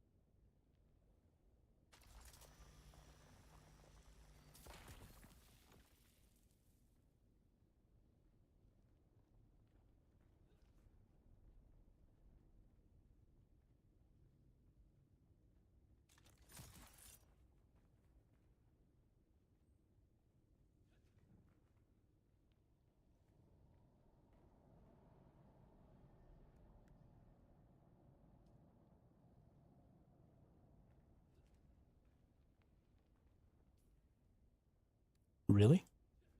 You didn't think you should go ahead and deposit my stuff? I pressed the button.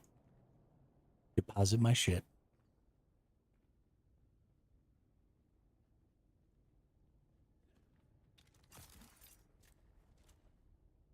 No.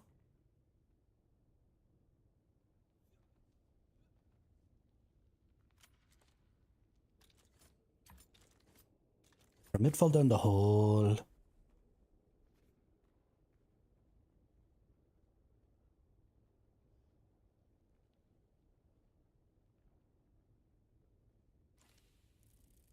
Ooh.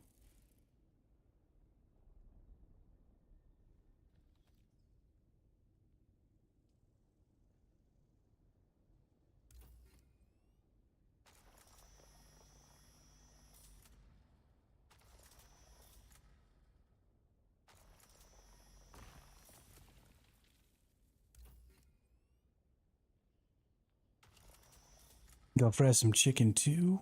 Make some orange juice. Ooh. Some fresh squeezed orange juice. Or you gonna get some of that delicious ass concentrate?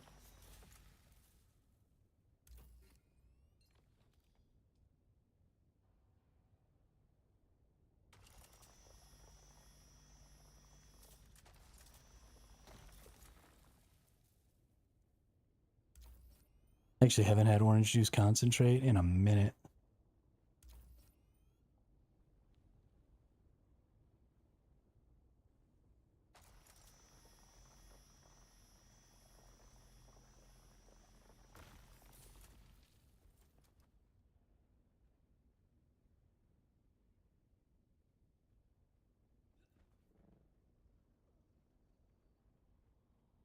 Fresh squeeze though. Fancy.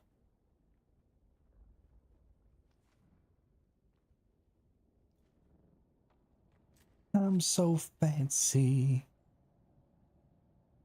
You already know. In the fast lane. From LA to Tokyo.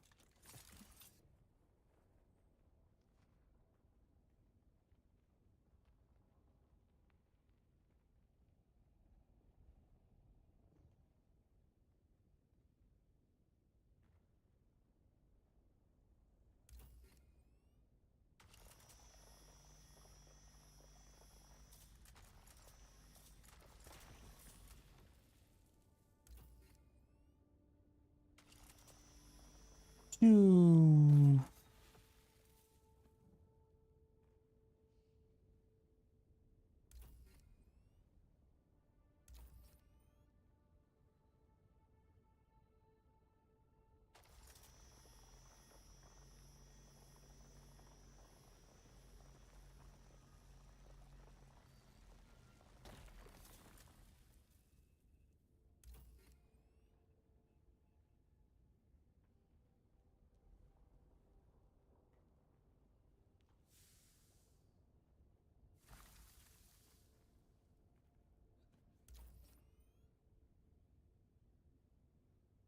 The sound that those chests make always freaks me out a little bit.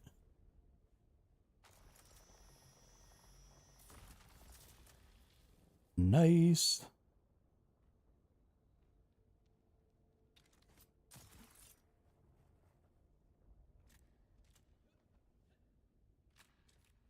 Okay. I'm gonna need you to climb up.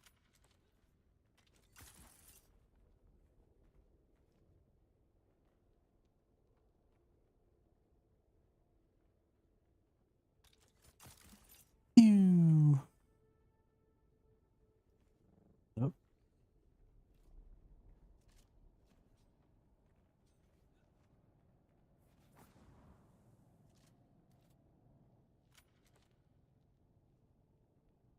How we looking here? Oh, not even close. My goodness. Gonna be gathering erythrite forever.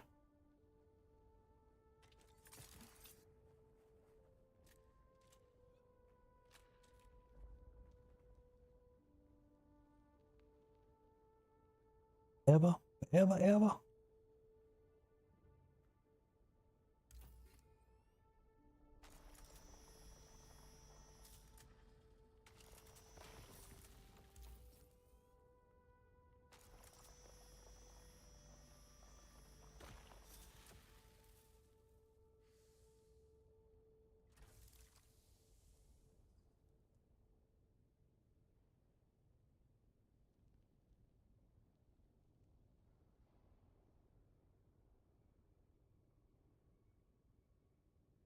Get another pending accepto. New member. Who's Outback Sniper. Shiznit. We got a sniper.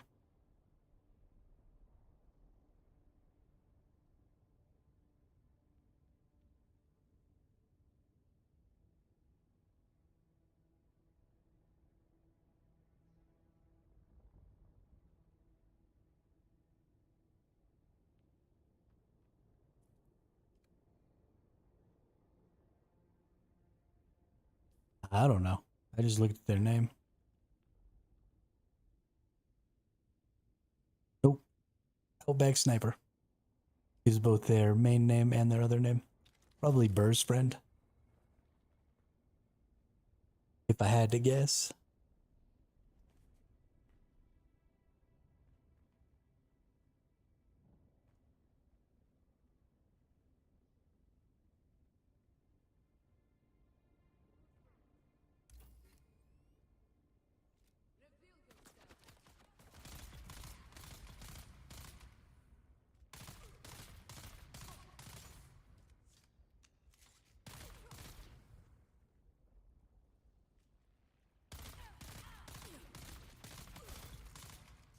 Nerd.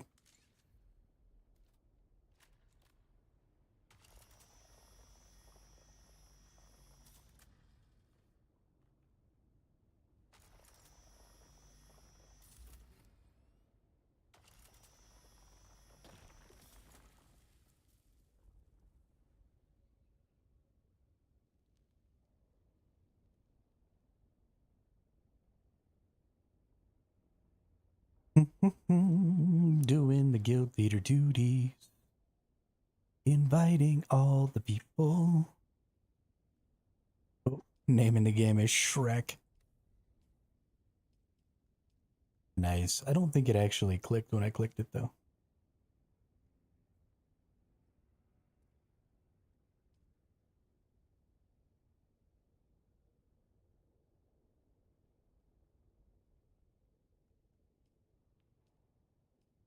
Why is it not letting me invite people?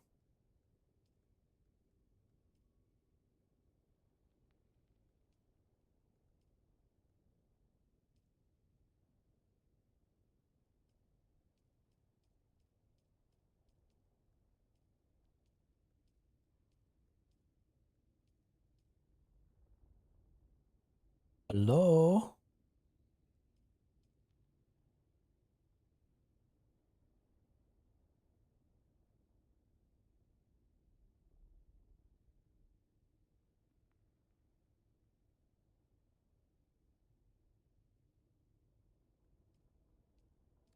I'm going to assume that they're still in the tutorial. I just asked them. Because it is not letting me. Oh no, the whole thing's about to crash. That's the problem.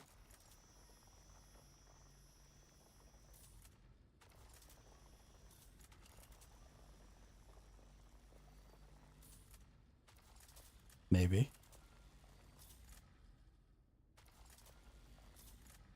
What is going on?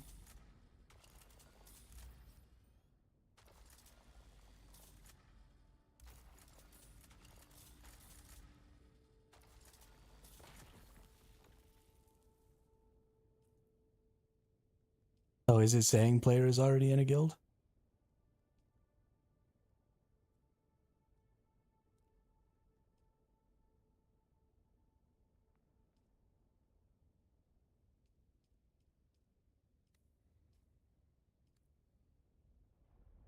Oh, there it is, down in the bottom left. What a nerd.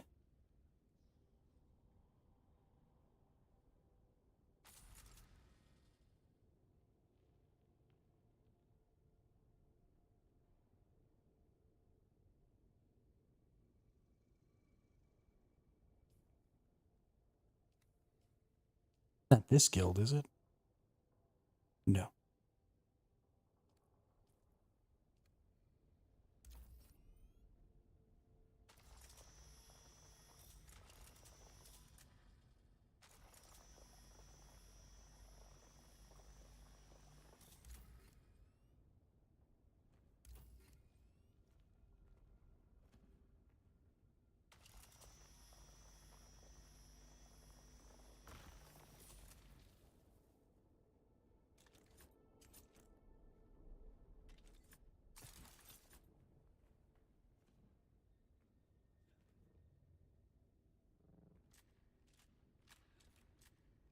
Suspensor belts are the best.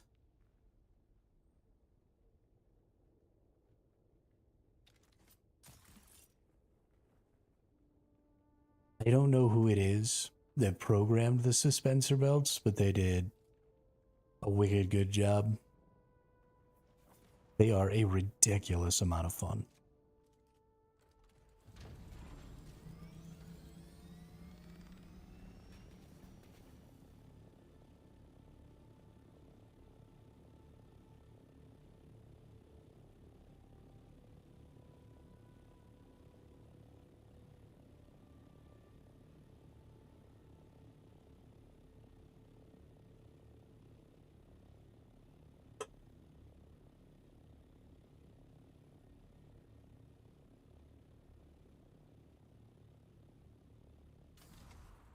Dedicated, took time. Wasn't long before I called you mine. Yeah, yeah. Since you've been gone.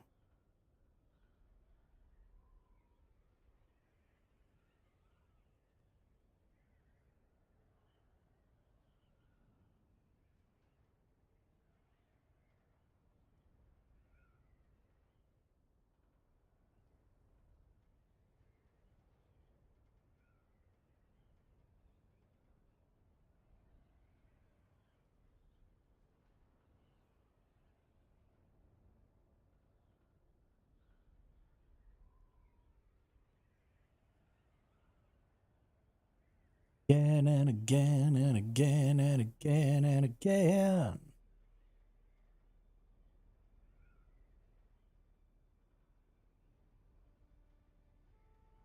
High altitude. Your face is high altitude.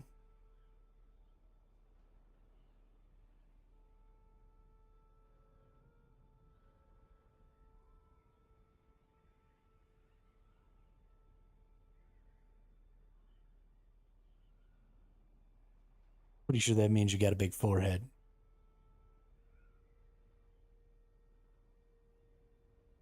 I think that's what that insult means.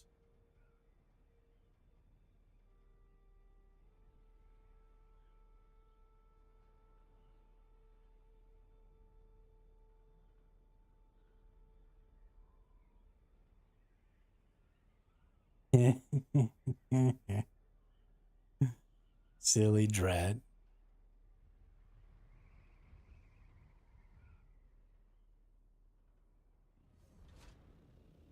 I was way short.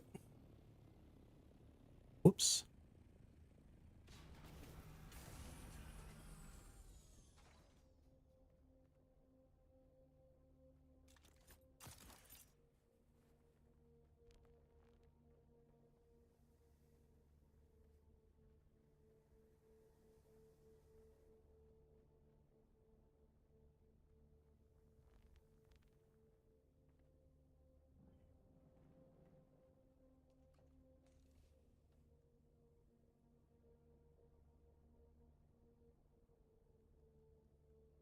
I can't wait until we can name our vehicles.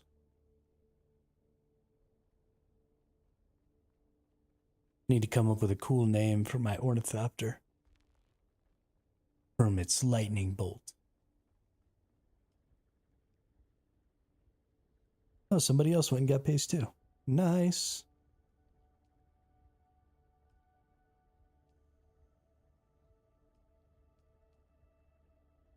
Why can't I start this?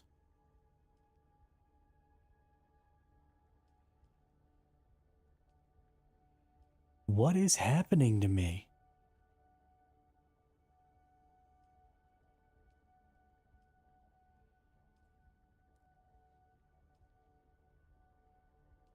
Oh, so you'll let me craft one.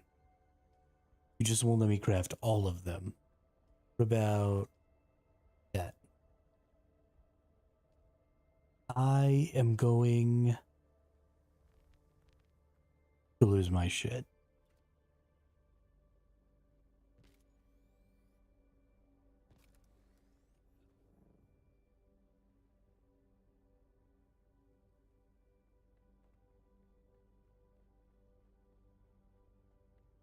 Oh, I know. Yeah, no, you're right. It's because it can only craft 999 of something at a time. I was trying to craft way more. So I can only craft like 330, 325. That works. Yeah. You're right, Daima. That was the problem. And I'm just an impatient shit. And things don't go exactly the way I want them to, exactly the moment I want it to happen.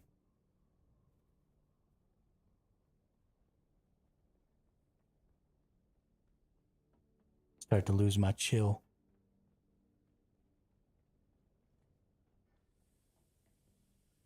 Hey, did somebody put bodies in here even?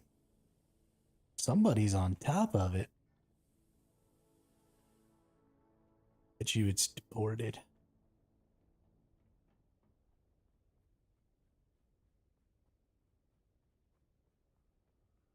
I bet you deported is so tired of running back here to do bodies. Like, okay, dude, can you stop it?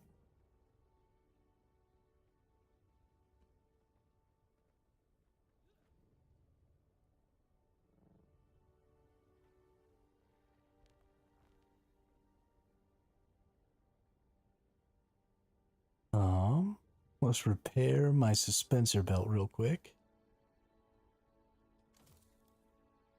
Then we need to make 6 of these little thermo pistons.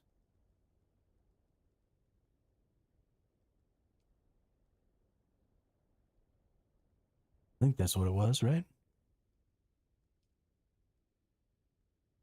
No, it was a thermo ray.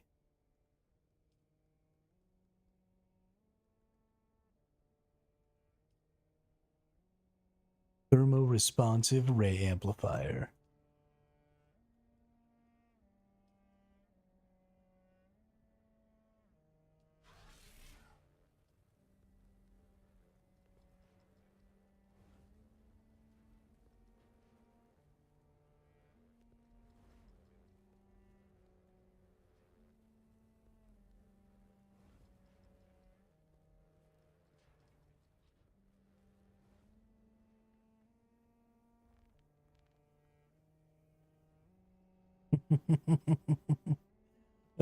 Poor Daima. Dispenser belt over the top of the quicksand. I promise that won't make the worm come faster. Definitely won't eat you. Swear.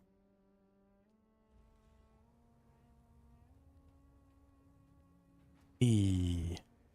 That's another tier 6 cut array.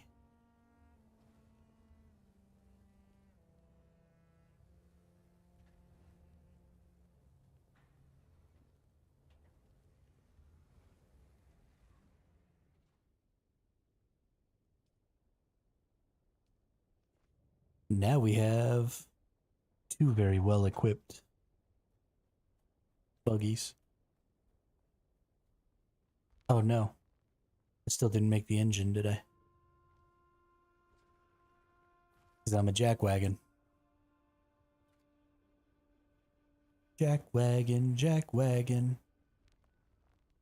Inky binky boo.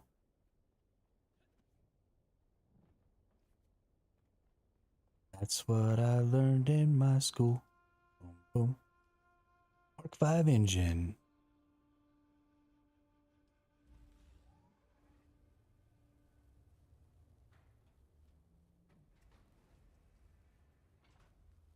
There are servos inside of the storage here.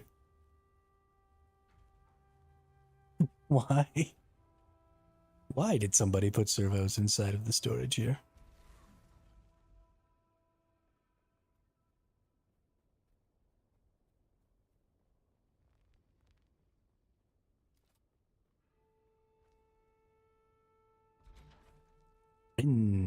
Look at that.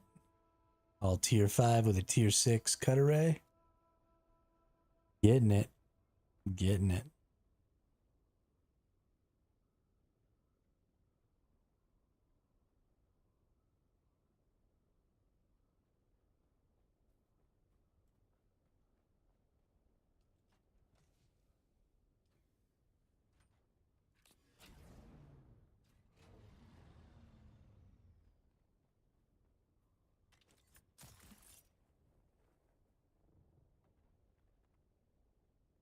Oh, this is somebody's assault copter.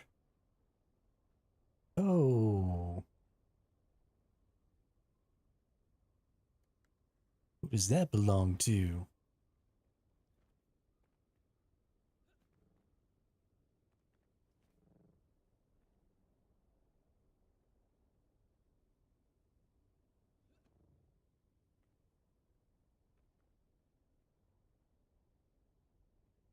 Cool, cool.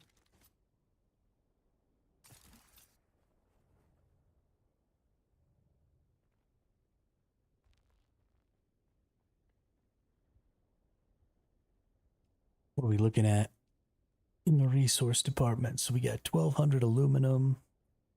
We're mostly out here, so let's just go ahead and make the last of this. I think all of these are not running currently. How depressing.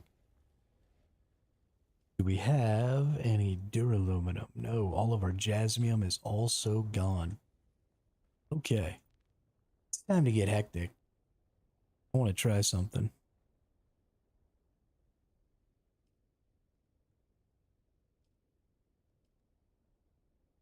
Okay, need too much spice for that. I only have the Mark IV there.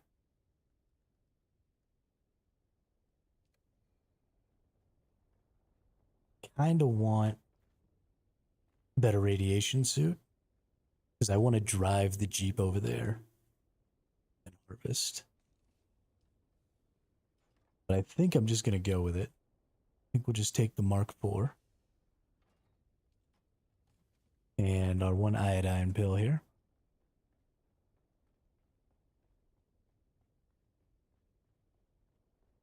And I'm going to go get a whole load on our buggy. I don't have any fuel on me. Let's actually get some fuel.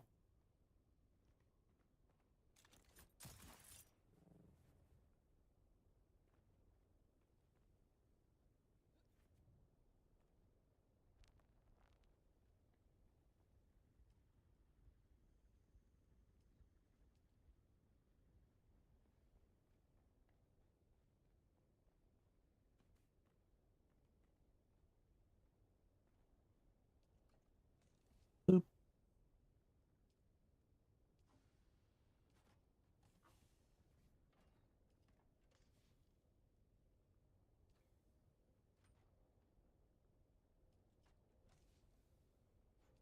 My little buttercup has the sweetest smile. Dear little buttercup, won't you stay a while?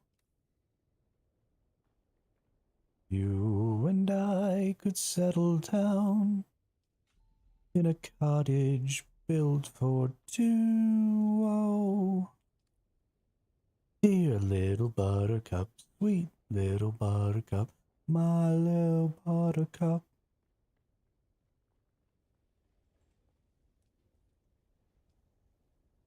That's Bimby's? Oh, nice. Sorry, I wasn't really paying attention, crazy. I'm just like off in my own world and singing like a jackass. Oh man, what a good time. What a good time.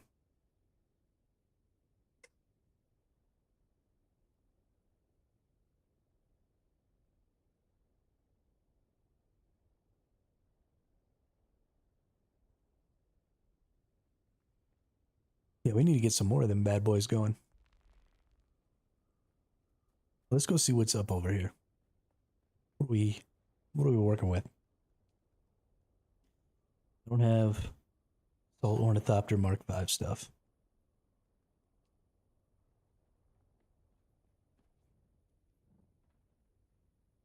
Well, what are we working with over here? Okay, I gotta pass a level. That's what I'm saying. And unlock the duraluminum assault copter. Because I want to make, the chassis and stuff out of tier 5. I want the wings and the engine out of tier 6. But everything else I want out of tier 5.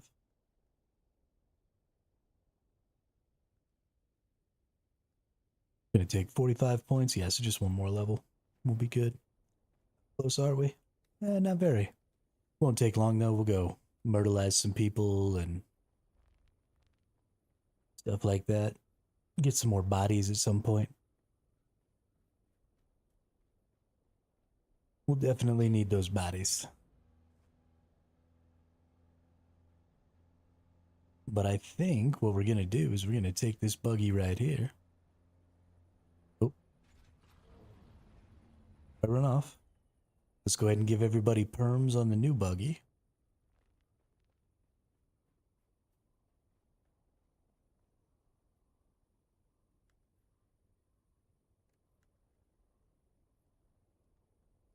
Add players. Boop, boop, boop, boop, boop, boop.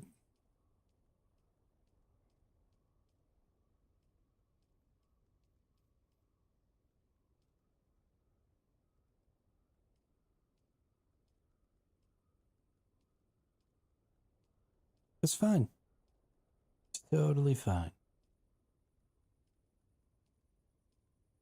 See, like, I don't like this. This person is blocked, but I can add them, and they're part of that same list as my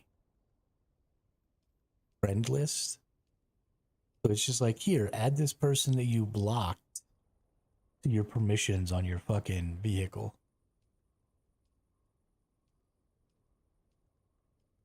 What a grotesque thing to do.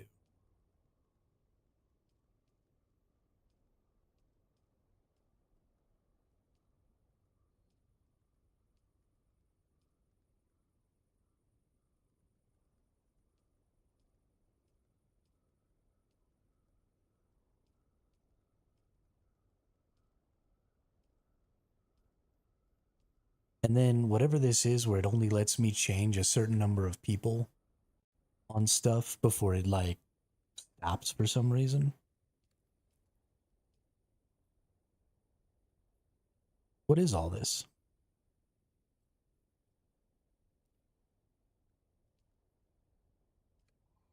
Still already in a guild.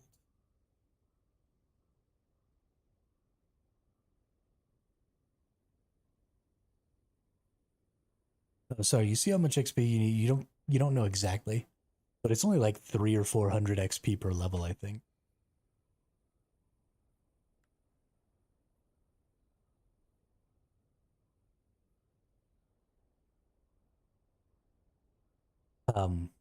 You get way more intel per level as you level up, Dama. So there are breakpoints, and right now I'm getting 40 intel per level.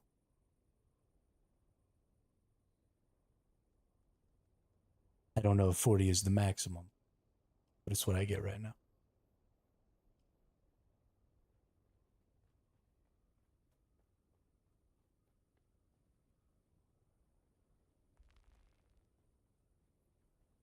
Yeah, buddy. I mean, it takes freaking 60 or something like that. Yeah, if I want to research these, it takes like 60. 40 per weapon.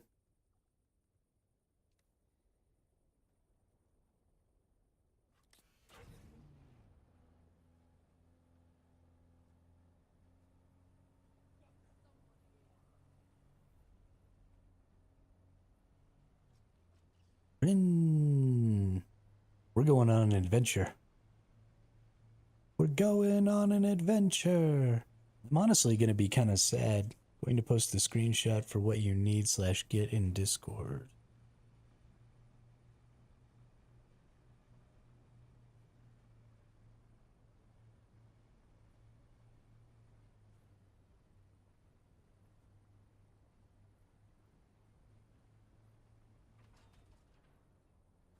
Pew, pew, pew.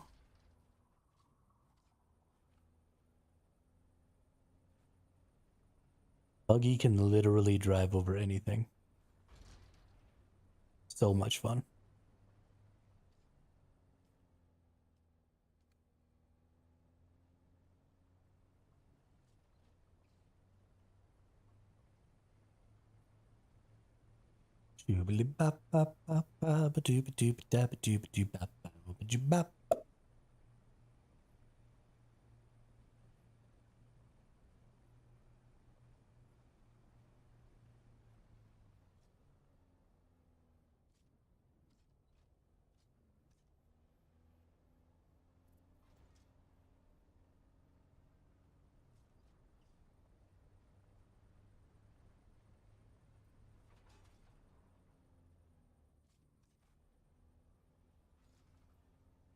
I'm honestly going to be a little sad when we get a carrier because then I won't be driving this thing around anymore like this.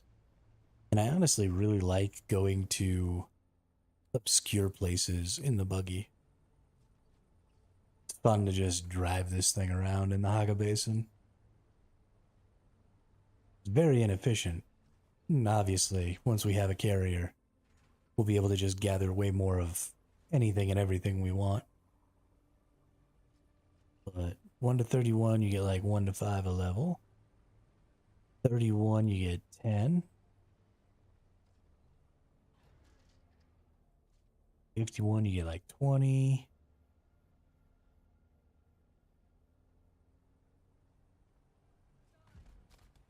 Yeah. Yeah, I knew you were talking about the intel points. You'll need multiple people, someone to fly, someone to hold the buggy. Sure. Even if you only had one person, though, it would still kind of be faster. Because you could fly, drop the buggy, land, mine all the nodes, jump back in the ornithopter, pick up the buggy, fly again. Like, it would kind of be sucky, but it'd still be faster just because the trip out there would be so much quicker.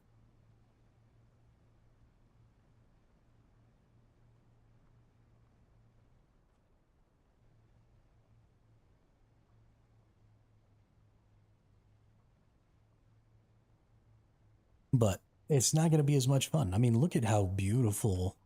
It's crazy how good they made nothing but dirt and rocks look. Like, I am honestly impressed with the Haga Basin environment. The deep desert, leaves quite a bit to be desired, but that's by design. I wish it wasn't. I wish that the deep desert was a little more like the Haga Basin and had, maybe a big old rift running through it or something. Or, hopefully maybe that's something we can get in the future, but I am less than thrilled about the way the deep desert looks, how really just undynamic content is out there because of such a lack of verticality and stuff. Yeah, I mean, I get that. And it's totally on point with the lore and the vision, and so it's not going to change, and I've accepted that. Um, you can't have your cake and eat it too, and that's fine.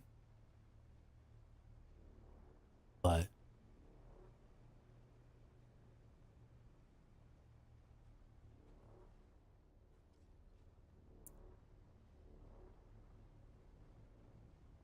yeah, well, and I agree with that too, Daima. There's definitely going to be. I'm part of that group of people, though, who plays a game and gets through all the content in the first, couple of weeks. And so I start to see the cracks a lot sooner than a lot of other people because I've already put in over 200 hours just into this character. So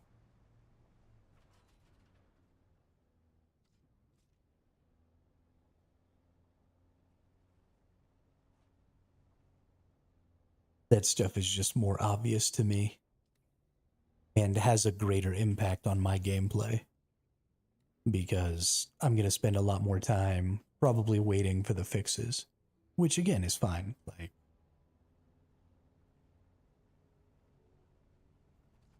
I don't I don't mind waiting for the fixes. I just am going to have to wait. The biggest thing for me, I can deal with the deep desert being bland, and I can deal with that never changing. The big thing for me is the faction system and stuff is broken right now, and that I can't deal with continuing to be broken. That needs to get fixed, in my opinion, very, very quickly.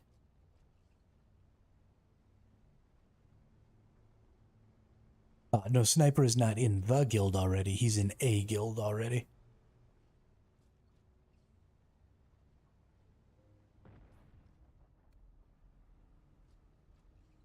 There's a lot of exploding going on around me right now, and it's kind of freaking me out.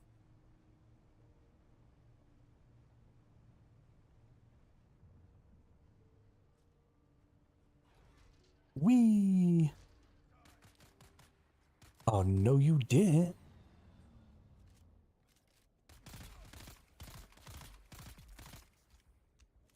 Jackass. Ray Cutter.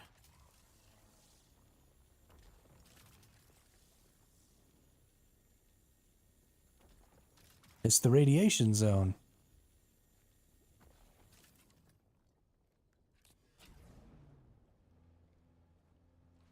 It's called the Shoal. And it's all radiation all the time. This is the only place in the game, including the deep desert, that you can get duraluminum or jasmium right now to make duraluminum. I have yet to see any jasmium in the deep desert. Or any radiation zones, for that matter.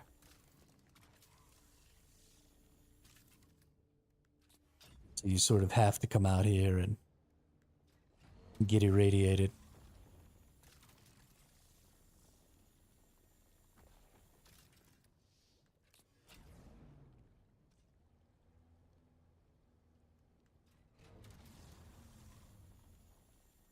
Hmm.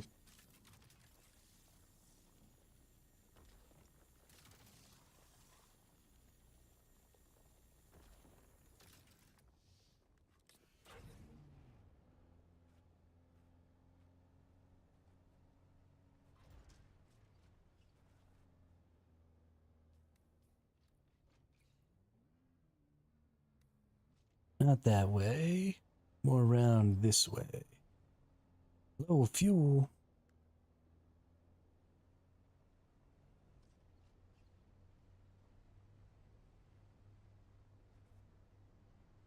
And there's worms out here and stuff still. This is probably the most frightening zone in the game. Even compared to the deep desert, I think this zone is more deadly.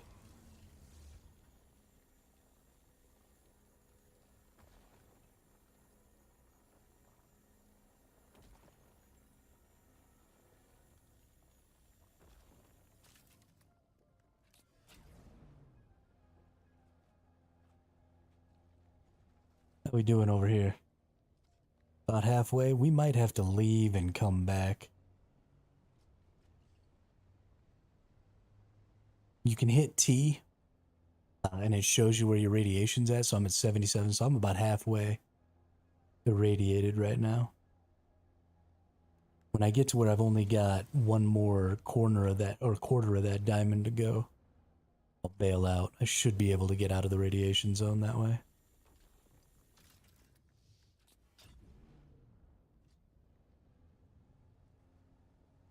Or if I die, I should be able to just spawn back at my vehicle. It won't really be an issue. Cause me a little durability damage, but ain't no thing but a chicken wing.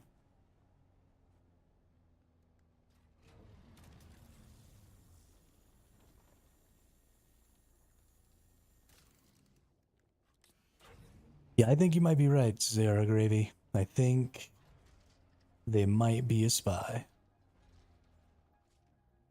Although they'd be about the most inept spy on the planet if they just left their character in their old guild and then came and joined us and then told us their in-game name. Like, how bad of a spy are you?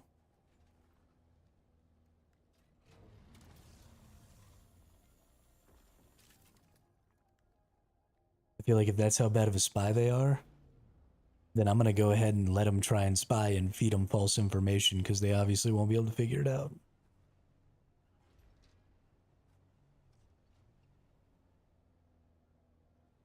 Okay, let's go back out the way we came in. I don't think we're attracting attention crazy now. I'm just making jokes.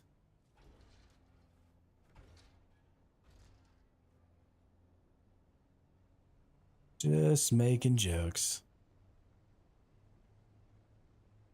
We're going to attract attention, though, at some point. Can I go out of this zone any other way? No. Okay, so I got to go all the way back around.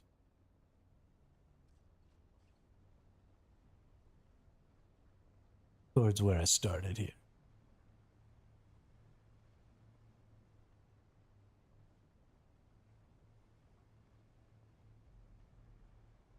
We're at 122, we get 30K left radiation.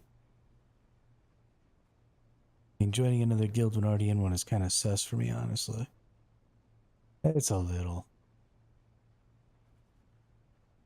Oh. Yo, that's so much smarter, Kip. I'm a dum-dum. Holy crap.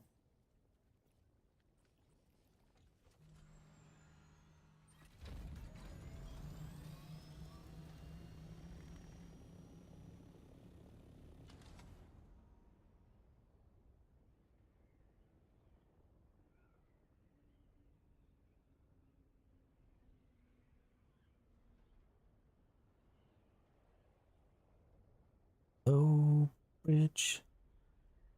I mean, I'm going back. I just gotta get out for a second so I can lose my radiation.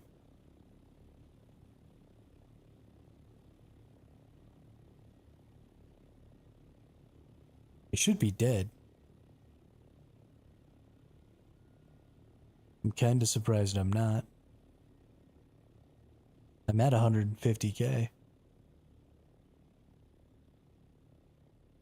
I think, actually, you just can't die when you're in your vehicle, but...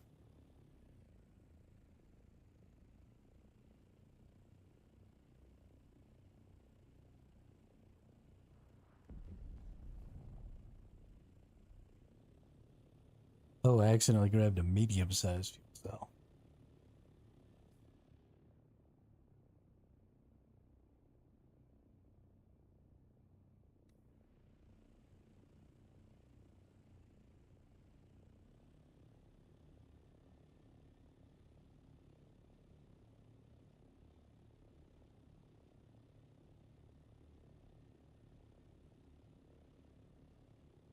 Girl, you really got me now. You got me so I don't know where I'm going. Oh yeah, you really got me now. Got me so I can't sleep at night.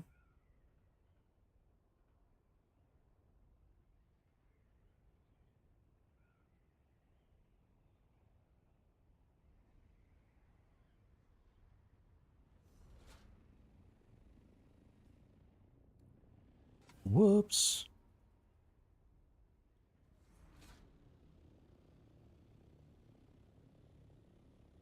I do think everyone is nice, and it's a big problem.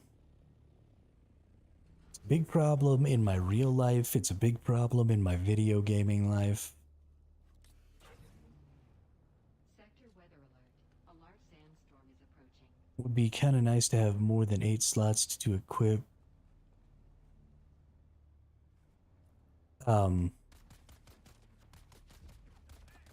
Your healing probably needs to be on your hotbar, but your water doesn't actually need to be on your hotbar. You can drink that straight out of your inventory. Just hold F and drink it right out of there. You can do the same thing with your healing, which is a little difficult to do during combat, but if you only heal after combat, you can do the same thing. So I don't tend to keep my consumables on my hotbar. And then, of course, things like your build tool and stuff like that, I always just keep in my inventory. I don't usually use my condenser very much, so I don't keep that on my person. Really? We're gonna do a sandstorm in the rad zone, is that what we're doing here? Okay, dude. That's just fine. Better shelter me right here.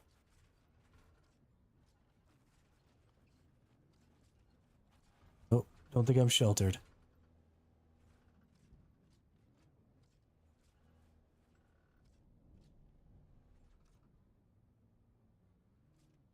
We might just have to let the buggy take the hit here. I don't think there's any shelter. Maybe if I go around the outside here.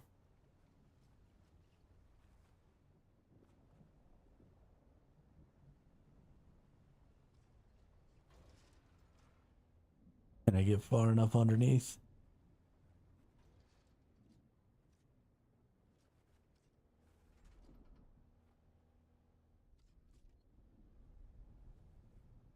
Hmm.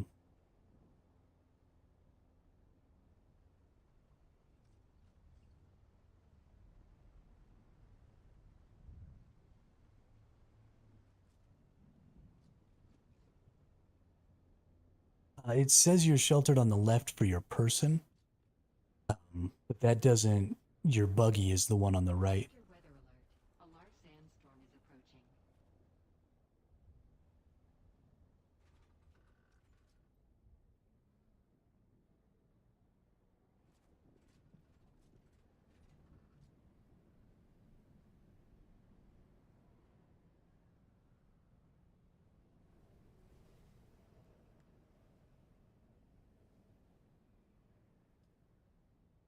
Oh, I just barely got the edge of that.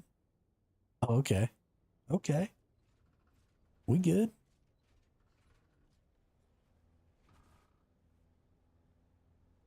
Dude, I wasn't even scared.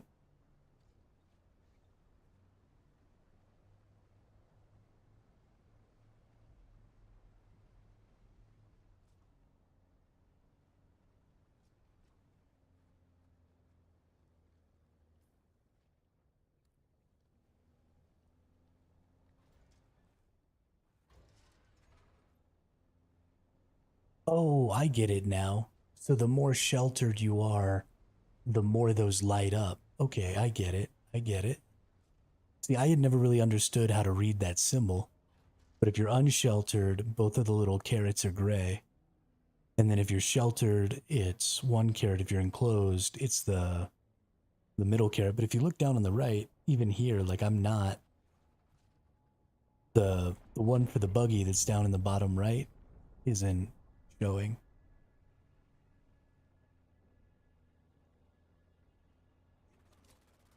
Oh, somebody shoosted me.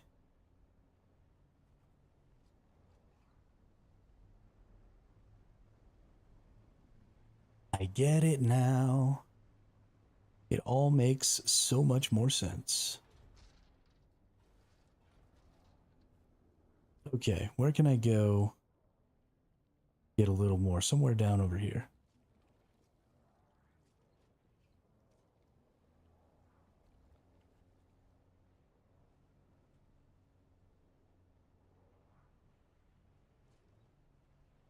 Doesn't your sword... Oh, your cutting tool, you mean the cutter ray.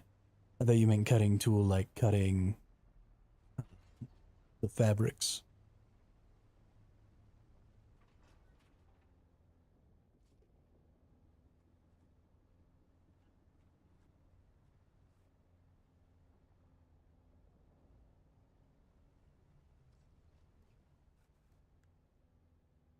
Oh, we're like all the way full. What am I even doing?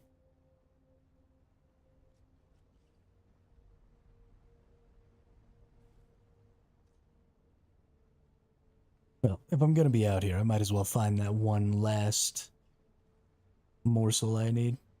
I'm gonna let it kill me. I want to see what happens, Dema. Like, I've died out here before. I know it's just instant death, but I want to make sure I can, like, respawn at the buggy and stuff. So that I don't have to stress when I'm out here in the future. Want to make sure it all works properly and nothing bad happens.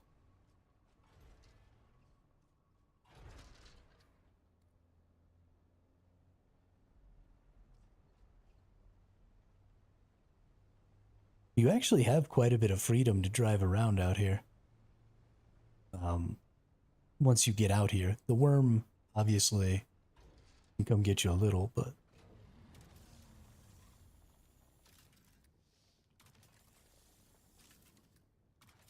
Yeah, we all full. We're good. I also want to see, like, am I gonna die instantly in the buggy?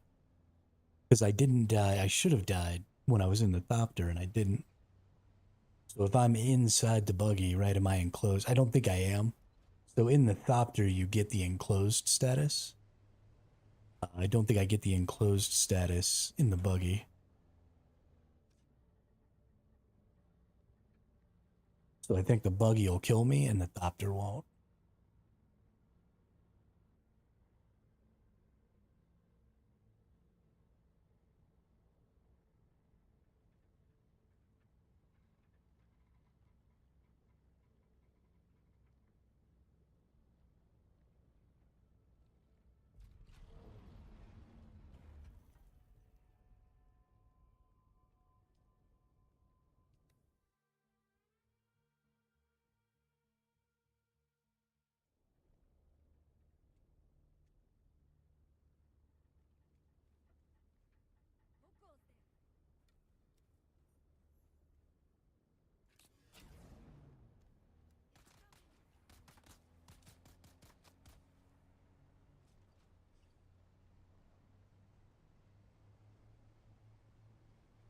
Yeah, I like dying instantly like that. It's pretty hilarious.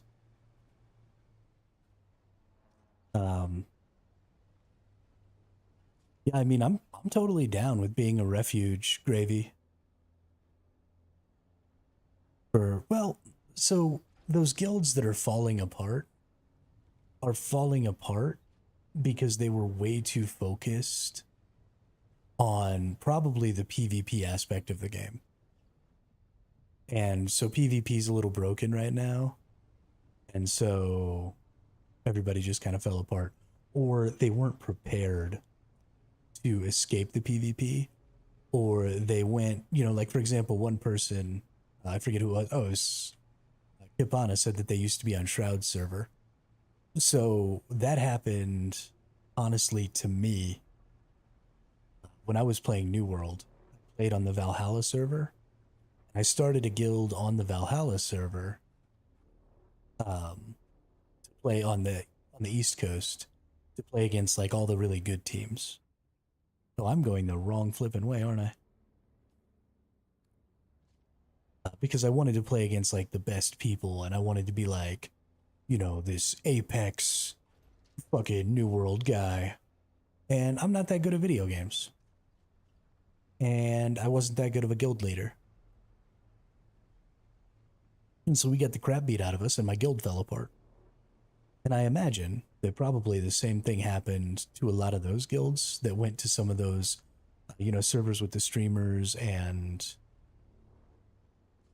it wasn't necessarily the big streamer people. It was Envious and Empyrean and some of the other big, like, professional, not necessarily streamer guilds, but like the big Zerg guilds that have taken over. You know, they do stuff in Eve, they play Albion Online, they go into games that have lots of open world PvP, particularly where you can own, you know, sections of the map or stuff like that. And they just like Zerg down everything and try and dominate servers.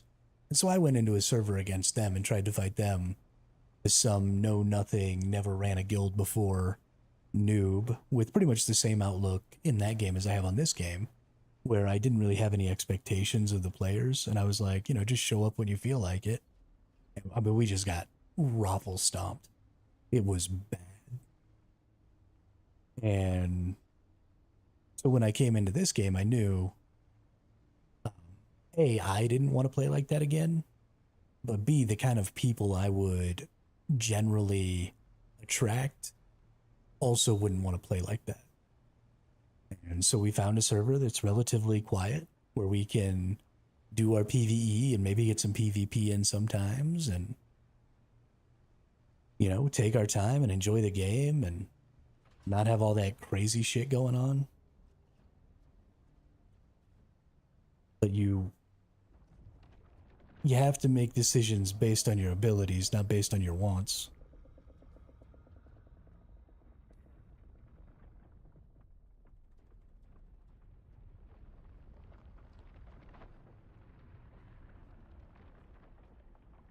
And I'm sure that happened to a lot of guilds.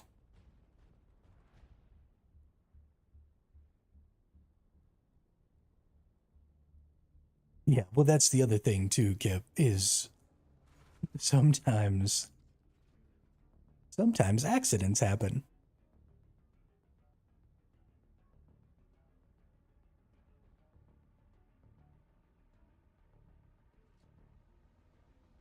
No. No, Asmon's not on our server, Cora. We're playing on a central server, which for the most part will protect us from pretty much any big streamer.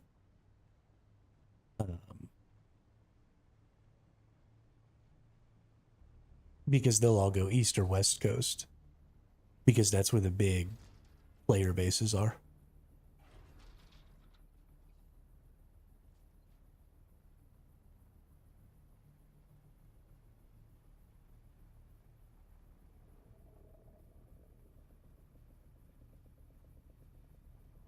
Some of them do, yeah.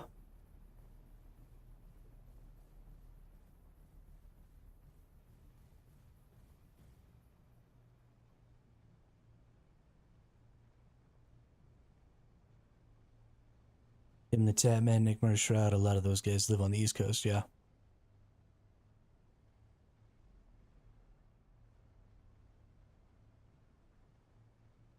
Because that's where the big that's where the big population centers are in the US, Gravy. On the East Coast, you've got New York, you got Florida, you have some pretty big population centers in the New England states, especially. And then on the West Coast, you've got San Diego, you've got LA, you've got, all the big cities in California. And those make up most of the East Coast player base. Really? They were playing on Central?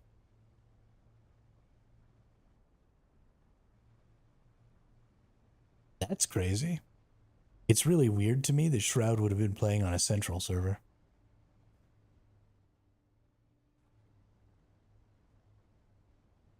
Yeah, it's all geography, Gravy. Because the US is huge. So, it's kind of like having East and West Coast European servers. Because, East and Western Europe are fairly far apart. Yeah, see you later, Dema. Enjoy your concert.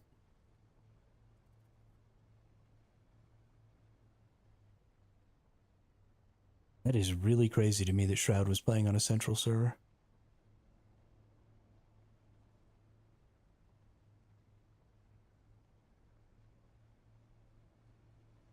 Wonder if he was trying to escape the craziness himself.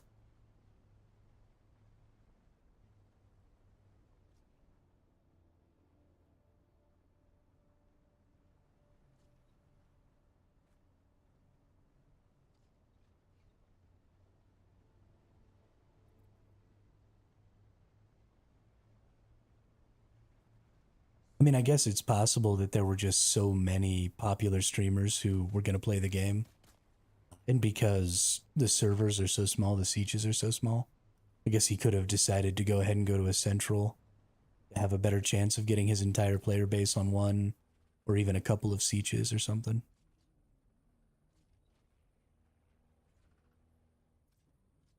Kinda crazy, though.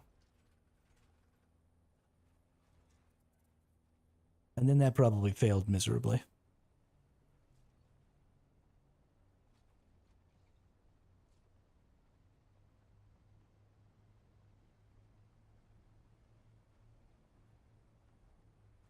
Because it's virtually impossible to get an entire group on one siege in this game.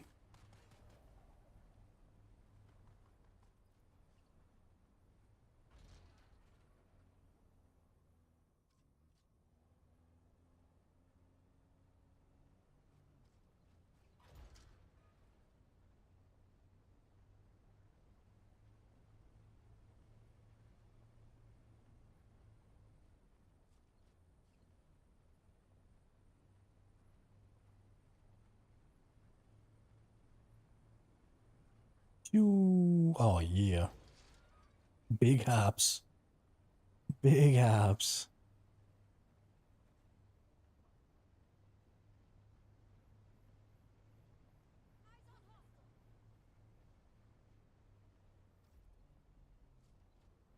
Guild leader left for a private server. With only 4 to 5 main actives. Gravy with the 10 bits again. Thank you. I'm never going to reveal the non-existent girlfriend, Gravy. She doesn't actually exist. It was all a lie.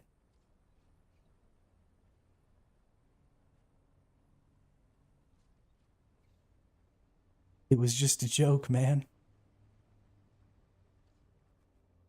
Left just the 4 to 5 main actives, and when the ones I mained with stopped playing, well, here I am. There you go. Well, I'm not going to stop playing, Kip. Promise. I mean, you're not. I am categorically opposed to dating. Zero Gravy. Categorically opposed. Not for all of King Midas's silver.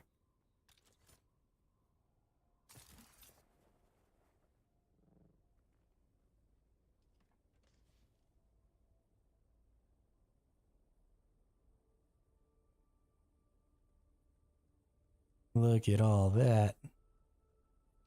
So much jasmium.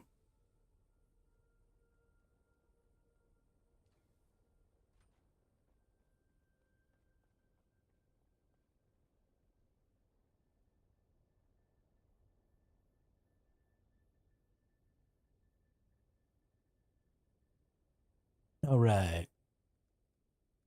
Now back left the old guild. Let's get them in here so they can start feeding information to their buddies.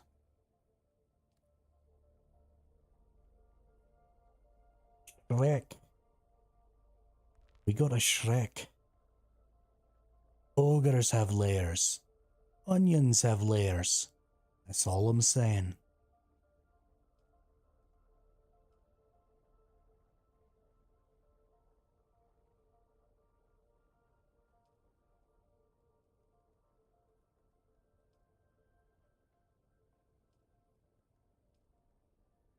Aluminum.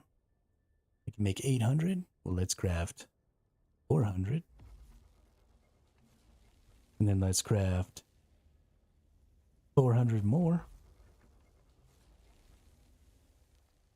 Let's go put some more water in.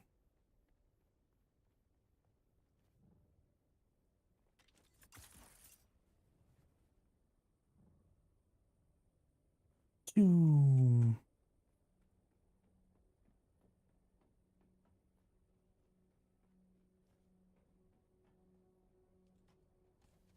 La da da.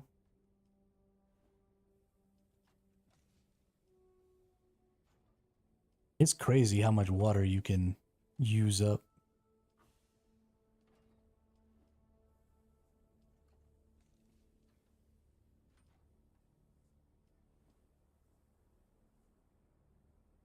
Do I need something? I need nothing.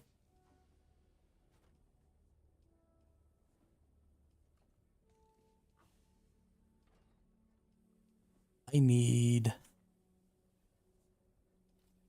more water. That's what I need, which means I need complex machinery.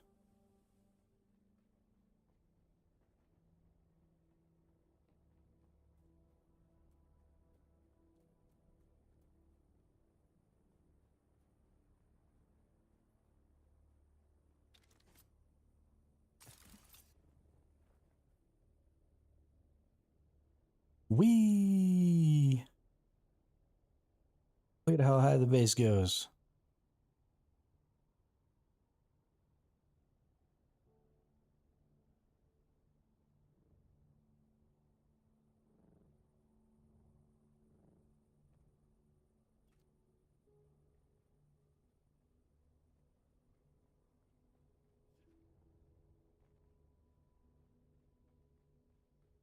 Mm-hmm. Mm-hmm. Whatever. Mm-hmm.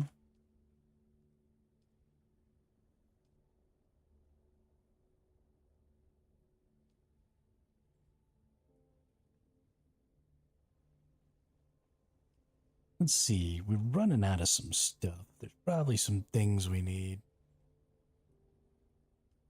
Well, I guess it's really just water that's stopping us from making most of these things. A lot of cobalt paste. Got a lot of cobalt paste making. So much cobalt paste making.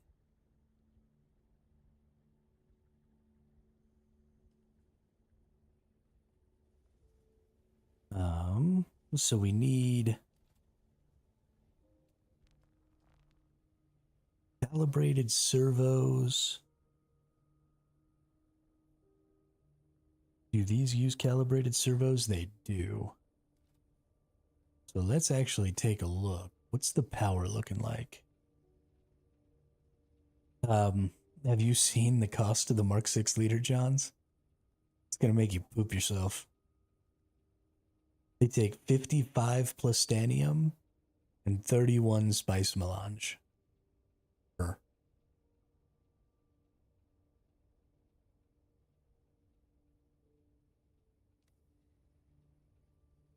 So no, we probably shouldn't make those. Where's the water? Or where's the stuff at? Okay, so I can kill 2 of these. Gravy.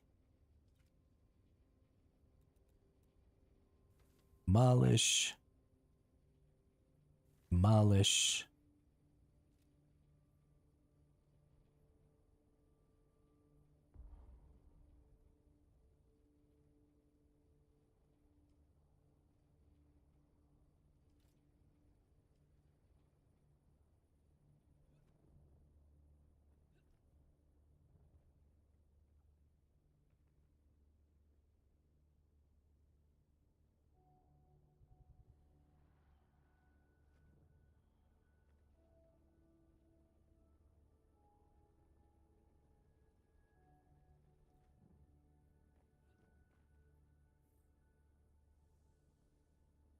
Lamb. Then we're going to demolish 2 more.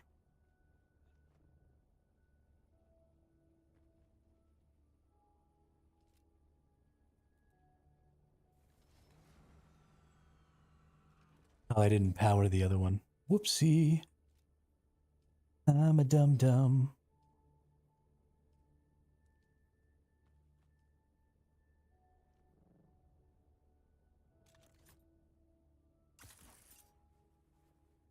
Boop.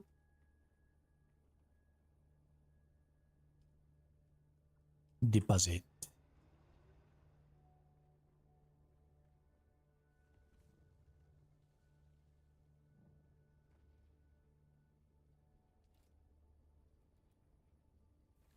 Demolish. And we need... Look in here. Calibrated servos out. All right, we got 50.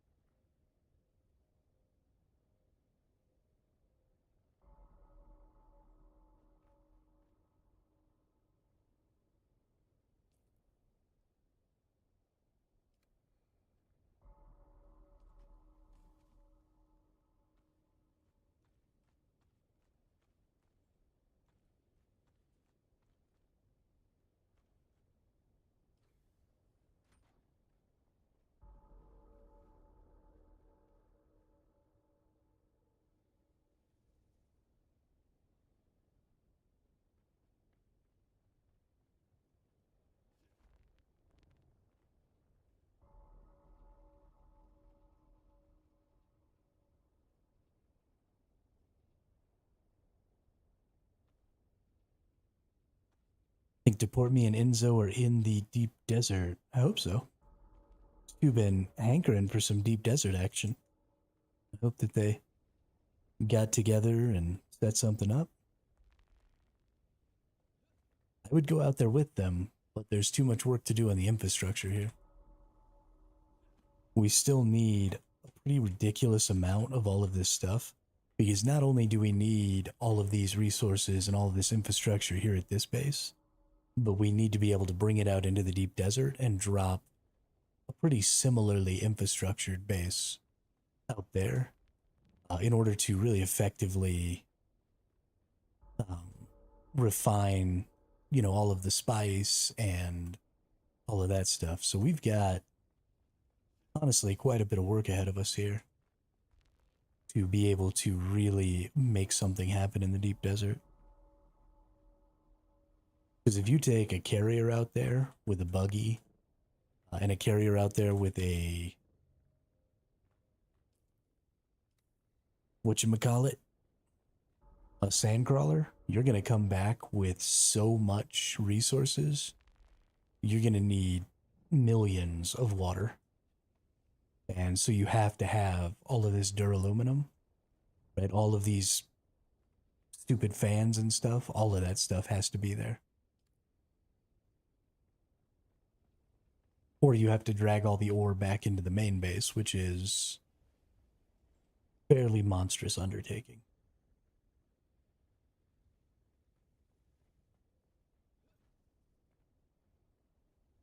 Yeah, you got to have all this stuff in the fob because you have to refine all that stuff out there. Otherwise, you have to take so many extra trips back and forth between bases.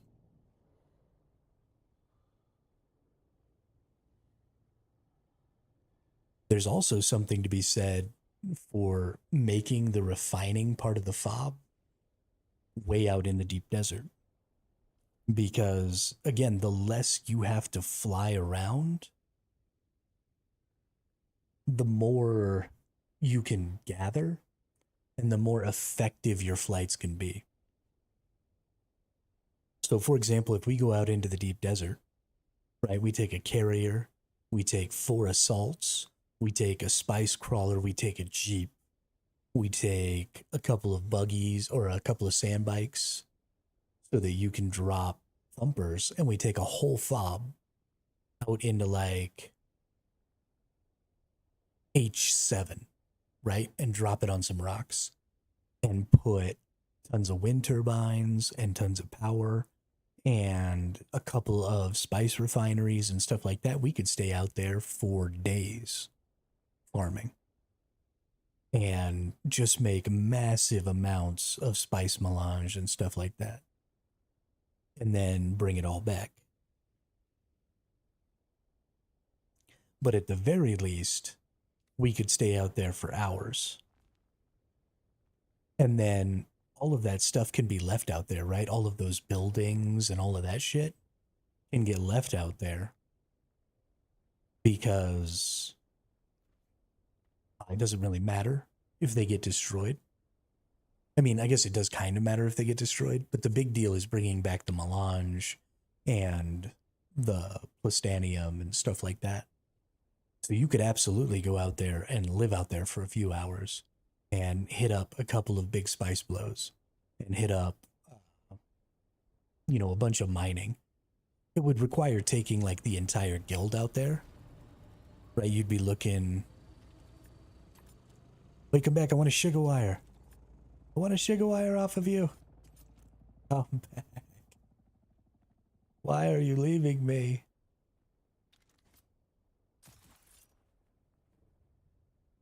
Oh, I missed it.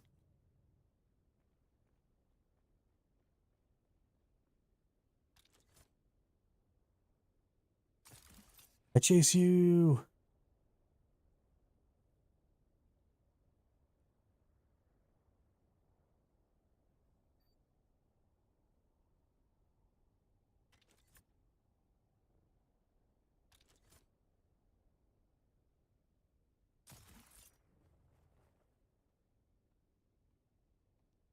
Feel like I could almost do that. Yeah, we need tons of duraluminum. We need tons of servos. We need tons of advanced machinery or whatever, complex machinery. A lot of that stuff we're going to have to turn into the advanced versions of itself. And this is all super end game, right? The first couple of times we go out into the deep desert, right? It all has to be done in stages. Right now we're going out in scouts and stuff like that to gather up what we can in a scout. And that works great. And then we're going to go out in, carriers or maybe multiple assaults or something like that. Then we'll take the fucking crawler out. Then we'll take, like, just all that stuff. It's just a time thing. It takes time and resources. And it has to be able to be on the scale that we're going to do it at, right? You're going to need, there's a lot of us. So as soon as we have, 12 people in the game on a weekend, of course, I guess today's the day that would normally happen, and we do not have 12 people online right now. We have 1, 2, 3, 4, 5, 6. Well, maybe we do. 7, 8.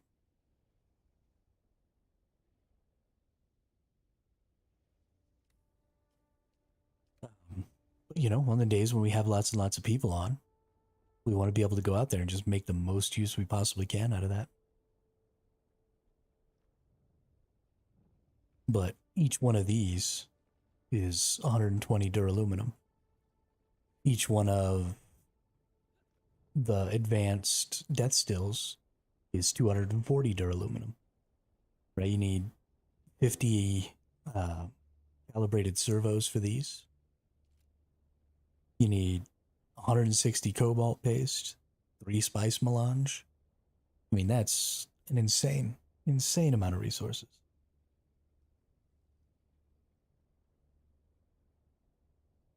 So these give out 350. It takes 300 to make an advanced death still, right?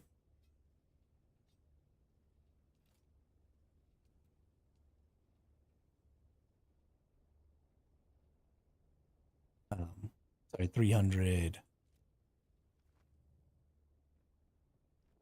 And then you also only get 40 structures unless you put staking units down out there. So you have to look at how many structures you're going to need too. So we take a look. These take 350 power. Okay, so it's exactly how much you make. So every one of these takes one of those wind generators. So then we need, even if we're using medium spices, these each take one wind generator as well. Then let's look at the large spice refinery. That's 500. That's almost 2 full generators. It's 1.5 full generators. So we need that. Let's say 2 of these large ones. If we're going to go out there with, a bunch of people and a couple of crawlers, I would say probably 2 large refineries per crawler is going to be required. So you're going to have to bring 1,900 plastanium ingots out to the fob with you. Right? 2,000 silicon blocks. That's crazy.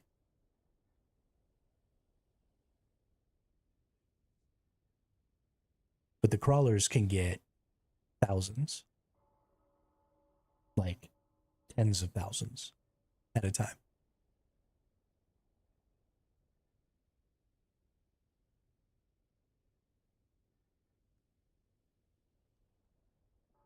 You've got the large ore refinery, right? You're going to want, 3 or 4 of these at least.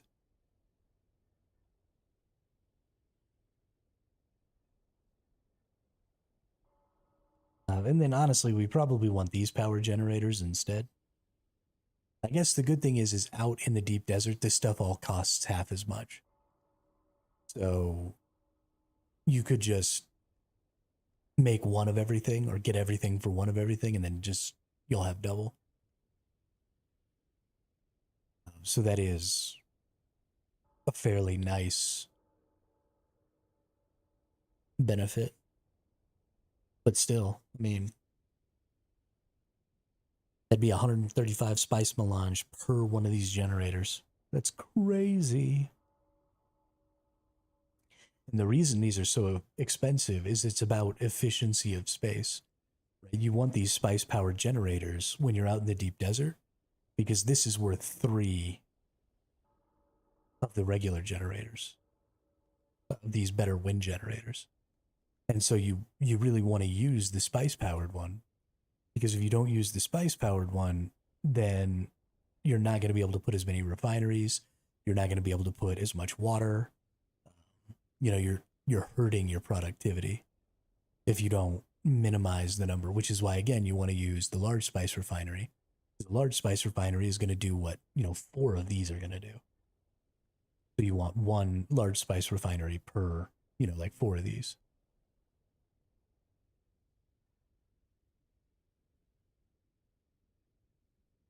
The silicon blocks should be in there already. They're in the permanent, like, we always need this thing because everything requires silicon. But yeah.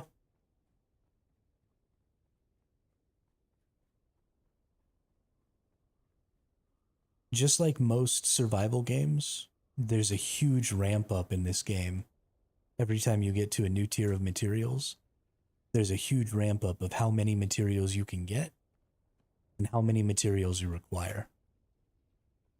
So, way back when you make your first refinery in freaking scrap tier, this takes 90 salvaged metal.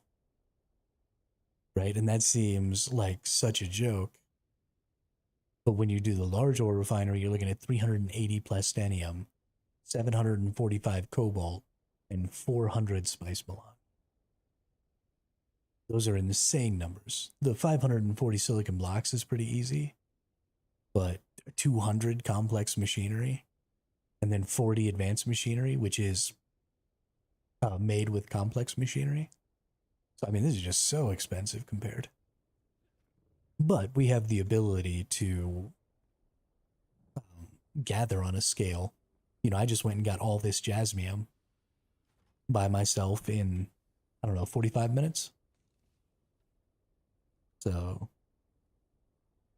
somebody accidentally made an extra assault ornithopter cabin. Oh, did that nerd seriously not look around? That makes me pretty annoyed. He accidentally didn't pull stuff out, and so something got made and he couldn't find it.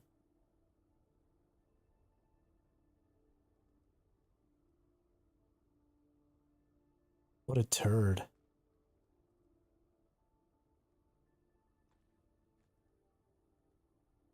What do we have in here as far as ornithopters and stuff?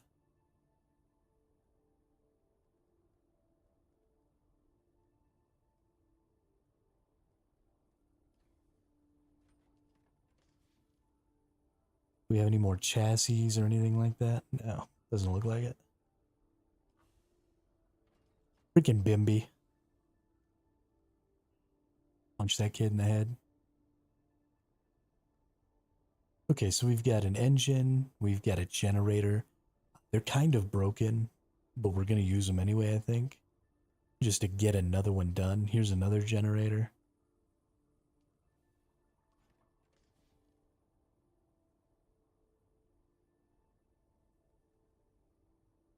Yeah, okay, cool. So we'll use those. I think it's worth it.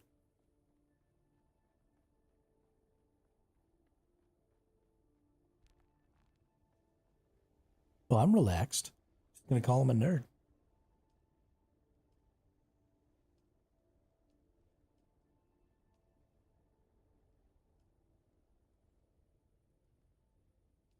I understand the impetus to use resources to save time, but you should use time to save resources. You know what I mean?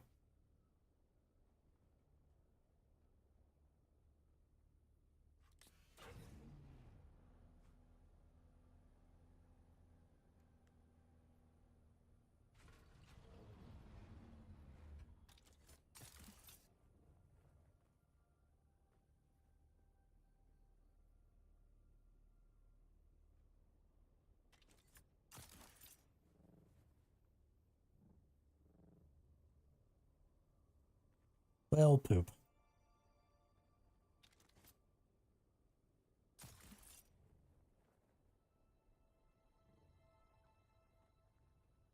What it is?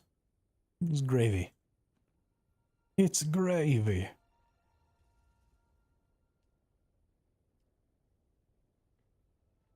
I'm just like running in circles in the base right now, not accomplishing anything. I came up here to check something. All right. Fuel.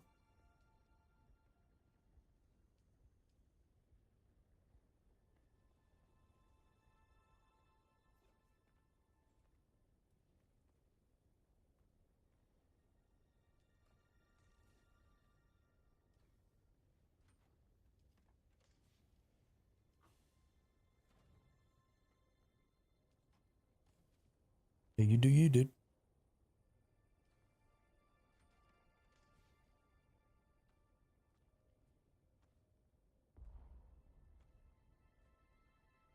Look at how much spice-infused duraluminum we have. You know what I want to do? I'm a little tired of gathering aluminum and stuff.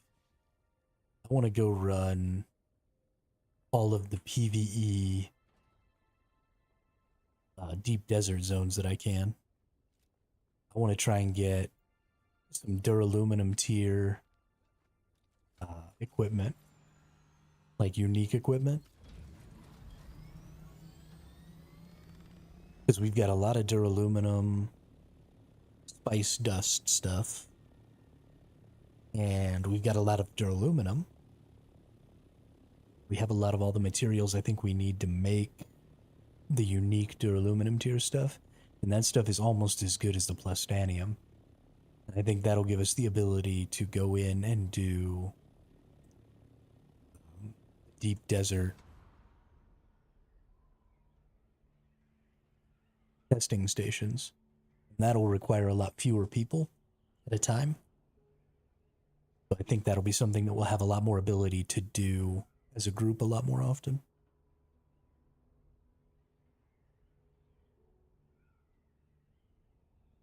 No, I did not make the massive blood sac. I do not care about the massive blood sacs.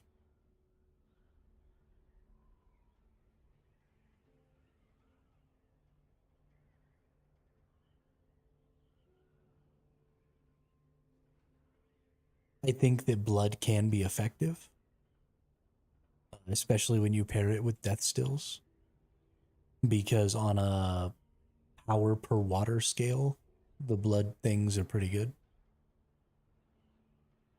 But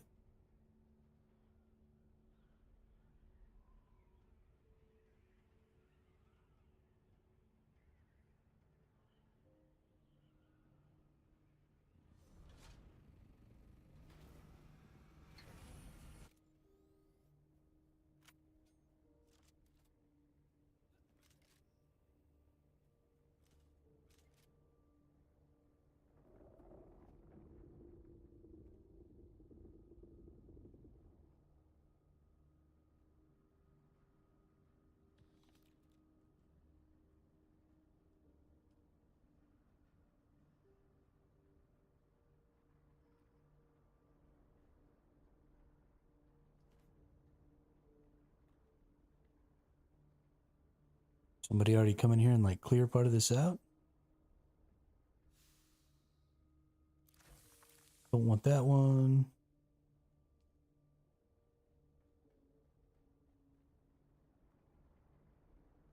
This is great. I'm not even gonna have to kill anybody.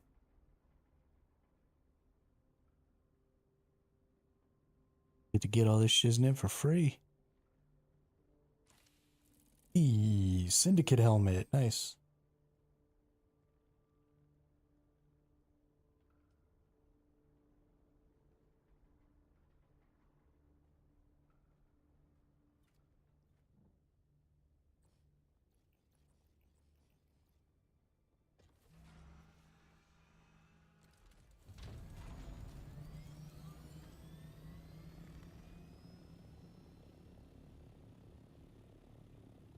You got to get ray amplifiers, and then you craft the thermo-responsive ones. I think you can also get thermo-responsive ray amplifiers in the deep desert. I think if you bring your cut array and do some of the downed ships, that's probably where you get them from.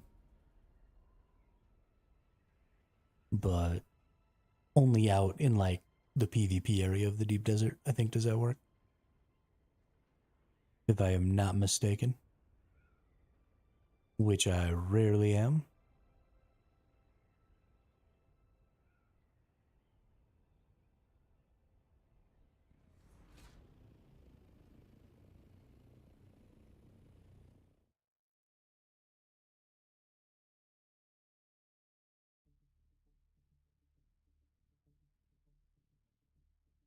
Yes.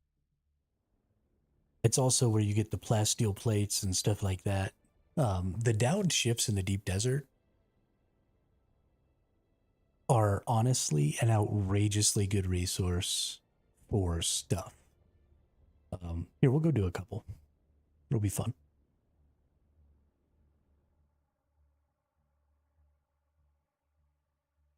We'll go do a couple of because you can get blueprints out of them. You can get all kinds of goodness.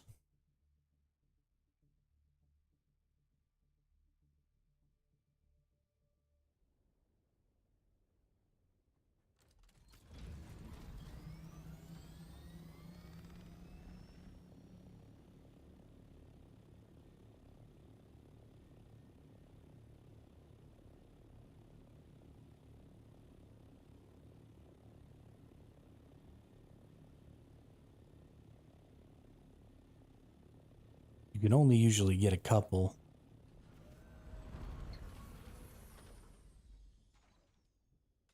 Eat that. We'll just keep everything honest. We're not going to go that far. We'll stay kind of close to the PvE zone. See if we can't find a down ship. And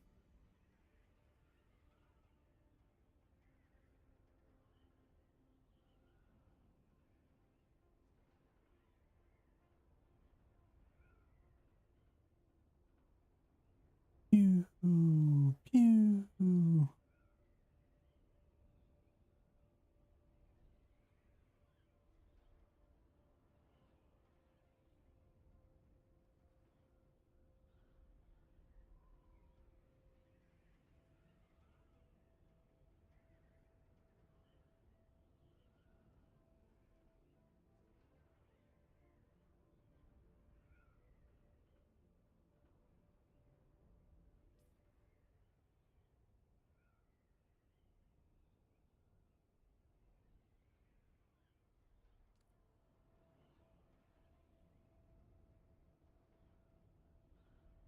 I feel like I saw a trail of smoke over here. That's what you're looking for when you're trying to find these things, is you'll see like a trail of smoke poking up out of the dunes. You can see them from pretty far away, just like ice plumes.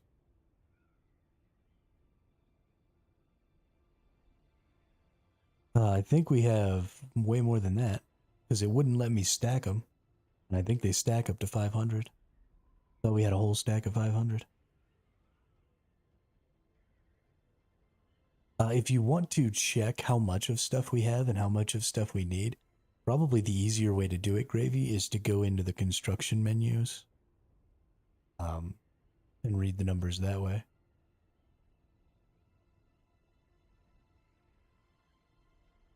Or into the crafting menus. Oh no. Whoops.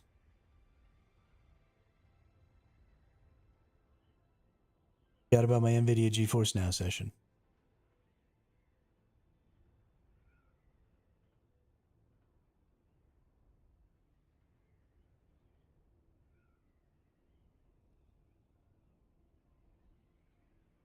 Are they not already arranged in order?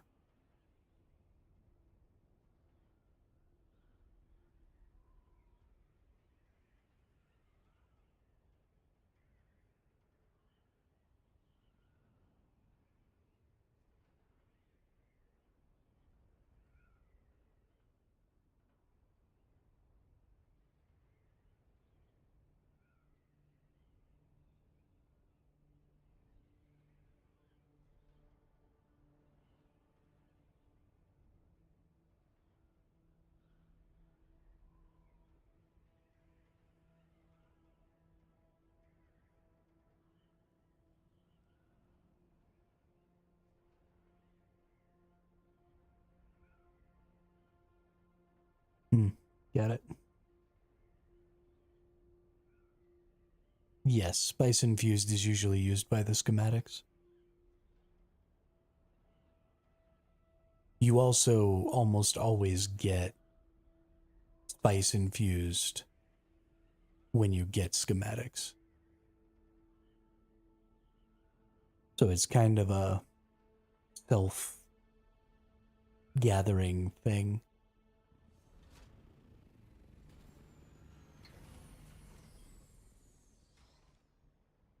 All right. Got to put y'all on the be right back screen for a moment here while I go reset my GeForce Now session.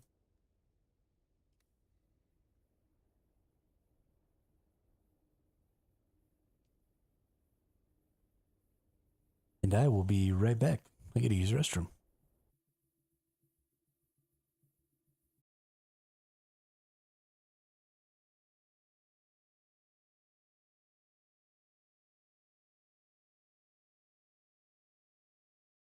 You put what in the chest? The schematics? Just eat the schematics.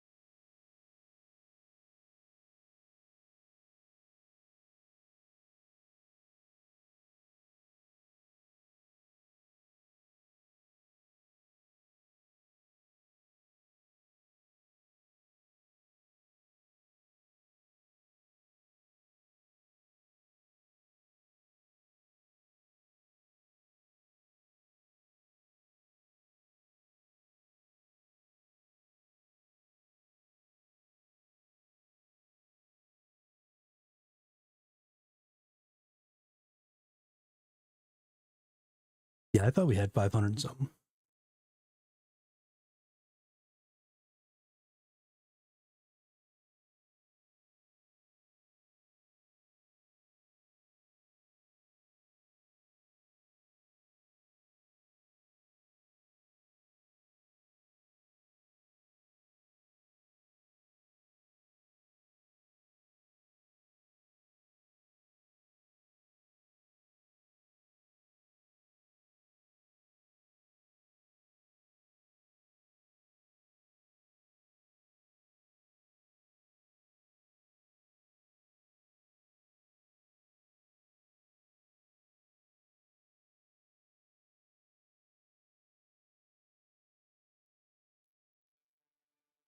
Now you all can see again while we check shaders.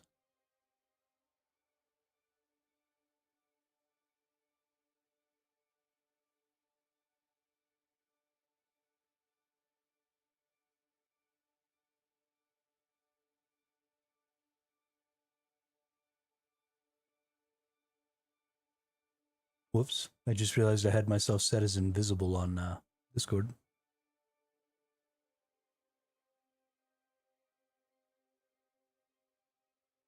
What an asshole. Gotta let everybody know I'm here. Probably need to get some of these people out of the Discord. Aren't in the guild too. Or at least take away their.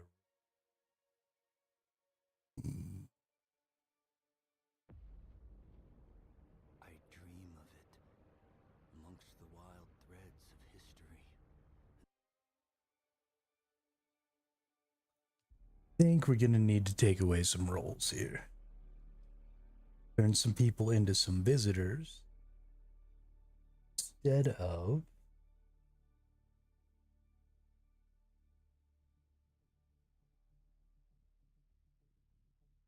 members.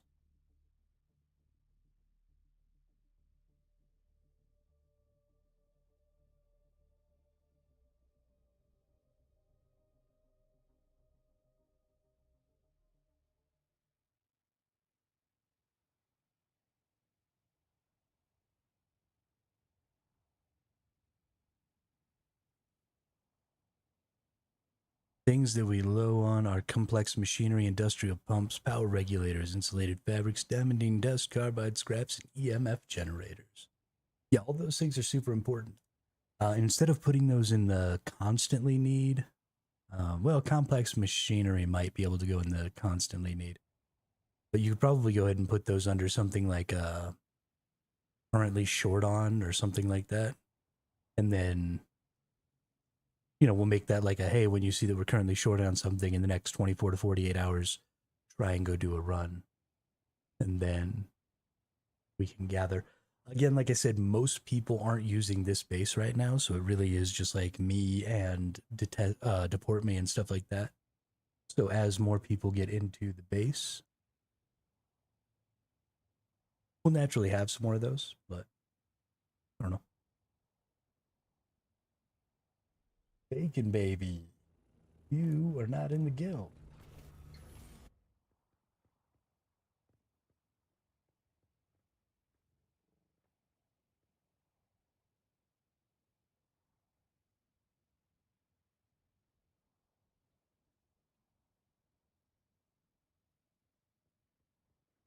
Boom chicken.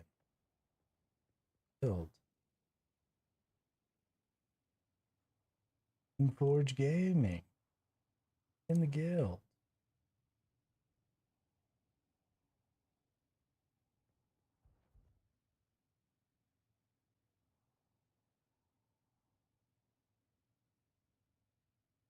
Mama's Gravy's not in the guild.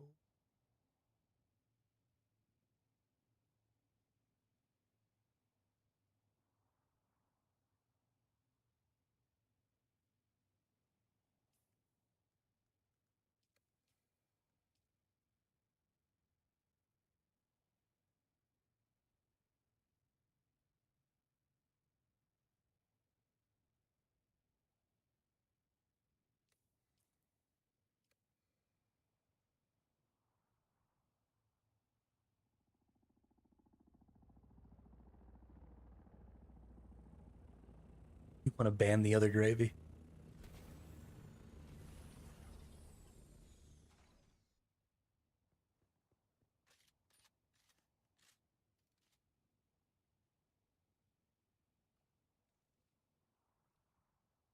Tell you what, if you want there to only be one gravy, you gotta fight them for it. Whoever wins doesn't get banned.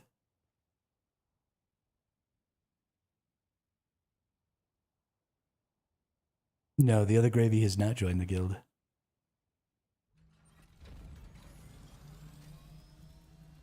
Why the hell did I come down here? Ah, right. I remember now.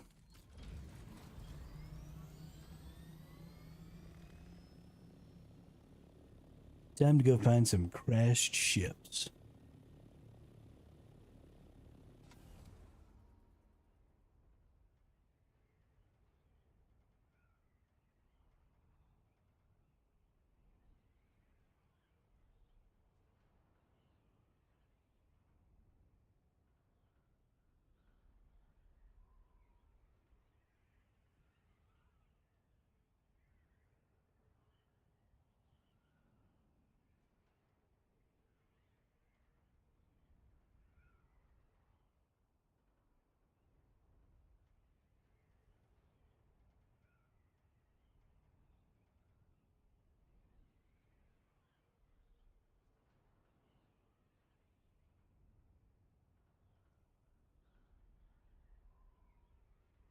Ugh.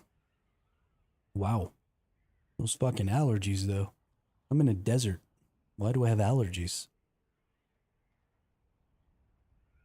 Am I allergic to the freaking dirt? Bullshit.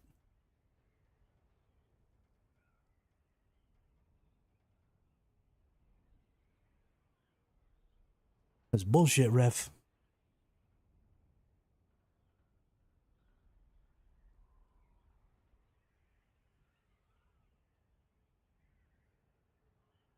Alright, where's some crashed ships at? Oh, crashed ships.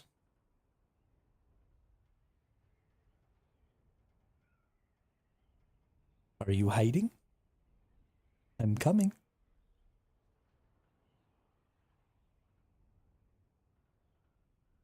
Crash ships are a pretty good way to get attacked. But people are pretty stupid, so you can usually get away. Especially if I stay fairly close. I mean, I'll get fewer crash ships close to the shield wall. But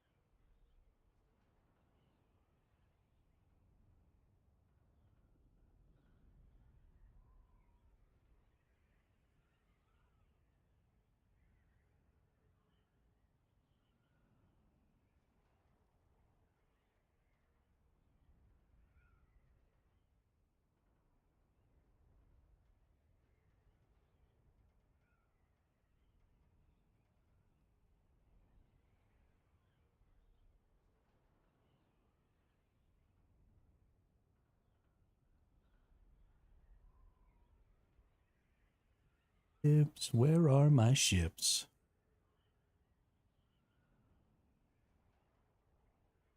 Although I gotta admit, this is pretty peaceful, so it won't actually bother me if I just get to fly around for a while. Usually, I can only get about 2 ships before I'm like all the way full on stuff too. They have a lot of stuff in them.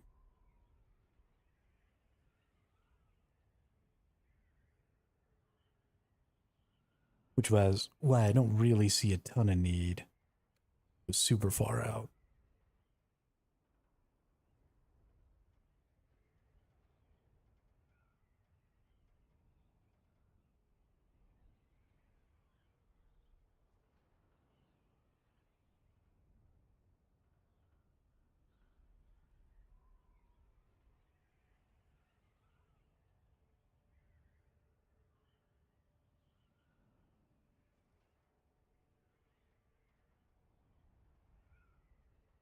Especially since super far out is where everybody else will be.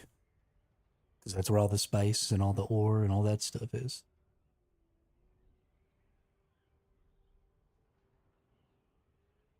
I have been attacked at these things a couple of times. I don't know what the safer thing to do might be. To land and put away my vehicle so that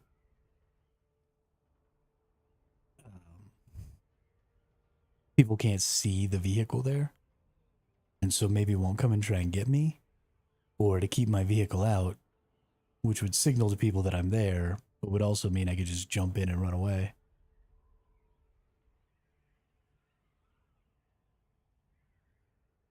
I'm a little on the fence about what the most valuable path is there. I think I'm going to try putting my vehicle away this time, because normally I leave it out. And I think people tend to just fly over those things, because if you're not out here specifically to get them, they can be a little bit of a hassle, because they give you so much stuff. They bog you down.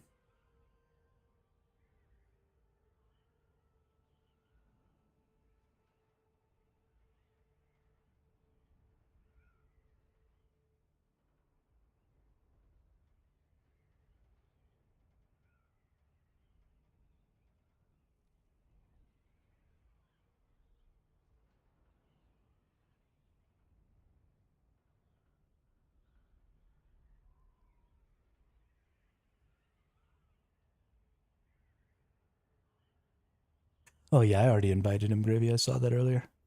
Thanks for letting me know, though.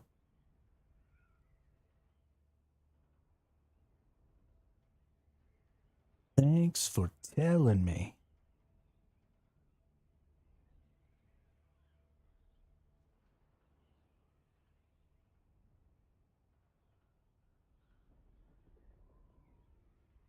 Yeah, they're getting shipwrecks, but if you need me... Nice.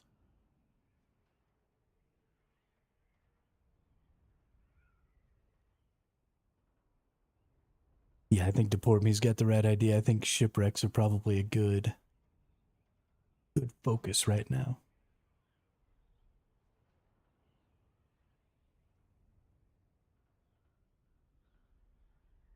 Pizza base.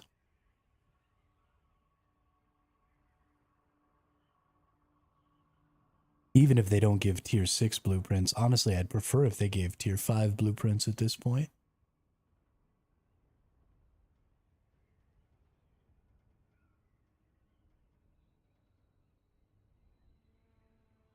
How am I not finding any, though? This is kind of crazy.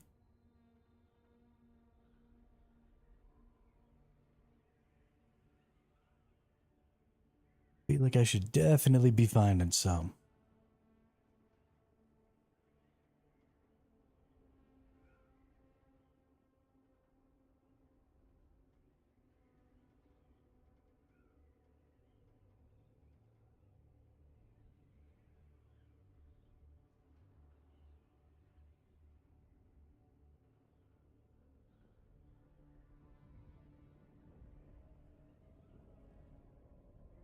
Oh, that worm's probably about to eat that.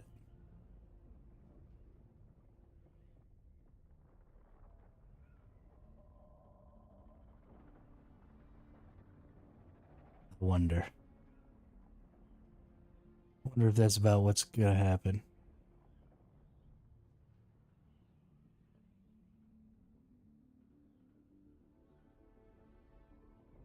Yep, there it goes. So you gotta be pretty careful. And as soon as you see the red, if you're on a shipwreck, they will eat you. They will eat the whole ass shipwreck. Run away.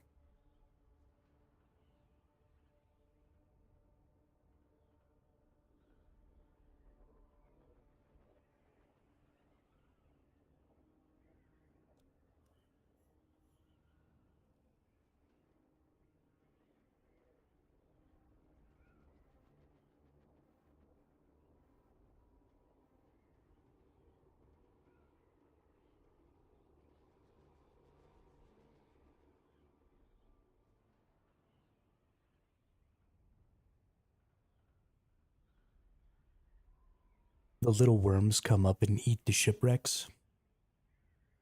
So I passed over a shipwreck just now, but there was a worm already angry near it.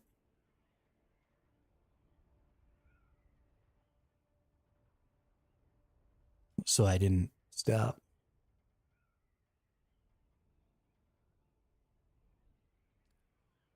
But we have a teammate who said there was a ship in F3.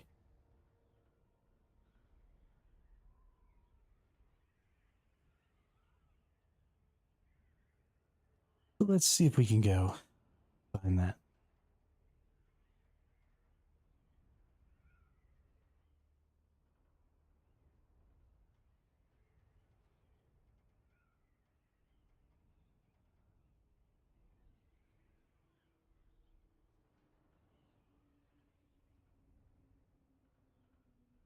Actually really shocked at how few crashed ships I'm seeing right now. I saw like 3 when we came out here for spice earlier. It's like the minute you start looking for something, you can't find it, you know? Which is why I should probably just say F it and always bring my cut array out here too. And just, if I find ships before I find spice, just go ahead and get them, you know? Instead of coming out here with just one purpose.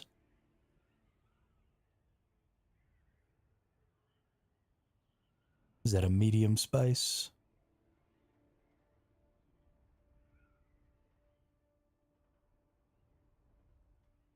Hmm.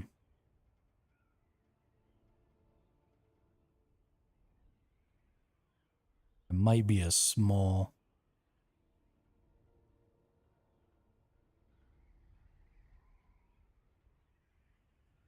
Let's see, where am I at?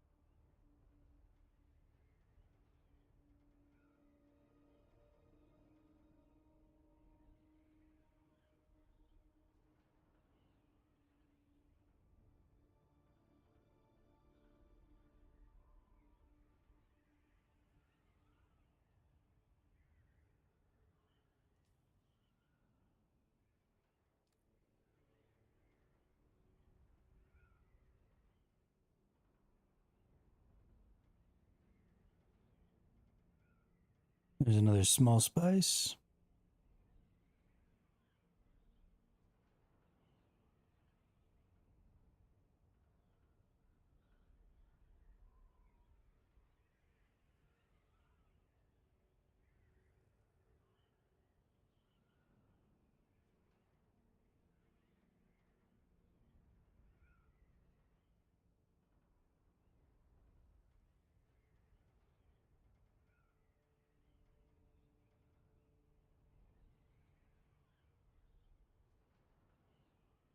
On the bright side, at least I can literally do this forever on no fuel.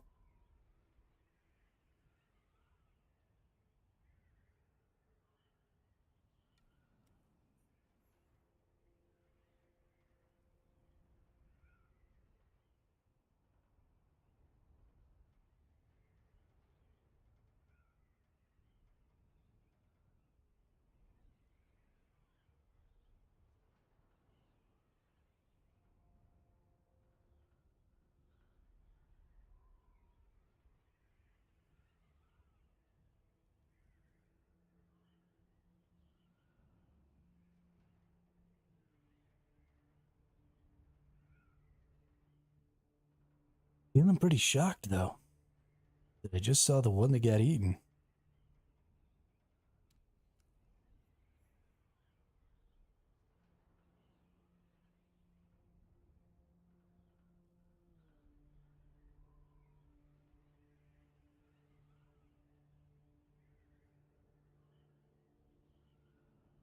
Didn't really want to come out this far. Because I'm a scared.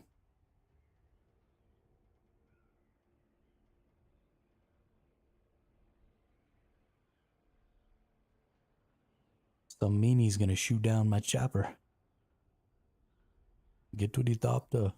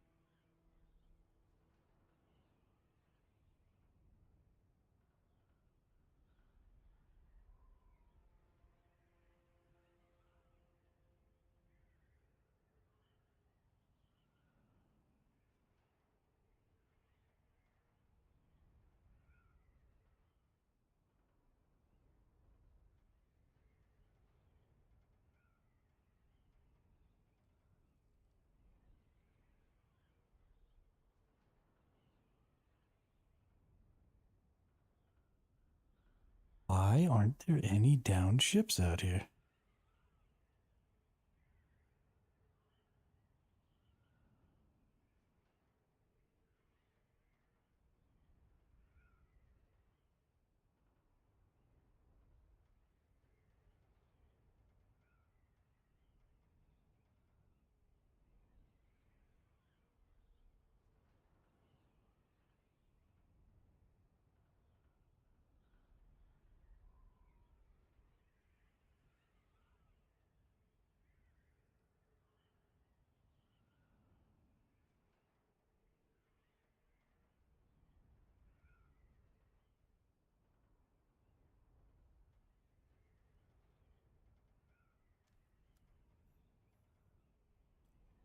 What up, shrimp?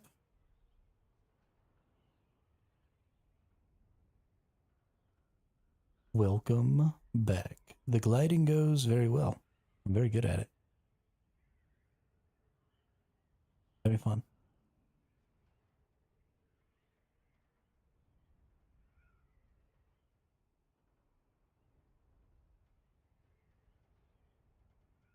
But now I want some freaking downed ships. And I can't find any.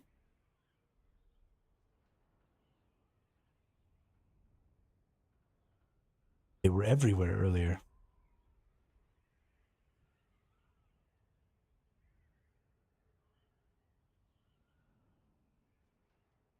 It's making me angry.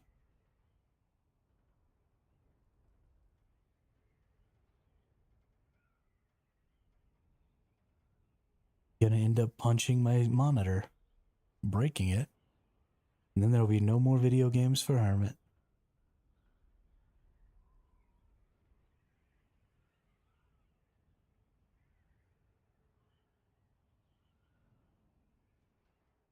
That'll be a sad day.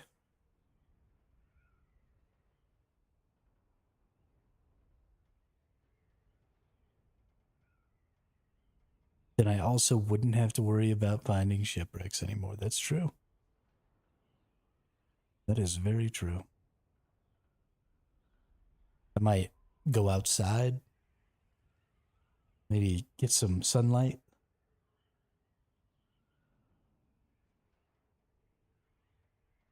Seems unlikely, but it might happen. Oh shit. Found the edge.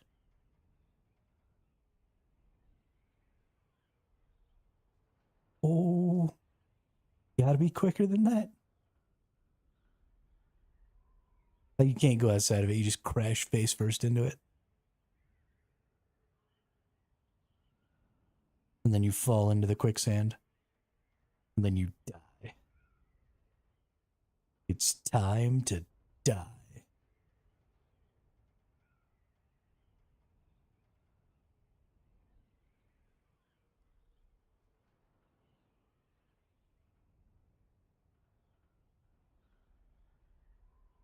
I mean, if you're flying and you crash into it, right, you have the opportunity to go into thopter mode and just fly away.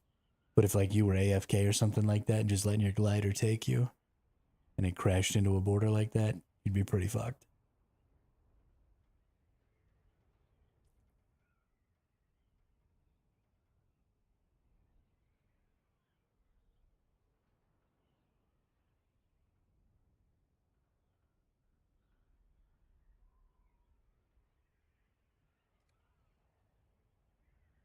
Hey, there's a shipwreck.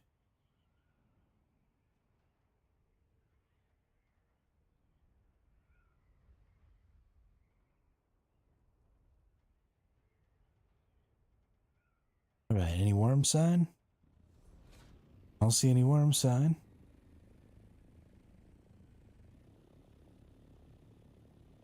There's some stuff right next to it here. But I don't see any people. I don't see any worm sign.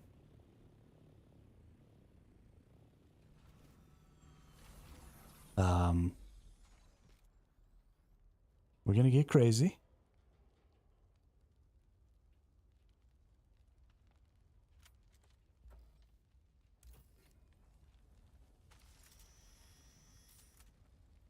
Yeah, see, there we go. Got two freaking...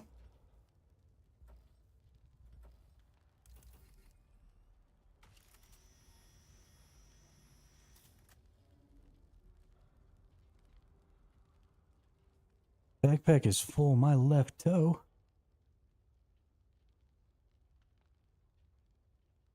Dude, we're gonna drop that. Drop that scrap.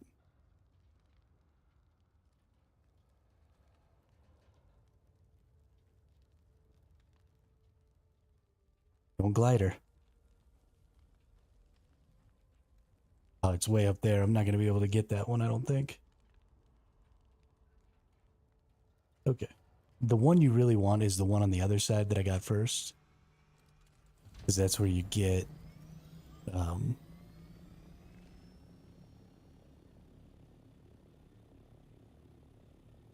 Hey, have fun again, shrimp.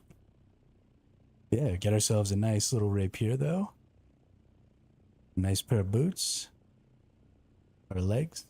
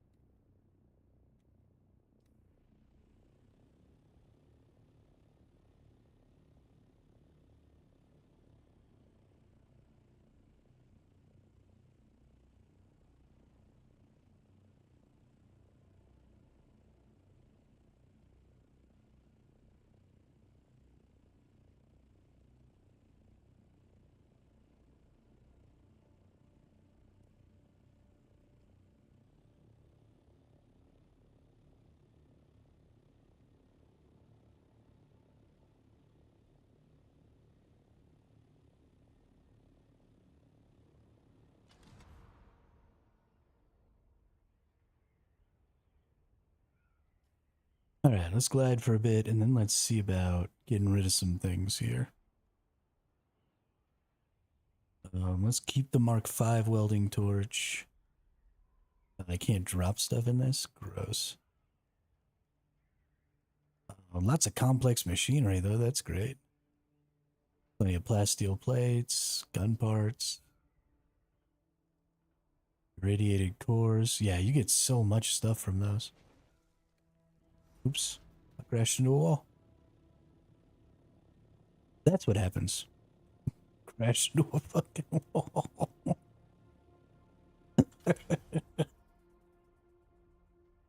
Good times.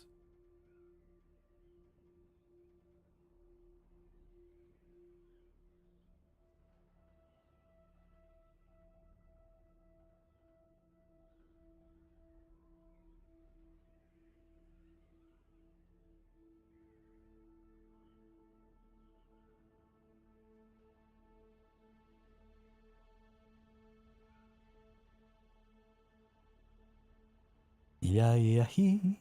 Yeah, yeah, ho. Yeah, yeah, he. Yeah, yeah, ha, ha.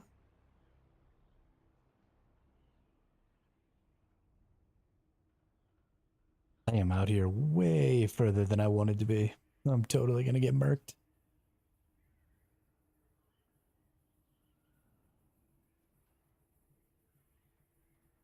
Totally gonna get murked.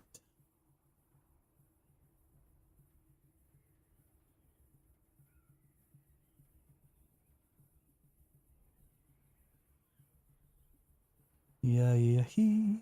Yeah, yeah, ho.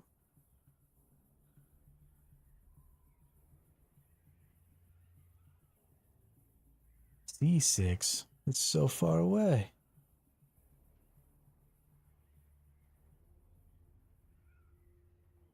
I mean, I think I'm around 6. Yeah, I'm I7.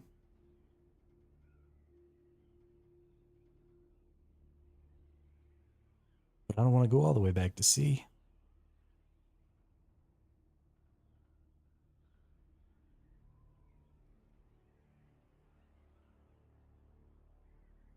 So I guess I'll just float around out here in the deep, deep desert.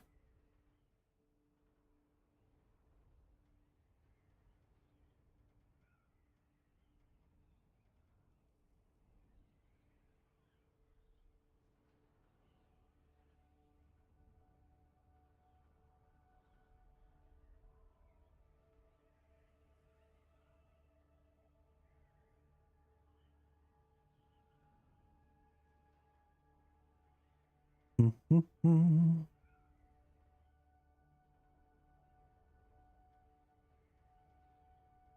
that a spice blow over there? That is a spice blow over there. That might be that F3 that somebody was talking about. Dissipated pretty quick though, so probably just a little one.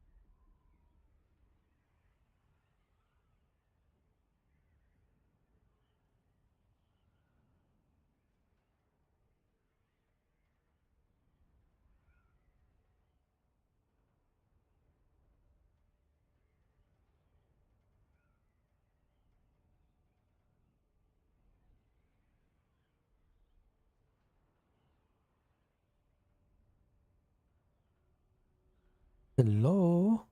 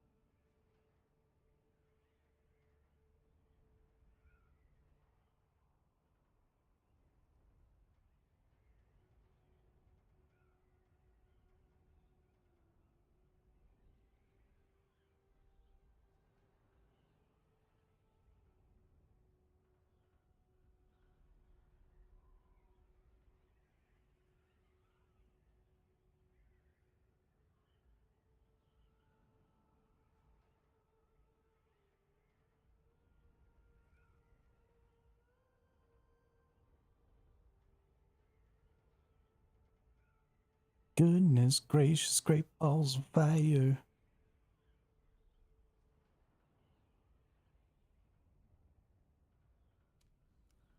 You shake my nerves, then you rattle my brain.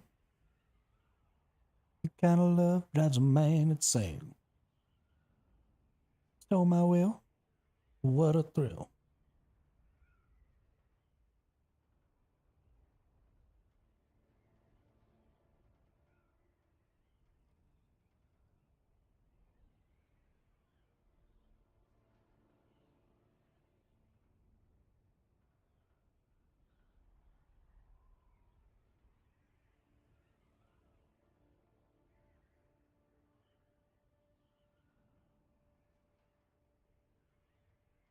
Okay, game.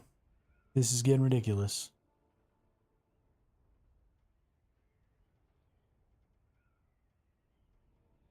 Mid-afternoon on a Saturday. Oh, there's one. Maybe you can't see them from as far away as I thought, because I feel like I looked over in this direction already. I don't see no worm sign, though. I think we're in the clear.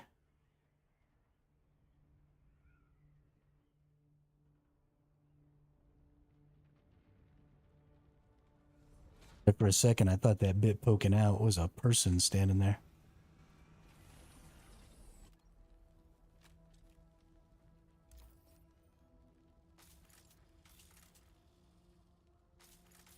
Backpack full, huh? Drop that. What's weighing me down? Do I got scrap in here somewhere?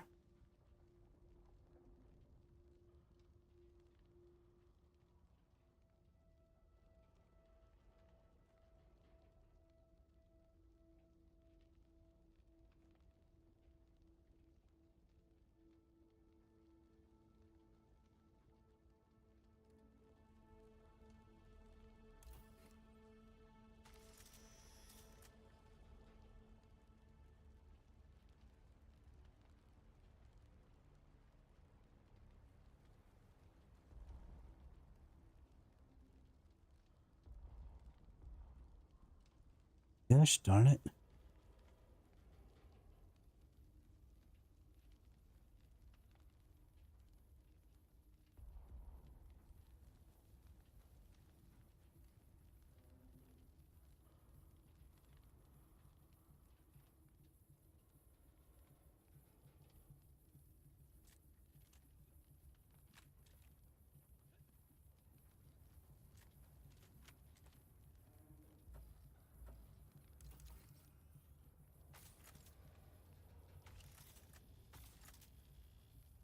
Okay, this is thoroughly annoying.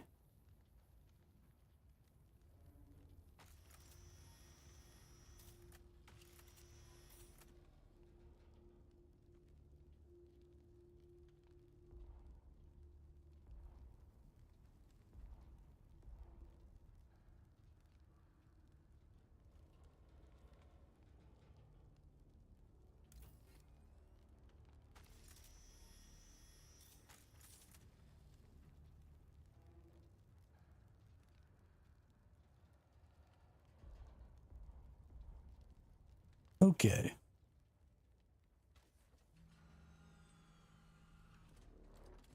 Nice.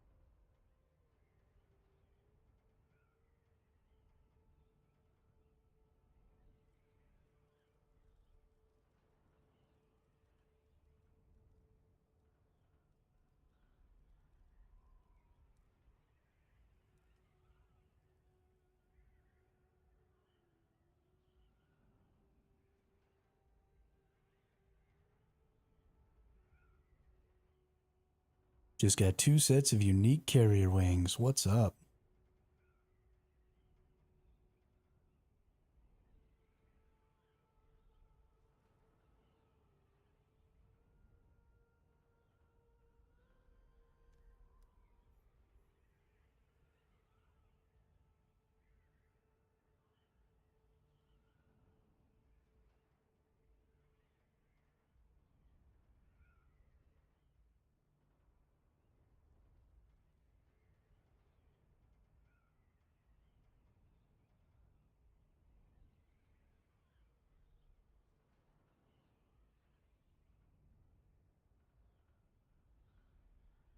They are surely expensive, but if they're going to increase speed, I mean, the carrier's so slow, we definitely want that.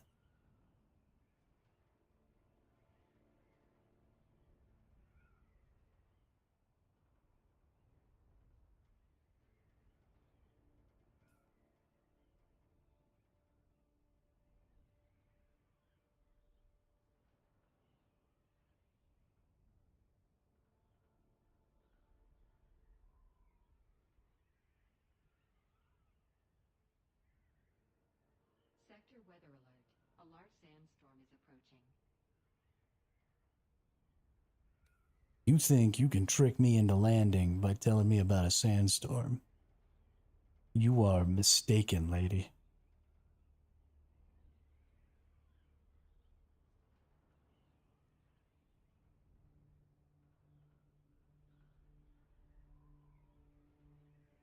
I'm flying home and there ain't nothing you can do about it.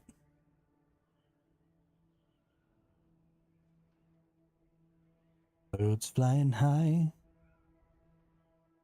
You know how I feel. Birds in the sky. You know how I feel.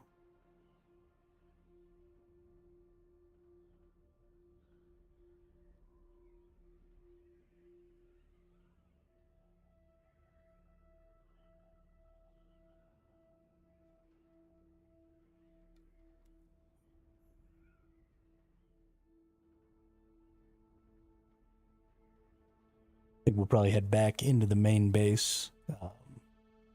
Most of why I came out here was because we needed a bunch of these materials that I've picked up. I actually want to see how well we did on some of those.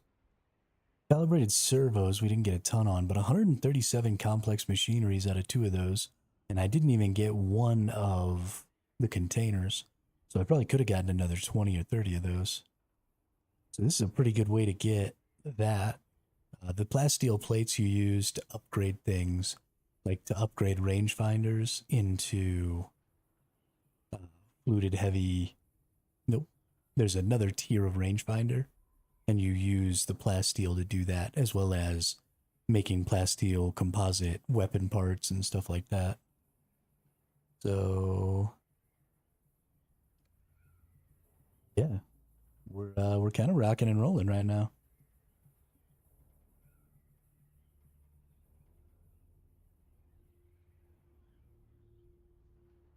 Those things are insanely good.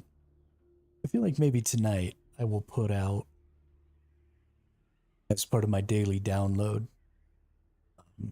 some information about picking those up, because they come with basically every one of the gray items that you need for making weapons and stuff, right? These military power regulators, these compressors, hydraulic pistons, the industrial pumps are all things that we need in pretty large quantities. The fabrics we need, right? This is for making light armors. So if you look over here at this light armor, it needs that ballistic weave. So just all of that stuff comes from those down ships. And they're fairly safe to get.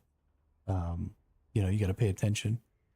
Don't go after them while there's people around. Don't go after them while there's worm sign around. But too good to pass up.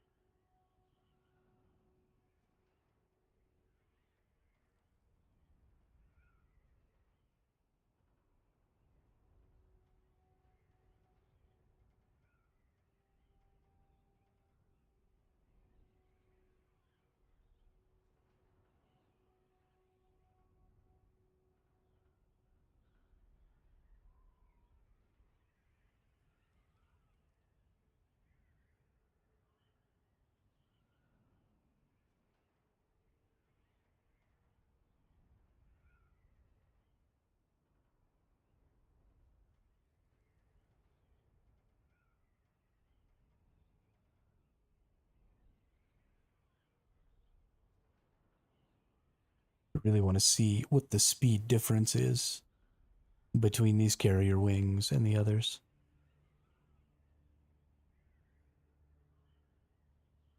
I'm hoping for 10 kilometers per hour, but well, I'm expecting 10 kilometers per hour. But what I'd like is 20. Because that make you outrageously fast. And honestly, it would just make it so much safer to run a carrier out in the desert.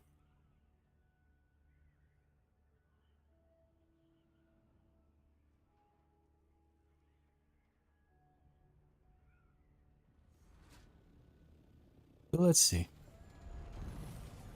Let's eat one of these. I love that it gives you all 8. We're obviously going to eat this. We're obviously going to eat this. But I might not eat these yet. I might let somebody else eat those. Just in case I'm not on, you know? So let's take a look here. There's actually a couple of things I want to look at. I want to look at 138 damage from this blade. 152 there. So let's go look at 127 and 115. So that's significant. It's not as significant as probably previous tiers, but that's significant. And then what do we have here? These unique leggings are equipped with a compression triggering mechanism which stimulates the leg muscles, reducing the stamina drain of dashing, and giving 194 dash stamina cost minus 10%. Let's go look at the regular legs at that tier.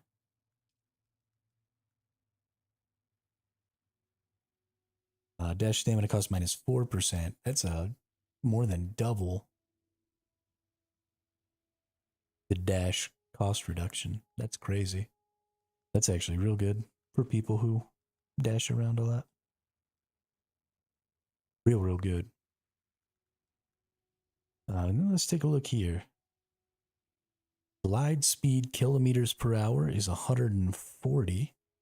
Turn rating is 1.5 and agility is 2. So probably the turn rating and agility are both going to be lower. But 140 glide speed, that's pretty solid. Let's take a look here. Glide speed.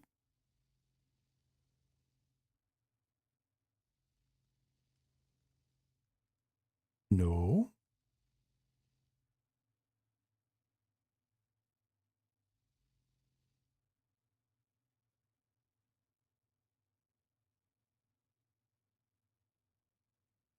That doesn't make any sense. Why are the glide speeds the same?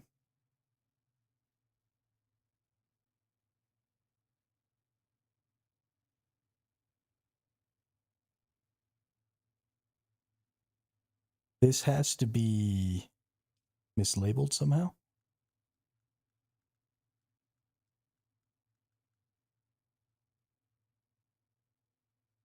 Because there's no way that's accurate. Go look it up on the internet.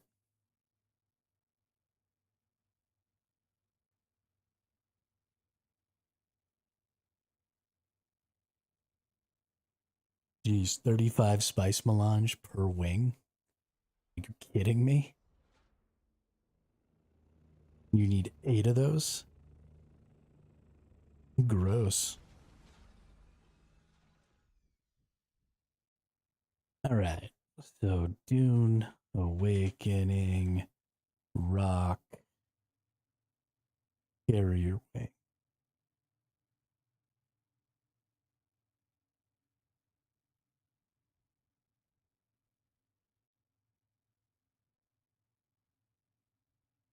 Yeah, it's for a carrier.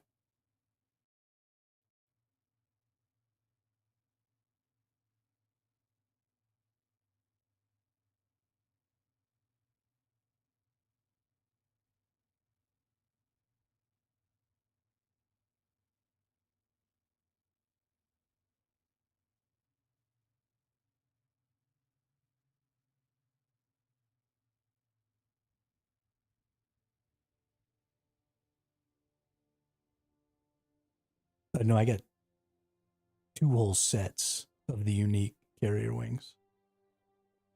So I can make 8. I can make 16 of them.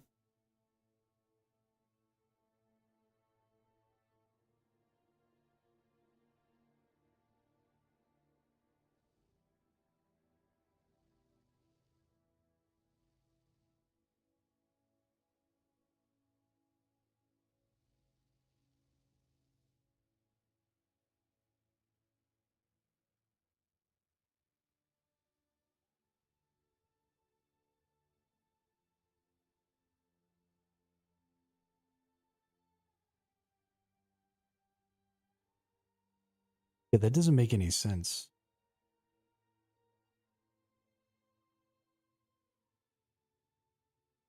Their glide speed is the same, but it says that they're designed for speed and limit mobility. So they're just worse than regular wings. And now I'm sad.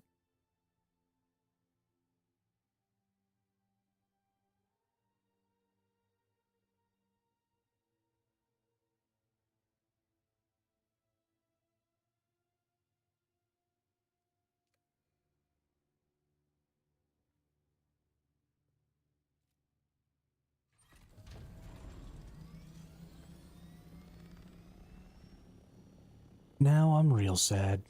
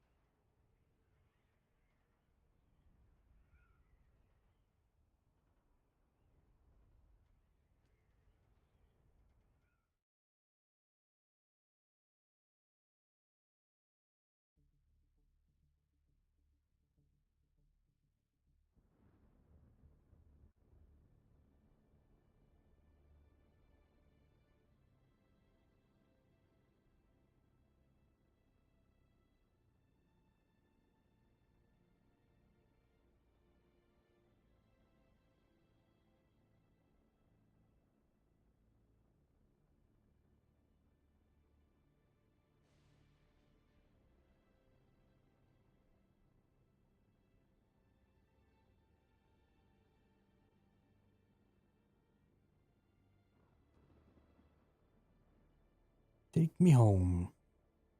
Chong, chong, chong.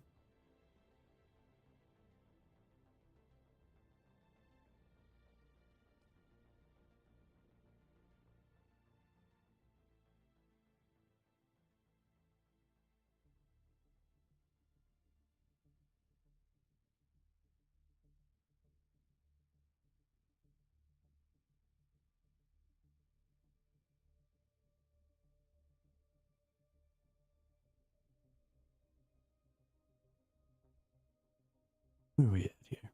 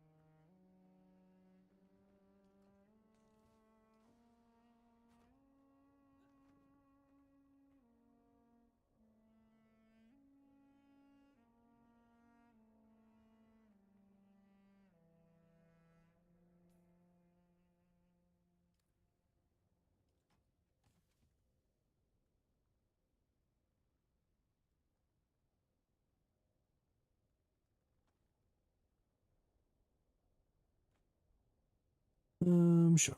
Right here. And off-world medical supplies are probably placed over here. Yes.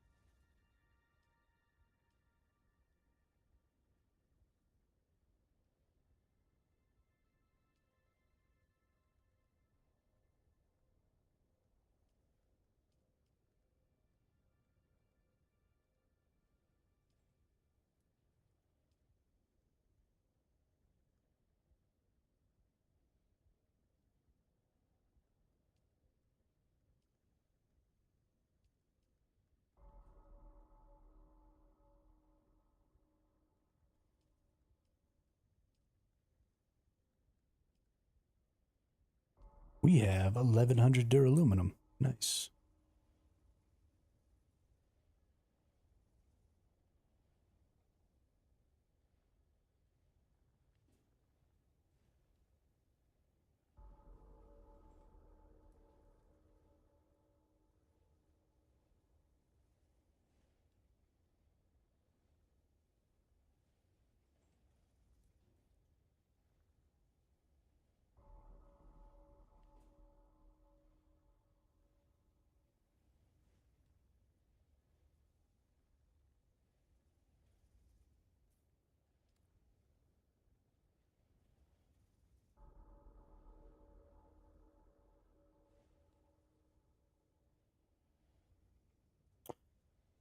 Okay. Sorry, I just totally spaced there for a second. But I do think we're going to go ahead and call the stream here. It's a good 7-hour stream. Got quite a bit done today. Got the infrastructure of the base running quite a bit more smoothly. We have lots of duraluminum ingots. We're obviously going to need to get some more because